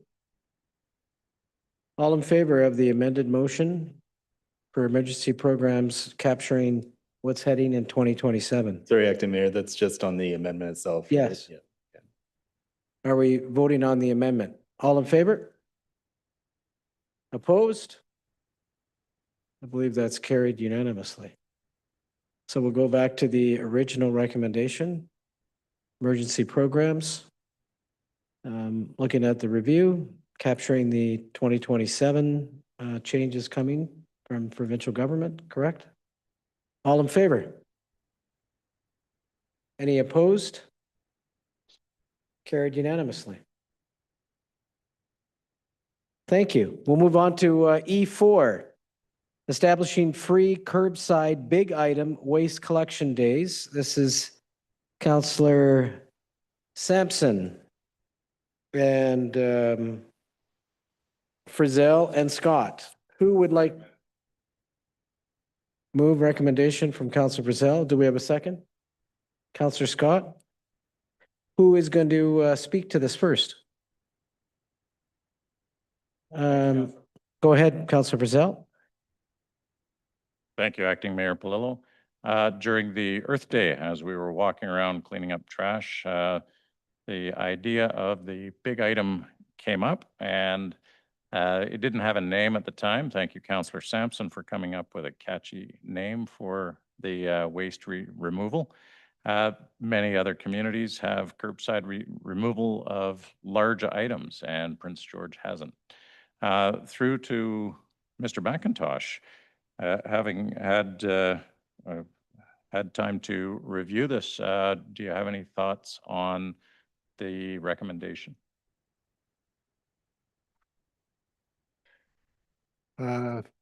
Acting Mayor, through to Councillor Frizzell, I have many thoughts on this recommendation, to be honest. it is above and beyond what we currently provide with our curbside garbage collection. I've done a little bit of research, and most peer municipalities, it's not one day, it's goes over the entire year. The residents phone to make an appointment, in which staff go and with a cube van pick up whatever large items that they're requested. It depends on, some municipalities have twice a year, others have up to 6 times a year. So there's a staffing impact, there's a fleet impact, and I'm not sure the model of 1 or 2 days per year could be achievable, given that we have 26,000 residential accounts right now. So I think staff would have to dig deeper and provide more fulsome information on how this could impact solid waste collection. Thank you. With that in mind, I mean, there are two pieces to the resolution, and number one might be too specific in giving a very clear picture of direction on this. So I'm going to sever the two resolutions and encourage council to support at least number 2 so that we can get some information back in time for the 2027 budget, and to consider number 1 as well. Thank you. Okay. So we have a severed motion 1 and 2. Councillor Sampson, you're co-sponsor of this motion. Do you want to speak to it? Yeah, thanks, Acting Mayor. Appreciated my colleague bringing this opportunity to sign on with this motion. At face value, I really appreciate this kind of service that can be offered. I see other municipalities, as mentioned throughout the NOM, offering this type of service to their residents. I think it's a tremendous value. Where that sober second thought comes in, I'm concerned about how prescriptive it is, and appreciate Mr. McIntosh's comments. What I would like to see more is a report back on how a program offering larger item pickup could be implemented in Prince George a bit more broadly, taking away and stripping back the prescriptive detail, giving us a chance to get a report back on large item pickup in our community. And I want to perhaps propose an amendment on the second piece, now that they're severed, that staff be given the latitude to provide maybe options on how that could be executed. Looking at other municipalities, some do curbside pickup at each residence. It's a value. It's probably coming at a significant cost as well. Some do maybe a roll-off bin in a neighborhood where residents can bring that to that neighborhood, and it comes at a much cheaper cost. So seeing some of those options come in, I think would be a value, and what we can bear, and what would maybe be a great way for Prince George to scale up to this type of offering. I do think the value of increasing or decreasing rather illegal dumping, it would be tremendous with programs like this. I think it supports folks being able to declutter. I just, after taking some time to consider what we submitted, I do think the value of taking a pause and opening that scope up a bit and giving staff a chance to look at maybe a couple options that council could consider based on being able to implement it. Is it affordable? And is it going to serve the needs of the residents of Prince George? Those types of components need to be considered in what we see back. And so, like I said, it's a bit prescriptive on the first piece, so I'm not going to support recommendation 1. And it's not a reflection of, the work that my colleagues and I did to bring it forward. I think it's just taking a pause and looking at, maybe we need the experts to do that work first and give us a chance to look at the options. So not going to support 1, and I'll propose an amendment on 2 after we vote on 1, unless it's appropriate to put the amendment on now. Perhaps do number 1 first. Great. I'll come back in on number 2. Okay, thank you, Councillor Sampson. Councillor Ramsey. Thank you, Acting Mayor. I Thanks to my colleagues for bringing this forward. I have had colleagues across the province reaching out, sharing about their different programs. Coquitlam had shared that they have a limit cap. It does run all year. So from, I think, looking at their website, from July 1st to June 30th, you can have 4 items picked up. They've got a list of what's accepted, what's not accepted. You have to call a line and schedule to have the pickup. If you don't have your item on the curb by the pickup time, it still counts as your pickup item and you're reduced to 3 instead of 4. So I think there's some interesting pieces there. The other thing, they've got what's accepted, what's not accepted, the weight limit. So they only accept up to, I think it was 75 kilos. So very interesting, seems to be really popular with their residents. They love it. I think for us having so much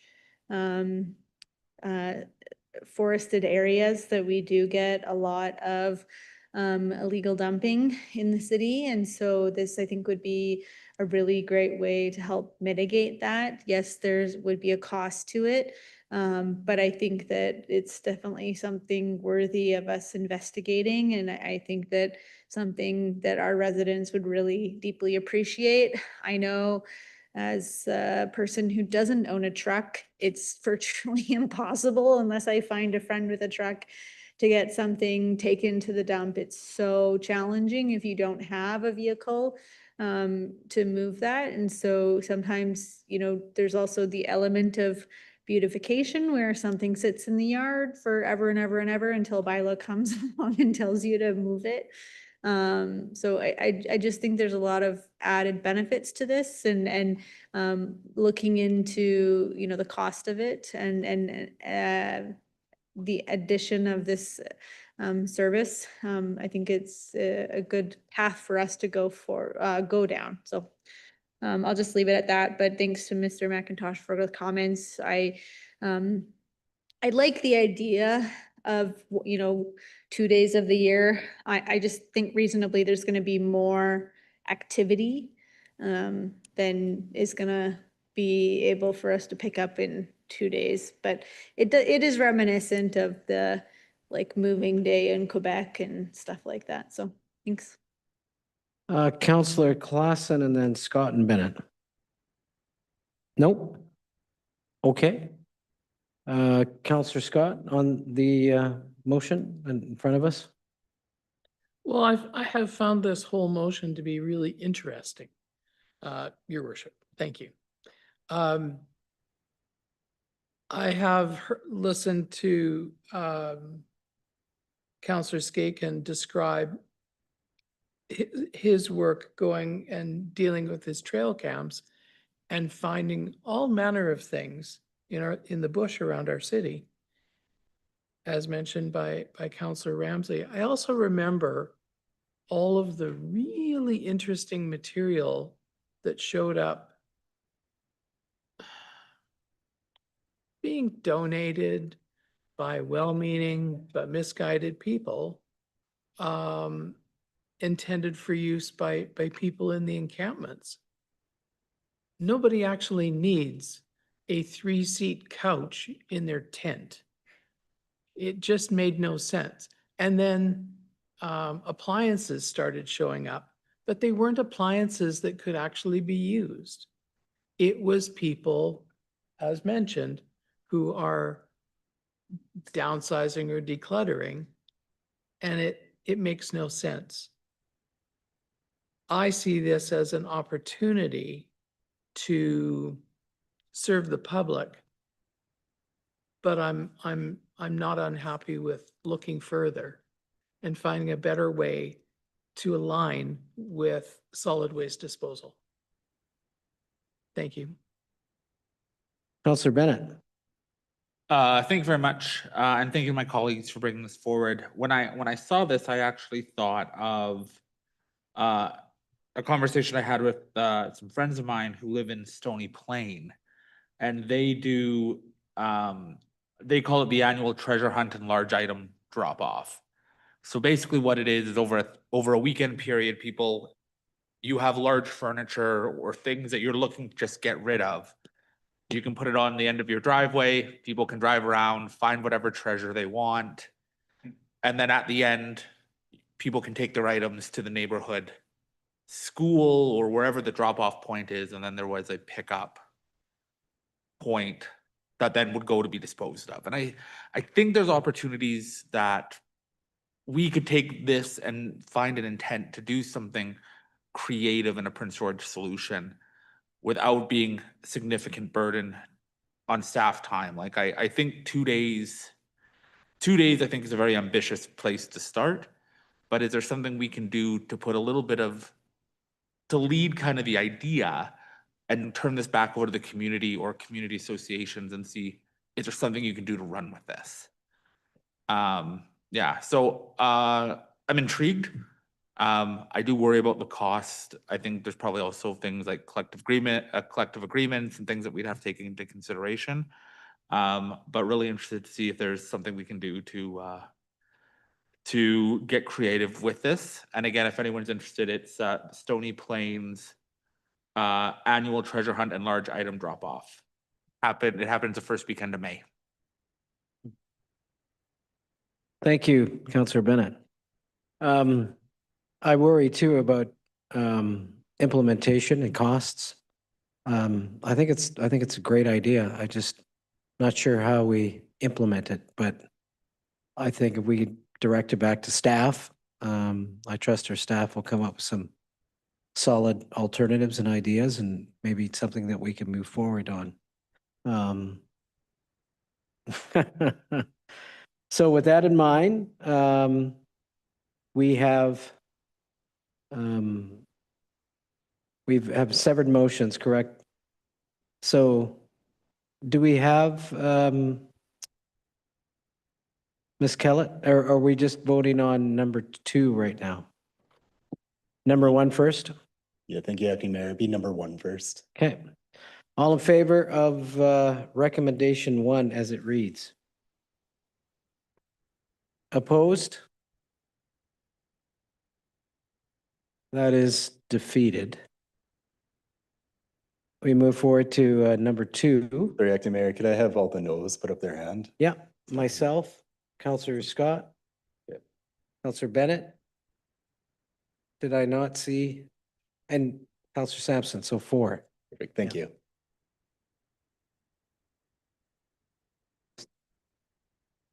Number 2?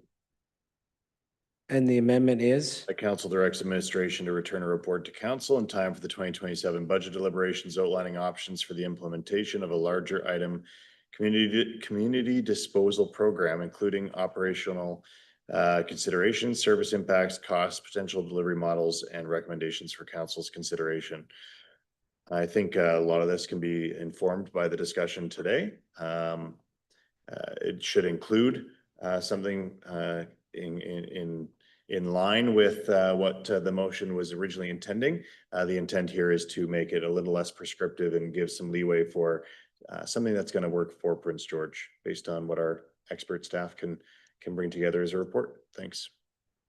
Councillor Klassen, do you want to speak to the amendment? Not to this amendment, okay.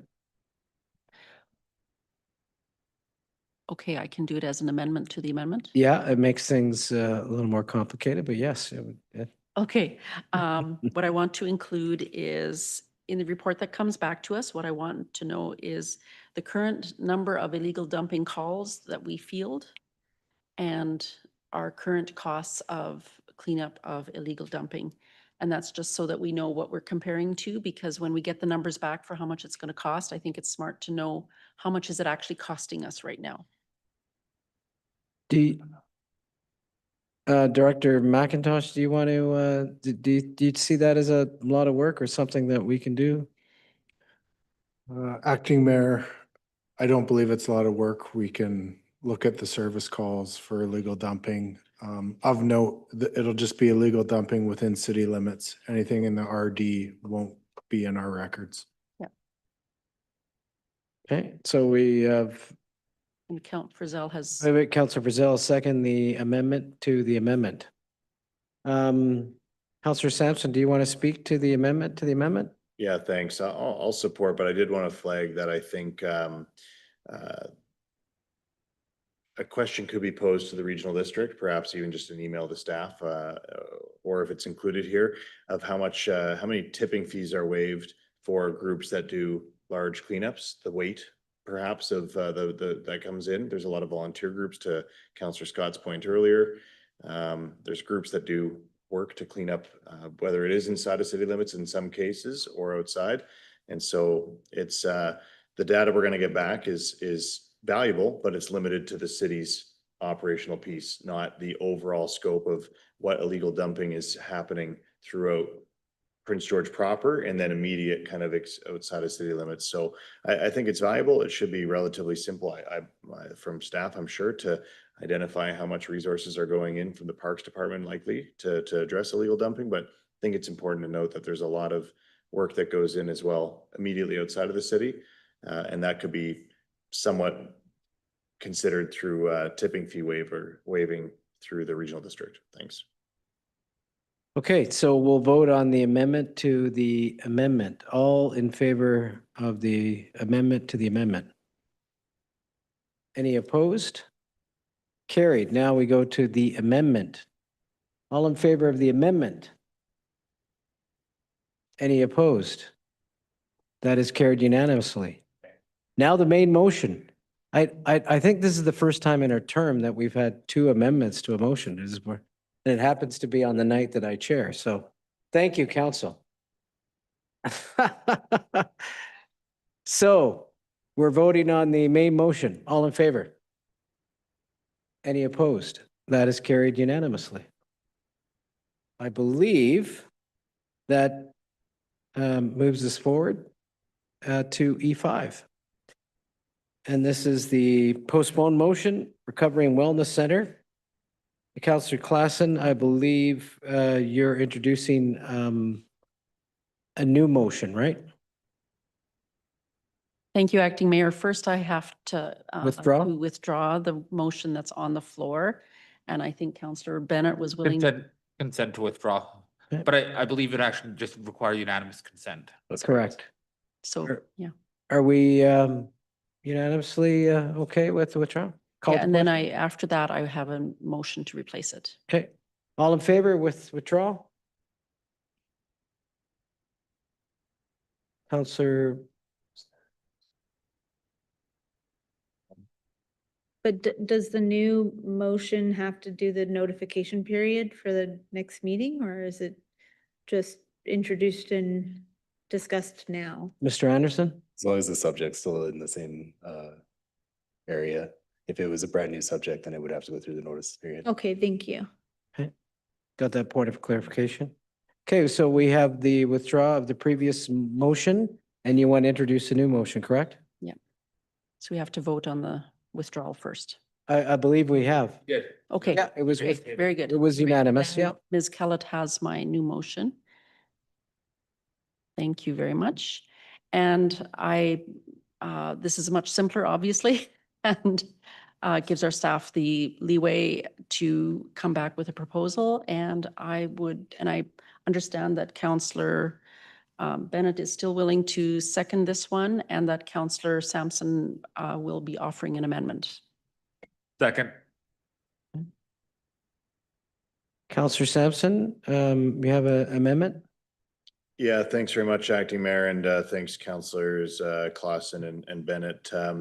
After taking some time to think back and after the motion came on last meeting, I recalled in 2021, there was the adoption, it was May 2021, of the recommendations from the Select Committee on Poverty Reduction, chaired by Councillor Murray Crouse at the time. I think Councillor Ramsey was also on that committee, if I remember, Vice Chair. There you go. And the committee brought back a slate of recommendations that were adopted by council at the time. One of the pieces was in the later category, 3 years, around the 3-year implementation time, which included access to services and support development of a navigation hub person, the navigator, will be available to support helping people access services and supports. So I view that as the same, is my interpretation based on the report at the time and the discussion from 2021, which is a little bit ago. Lots of things happened in that time, so my intent isn't to say, what the heck, how come we didn't implement something in the 3-year time that it was intended to be?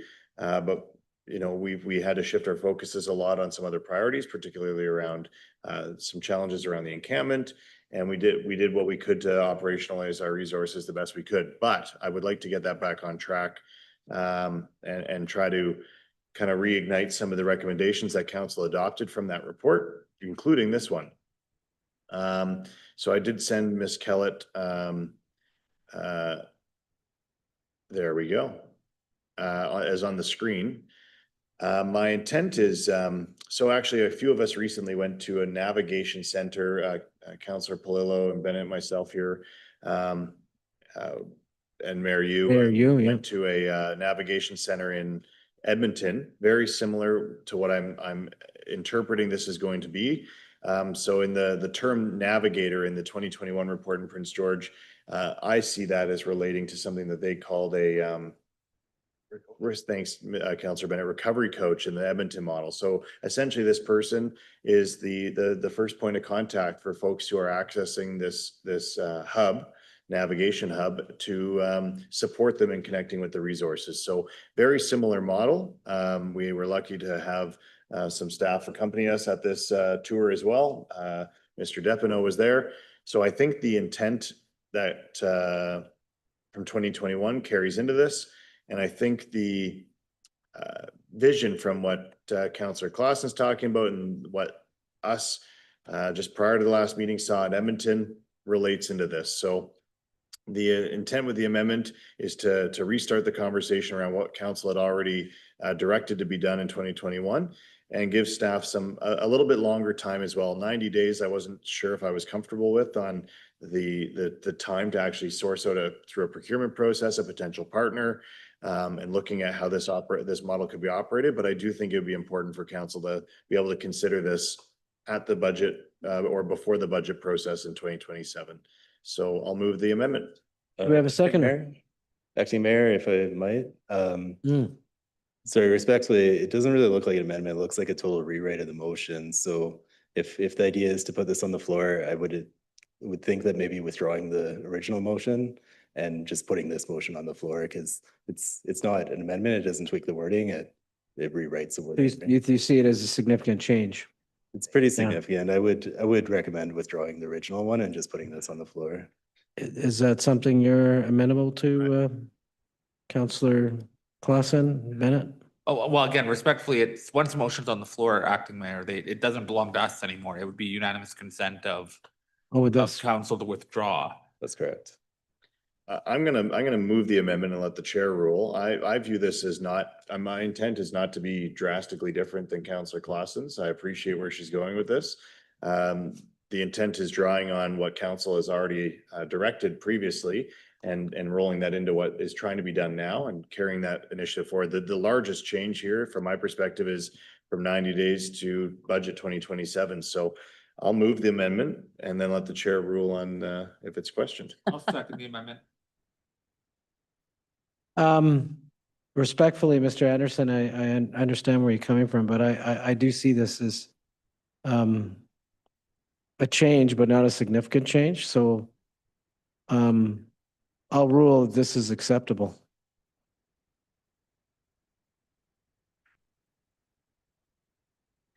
So we have the amendment in front of us presented by Councillor Sampson. Do we have a seconder? Councillor Ramsey? Oh, Councillor Bennett. Oh, yeah, right. Okay. Councillor Bennett, sorry. Councillor Ramsey, do you want to speak to the amendment?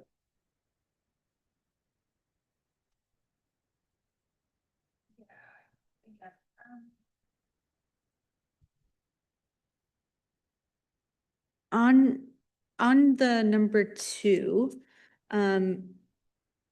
I I have a new appointment on top of all my other appointments. I am the chair of the province's Poverty Reduction Advisory Committee now. And so I had a early morning call from Minister Malcolmson last week.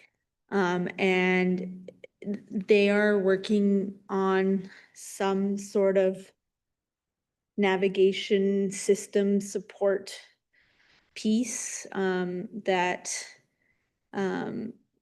I think really aligns with this. That they're still working on all of those details, but they did share some of the information with PrAC. I just have a lot rattling in the back of my brain right now, so I can't recall the specifics, and I don't know if they're public to share, but I think the comment from her was that it would be great if we could reach out to their ministry on the navigation hub, as it might be something the province is looking to fund.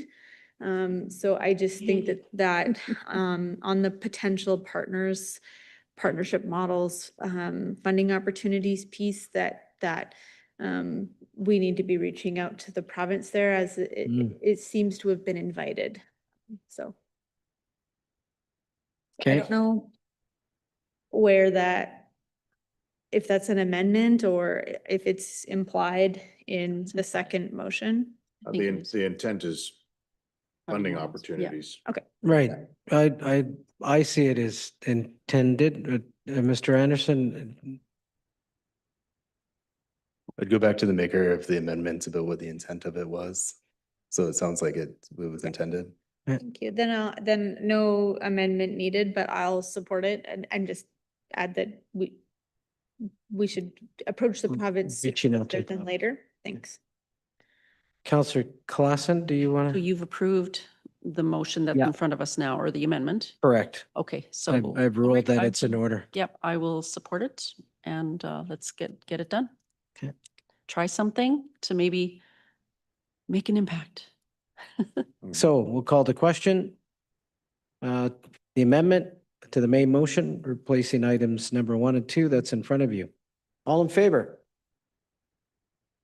Any opposed? Counselor Brazil opposed, so that passes 6-1. Now we move, I guess, to the amended motion. All in favor? Opposed? Counselor Frizzell passes 6-1. Okay, council, see if we can get this done here by 11 o'clock. Yeah, we are at, we're at E9, Gateway Business. Yeah. Do we have a second? Moved by Counselor Sampson, second by Counselor Ramsey. We're all read it? You're off the hook, Mr. Babich. Anything you want to add? No? No, thank you, Acting Mayor. Okay. All in favor? Any opposed? Carried unanimously. E11. Zoning bylaw amendment application. Ms. Wasnick, would you like to introduce this?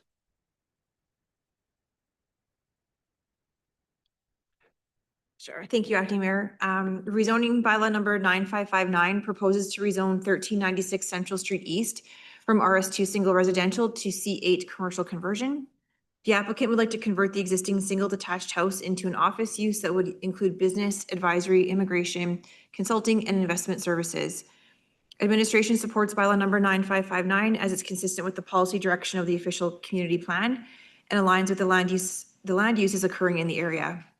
As a condition of final reading, a parking and landscape plan and quote and security for the works identified on the parking and landscape plan is required. I'm available for any questions you have. And we have to move these recommendations separately. Recommendation 1. Do we have a mover? Counselor Bennett, second by Counselor Sampson. No one in the queue. All in favor? Any opposed? Carried unanimously. Move. Counselor Frizzell, Counselor Scott, second. No one in the queue. All in favor? Any opposed? Carried unanimously. E12. Moved by Counselor Sampson, second by Counselor Klassen. Would you like to add anything, Ms. Wasnick? Nothing to add. Nothing to Thank add? you. Yep. All in favor? Opposed? Carried unanimously. Yeah, move E through 13. Thank you, Counselor Klassen, second by Counselor Bennett. Moving the recommendation on the 2025 statements of financial information. No one in the queue. All in favor? Any opposed? Carried unanimously. E14, 2025-2029 Financial Plan Amendment Bylaw. For 3 readings. Move first three, seconder. Counselor, second by Counselor Scott, moved by Counselor Frizzell. All in favor? Any opposed? That is carried unanimously. E15, Security Issue Resolution. Can we move these recommendations together? Separately, please. Separately? Move one. Second? Counselor Ramsey, moved by Counselor Frizzell. No one in the queue. All in favor? Any opposed? Counselor Klassen opposed. Moved, carries 6-1. Second by Counselor Ramsey, moved by Counselor Scott. No one in the queue. All in favor? Opposed? No one opposed? Carried unanimously. Move F1, final readings adoption. Second. Second by Counselor Scott, moved by Counselor Sampson. All in favor? Any opposed? That is carried unanimously. Move F2. Counselor Bennett, second. Second. Counselor Klassen, Nope. all in favor? Opposed? Carried unanimously F2. Counselor Frizzell, second by Counselor Sampson. All in favor?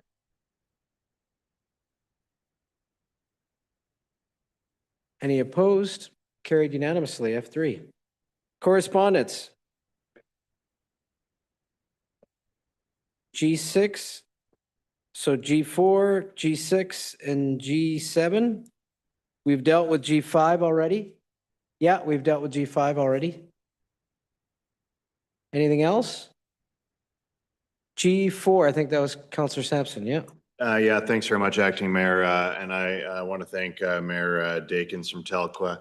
This is one of many letters of support for our efforts on the Northern Rural Homeowner Grant that's being stripped from northern communities by the province at the next budget, which is unacceptable. So just want to really recognize the amount of support that is coming in from municipal governments across the north who are going to be impacted by this. Their residents are going to be impacted by this. The seniors in their communities are going to be impacted by this. So it's great to see the uptake of their interest and their support.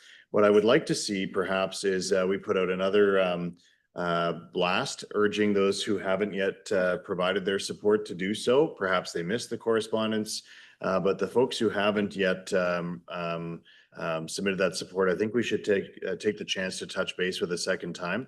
And the reason is because I think intergovernmental affairs, we need to have the conversation about how do we rally our voices stronger at UBCM on this issue. And it starts by having these letters of support. And then we can work on those steps at intergovernmental on what we can do to bring those folks who have provided the letter together and have a meaningful impact at UBCM. This is not going to be an easy fight to win. The province is not going to want to cave on their budget decision to claw back the nominal grant that they provide northern residents who are disproportionately impacted in northern communities. But I think we have to put everything we can in behind it. This is $200 per household. That's a massive impact. So just really wanted to stress that this is extremely important. And so I'm going to look for recommendation for Mr. Anderson. Would it require a motion to have a second go around to solicit that support, or is it soliciting support, the previous motion satisfactory? I think an additional motion would be a good idea. So moved. Do we have a seconder for that? Counselor, Thanks for support. I think, like I said, my colleagues and I, and all of council for that matter, can engage in this discussion at Intergovernmental Affairs on how we can leverage these letters and what we can do to rally the folks who are against the province's terrible decision to strip us of this grant up north. I think we can talk and see how we can best affect that change at UBCM this year. It's going to be important. thank you. We have 3 more counselors in the queue. Director Deppino, did you want to add something? Thank you very much, Acting Mayor. Just to ensure everybody's got the same information, I just want to highlight that the UBCM submission deadline was June 15th. And so at this time, the resolution itself has been submitted. However, if we're looking to solicit interest in supporting that resolution or additional commentary, that seems entirely appropriate if council wishes, just clarifying that the resolution Is already submitted. has lapsed at this time.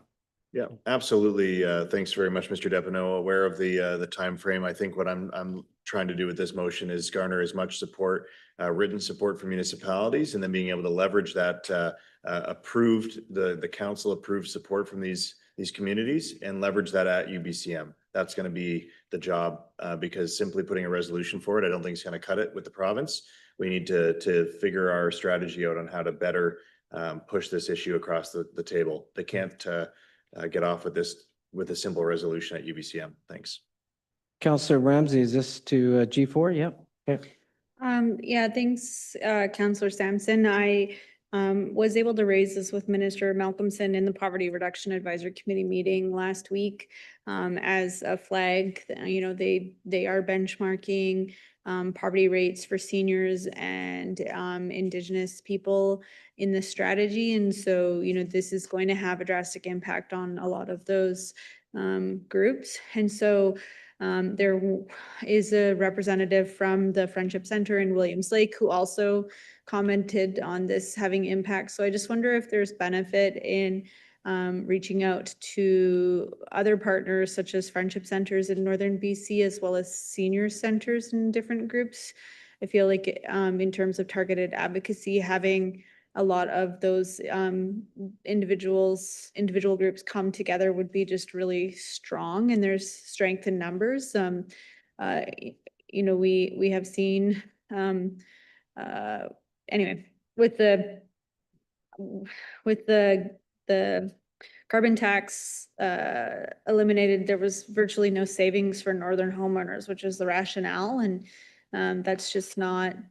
There's just been no savings, so the impact is going to be great on a lot of families that are already struggling. So I think the more voices we can add to that, the better.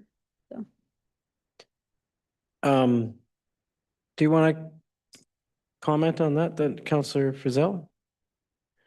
Thank you, Councillor Ramsey, and I agree. I was just going over the letter that we got from Wells, looking at how they could co-sponsor as well. So there was a lot of municipal support. So on two fronts, the next, I think we'll refer this back to Intergovernmental for a good, strong advocacy push that includes both the municipalities, as Councillor Sampson and Scott have discussed, but also other organizations that could help bring attention to this. And on a third note, refer it back to our representative on NCLGA, because NCLGA has an outsized voice at UBCM. And if this comes up at the luncheon before resolutions, I think that will speak really loudly too. So if we can refer that back and have some further discussions with you, Councillor or Acting Mayor Polillo, in your role as a director on the NCLGA. Absolutely. We actually have planning meetings coming up here in a couple of weeks. Excellent. Yeah. So I'll move to add a referral to Intergovernmental Affairs onto the motion. Do we have a second? Your worship, I think Ramsey? there's a motion on the floor. I don't know if we voted on the initial motion. Yeah, you're right. We haven't voted on the original motion, so probably you have to wait till Sure. we deal with that before you can. Counselor Klassen, you want to speak to the motion? No? Okay.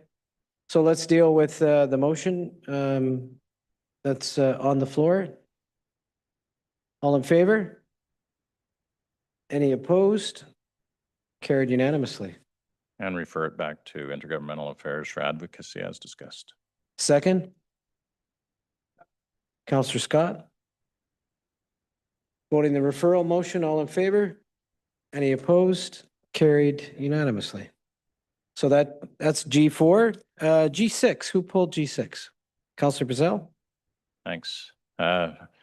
Move the recommendation. Do we have a seconder? Counselor Sampson, thank you. Do you want to speak to it at all? No. Nope. Stands as is. All in favor? Carried unanimously, none opposed. Counselor Klassen, are you in the queue for G7? 8? For G8, yeah. Okay, so on G7 then, move recommendation. Do you have a second? Counselor, so moved by Counselor Brazil, second by Counselor Scott. All in favor? None opposed, carried unanimously. G8. Yes, thank you. Counselor Klassen on the Yes. Tidewater? Yes, Yeah. Tidewater is asking for a request for a letter of support for their advocacy to the federal government regarding the Prince George refinery and future investment opportunities, especially as regards developing sustainable aviation fuel. And there is still demand for that. And because of where we are located on the globe, Prince George could attract finally that, I mean, this might be one thing that finally gets our airport utilized to its full potential. So I think it would be wise for us to support that. So I'll move it if I could Okay. have a second. Do we have a second? Counselor Sampson? Do you want to, you're next in the queue. Go ahead. Yeah, thanks very much, Acting Mayor, and thanks, Councillor Clausen, for pulling it. Just wanted to share, this was a sustainable aviation fuel was a hot topic in our discussions with government in Ottawa, and was central around a lot of the opportunities that we see happening, particularly obviously around the airport, be that cargo transportation or the opportunity to be a defense hub in northern BC. This doesn't just support, and Tidewater being an obvious proponent, they're already established here in Prince George, but I think there's the opportunity for other proponents to look at Prince George as a viable space for production as well. So providing this letter, I think doesn't just support Tidewater exclusively. This is us nodding that we are supporting the industry and the development of this industry in our community, and that's the important piece. And I think the letter needs to speak to that the City of Prince George's support is broad on the industry perspective of SAF, not exclusive to Tidewater. Because I think we are bound to not providing aid to business. That's important, but B, because it's true. This is a huge opportunity in the West. Most of BC's aviation fuel is imported from international sources. And so for us to have domestic fuel, aviation fuel produced here in Prince George doesn't just help our local economy with jobs, it also helps our local economy with fuel source to provide a cheaper, more sustainable option for folks who are going to utilize our airport, which we know is going to happen. So this is of big interest to the government. It crosses multiple areas of their interests, utilizing canola as a feedstock and a number of other pieces. It's a domestic product. I think it's going to be a home run for us to help lobby government on SAF production here in Prince George, and I think we should definitely provide the letter. Thanks. Thanks, Thank you, Councillor Clausen. Councilor Brazil. Support it? Yeah. Okay, we have the motion on the floor to write the letter of support. All in favor? Any opposed? Carried unanimously. Move receipt of correspondence. All in favor? Receipt? Any opposed? Carried unanimously. Motion to adjourn. Thank you, Counselor Bennett. Second? Counselor Scott, all in favor? Thank you. Thank you to our staff for bearing with us. We did an enormous amount of business tonight. And thanks to our media being with us right to the bitter end as well. As a, yeah. Yes, right. Yes, right.